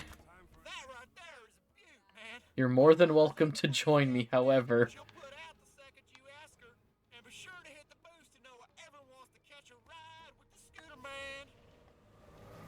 Zoom. Ah.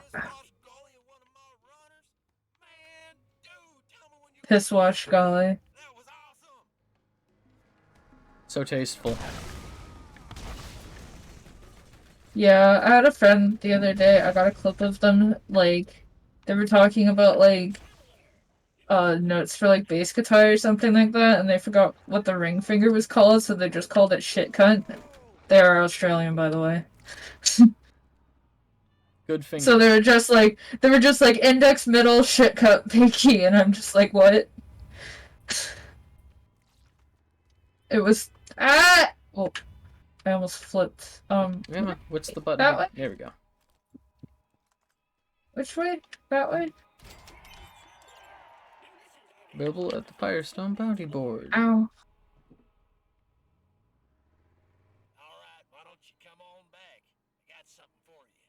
God damn it.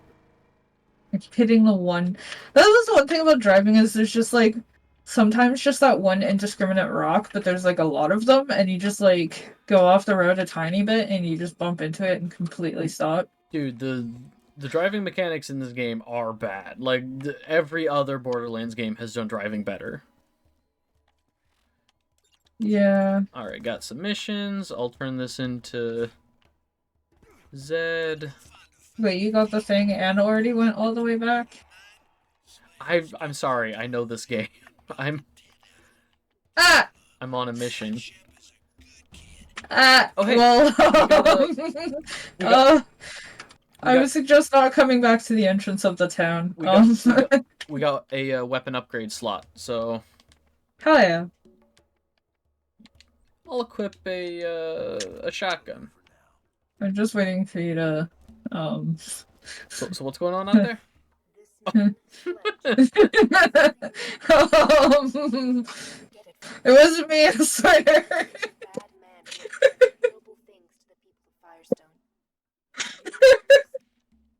Alright. I'm sorry. Alright. No, it's fine. Oops. Come on, it won't even let me flip my car. It won't even let me flip my car. I'm pressing the button and it's not doing anything. Oh my god. Here, hold on. What if I move mine? Oh, that's a grenade. That's not to get in the car. Okay. I'm good. Um. I'm back in the car. Okay, Shep. Let's Well, go. my car is at half health now because I threw a grenade instead of getting in it. I'm not built to last. You are the most self-destructive player I have ever seen. And it's not even on purpose. Partially. That was completely accidental, though. Alright. Okay, let's, no good shields. Oh, we have to do the turbine things. Yeah, let's, getting the gate key. Yeah, the turbines. I'm looking at all the... Shot crystals are... hard. Let's... Do you want to split up to do missions, or... We can do that, yeah. Alright, if you want to go kill some rack, I'm gonna go grab some tape recorders. Okay. They are... I've marked them on the map. The mission that is up is kill rack. Oh, you know where the... Oh, okay, so you know where the journals are, I guess, I know yeah. where the tape recorders are. I sat in the shower in tears for just under an hour. This is interesting, considering we haven't had water for days. I equate my ever-decreasing sanity with that of the population of my dig site. With the investigation of the symbols and glowing patterns at the site, we Oh, hello, dog. arguably certifiable proof of the existence of alien life having been here on Pandora. But this celebration was lonely, as I only have 2 colleagues left. And I'm not too fond of the fat girl, Chimay. I've been told that scientific discovery requires sacrifice, but I never understood what they meant until now. Patricia Tanis, Doll Scientific Advisor, Day 1 on planet Pandora. I have been assigned to this sector by my... Do you need help? No, I'm fine. Okay. That one just came from behind me. Spooked me. Okay, we're good. Oh, there's more. Oh yeah, and if you want to run over like any skags or something in the car, that's also a mission. Oh yeah. Scientists do not chase myths and legends. Day 43 on Pandora. At least I believe it to be the 43rd day I've been here. The moonlight cycles are Was there one around here? rotation day is over 90 hours long. The people that inhabit this salted dust ball are as ignorant as I've seen in this galaxy. When I attach scientific inquiry to something like the vault, I'm greeted with silly nursery rhymes and slack-jawed soliloquy about a man who knew a man who knew a man. They drift off into a stupor where I half imagine they're drunk or brain damaged and are unaware of my continued presence. If I believed in hell, I would contemplate how it compared to Pandora. Ironically, such a belief would align me with these Neanderthals. I don't want to get like too spoilery about like later Borderlands games. I think Patricia Tanis has the best characterization in this game. I don't really like what they do with her character in subsequent games. I get it. Like in 2, she goes through a lot of trauma and it breaks her like psychologically, so she is a little more, you know, out there. But like, yeah, she's really weird in 2. But like in this one where it's just like the slow process of like just like she becomes so numb to all of this. I'm trying to find skags to run over, but I don't see any. I think we killed enough. I think we're good. Oh. Okay. You okay? What happened? I drove off out of bounds. And you immediately got shot by the tower, or? Yeah. Okay. Well, that happened. Well, that just happened. Oh hey, badass corrosive skag. Whoops. I ran the dog over.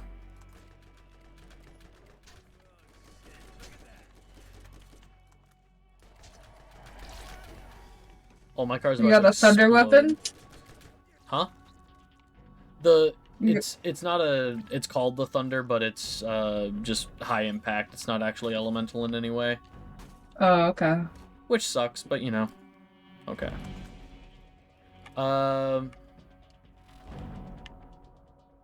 Let's... Okay. Oh, you turned in... Cool. Let's... I almost flipped myself again.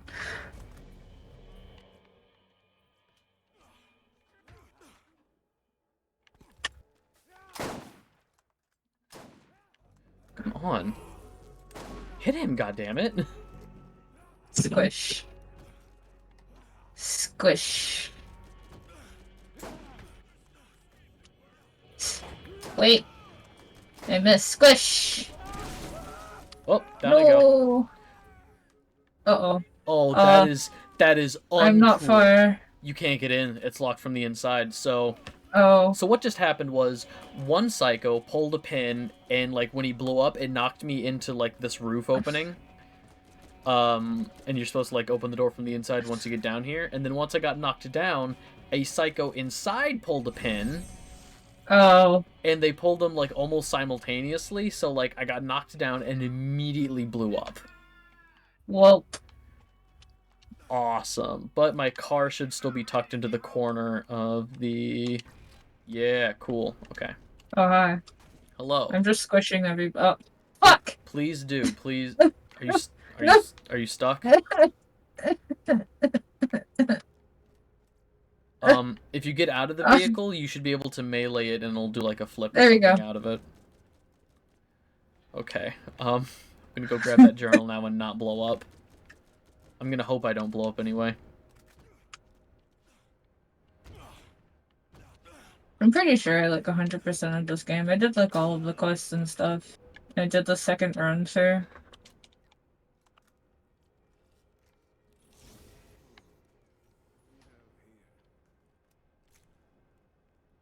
Do you want to get the wind turbines? Oh, that's a badass cursive guy. My car exploded. I exploded.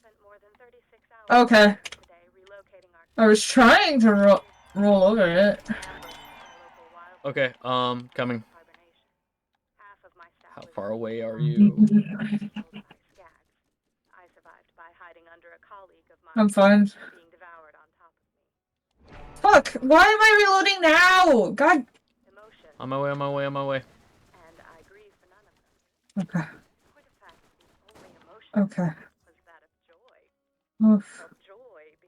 Cool. My car is still parked in the corner if you want to run over there and grab that. Yeah.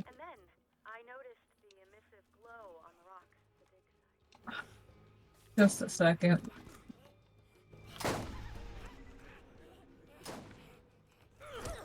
Is there like specific skags I'm supposed to run over, or is that all done now? That's done. That's... Okay. What this? It's shit, but whatever. Where's the last, Oh, I found it. Core. Hello, I'm You also... sure you trust me? Just drive towards the mission objective, please, and then I'll just get out. I just wanna... Yeah. Well, I'm going in the opposite direction, but it's a start. What? It's north. No? Look at the map.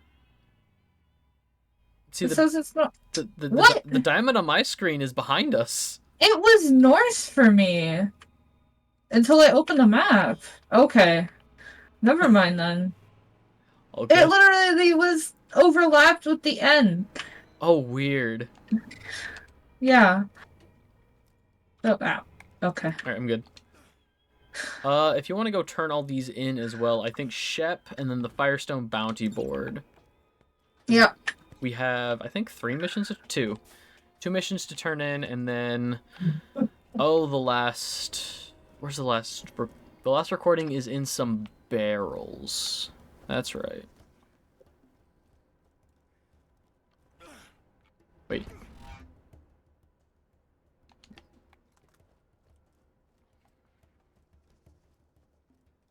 What? Oh. Oh, I leveled up.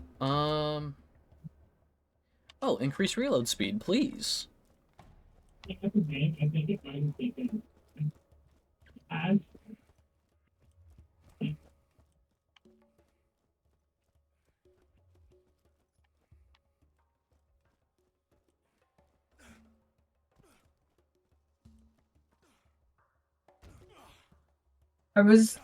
For some reason, I hit the thing to run, and I was still in the getting out of the car animation.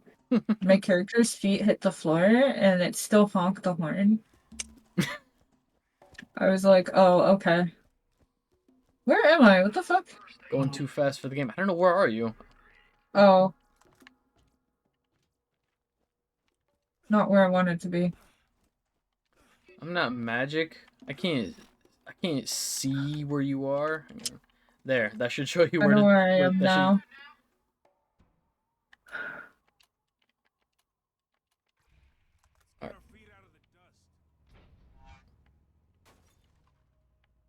Awesome. Are there any new Well, missions? now we have those now. Perfect. Legend of Moe and Marley, Circle of Slaughter, or Circle of Death, Meet and Greet. Okay, and make the sniper rifle. Cool. I'm going to... Oh, I'm looking at the time, and I should probably go get dinner. Like, actually go out and get it. Oh, Jesus, it's 9:15. Yeah, no. I love this game, and I can just get sucked into it. Okay, let's go. I got that. Oh, I totally got that. And I mean, like, if you also just want to, like, play this outside of stream, I don't mind starting a second save. Yeah, we'll see. Yeah. I don't have, like... Well, I guess I have a lot of time right now, because I'm... Excuse me. Off for a few days, but... Yeah. Yeah.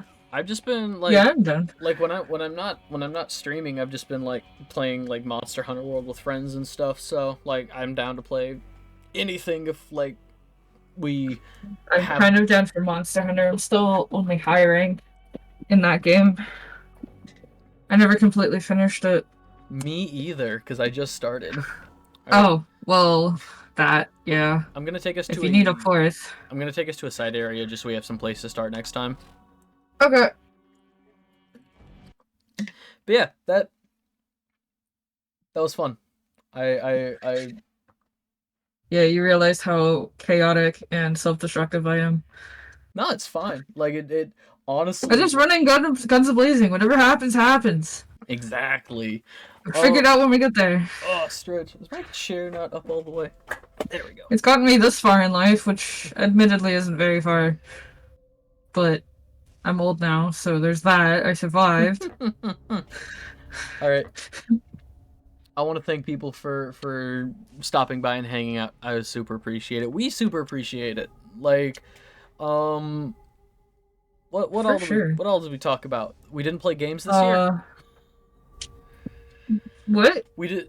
I was trying to remember, like, how we started the stream, and we started by saying... Game Awards. The Game Awards stuff, but we only played, like, not a lot of them. Excuse me. Ooh. Yeah. We didn't really play any new games this year, no. If Alan Wake... I haven't played a single game that came out this year, I think. If Alan Wake 2 wins any of them, then I'll probably play Alan Wake, and then Alan Wake 2, because I don't like playing games out of order. Oh. I mean, if there's a continuity, yeah. Yeah, and sometimes you just don't have a choice. Like, for example, with Disgaea, like, they just don't have Disgaea 3 available. The one where they're, like, kind of students in the school? I don't know which one it is. They just don't have it available, so... You know, they have 1, 2, 4, 5, 6, 7. Alright. Yeah. I'm gonna get going. These kind of hangout streams for people watching. These happen at the end of every the last Sunday of every month. We try to do them. If people want to continue to hang out, there is a Discord, and there's a Discord here. Oh, beat me to it. Oh, I'm still tabbed into the game. All right. I didn't beat you to anything. What the fuck? Oh, huh? Let me try that again. Okay. Well, I grabbed my mouse to try and like move over, but I'm still tabbed into the game, so Mordecai just went nuts. Okay. What was I... An attempt was made. If you're watching this on YouTube, hello, and if you want to catch these live, last Sunday of every month, there's go live announcements. Best way to know when I go live is just to follow me on Twitch. Follow Mew. Here I can. Hang on. If I exist. If I tab out, go back to this screen, we can like, where'd the music go? Sure, there. Okay. No, it's late here. This is later than I usually stream, but late. It's like 6 for me. God, I feel old. 9 for me. Yes. Follow Mew on platforms and stuff. She has a commission her. She does stuff. She does stuff. I do stuff. I draw stuff sometimes. She draws stuff. On stream yesterday, you played that collection of mini games by the Katamari people and oh yeah, stuff. Yeah. Yeah, you ever want to actually play the actual advertisements that you get on YouTube and stuff for those stupid little mobile games? Those well, now ads. you can. Yeah. All right. Yeah. All right. There's a Discord. Follow both of us on Twitch. Twitter. I guess there's go live announcements on Twitter. Mew is a menace on Twitter. I don't know. I don't know. I mentioned it on your stream yesterday. My feed is like 85% you quote tweeting stuff that just says like same, and it's somebody like drop kicking a child. Like that is 80. Wait a second. That is like 80. I don't know if I've ever actually hold on. I'm using hyperbole. However, no, it's me posting the fat Pikachu that's not Gigantamax that just ate too much and saying me after I eat all of the. Well, time to go, folks. Have a good one. All right. It's after I swallow all of the. Don't worry. You messed up your own joke. God damn it! All right. I've never said I was good at this. I'm gonna get out of here. Okay. Once again, I want to thank you for hanging out. These are always a lot of fun. These are some of my favorite streams. Go follow Mew on all the platforms. Be good, be kind, treat people the way you want to be treated, and we will see you next month.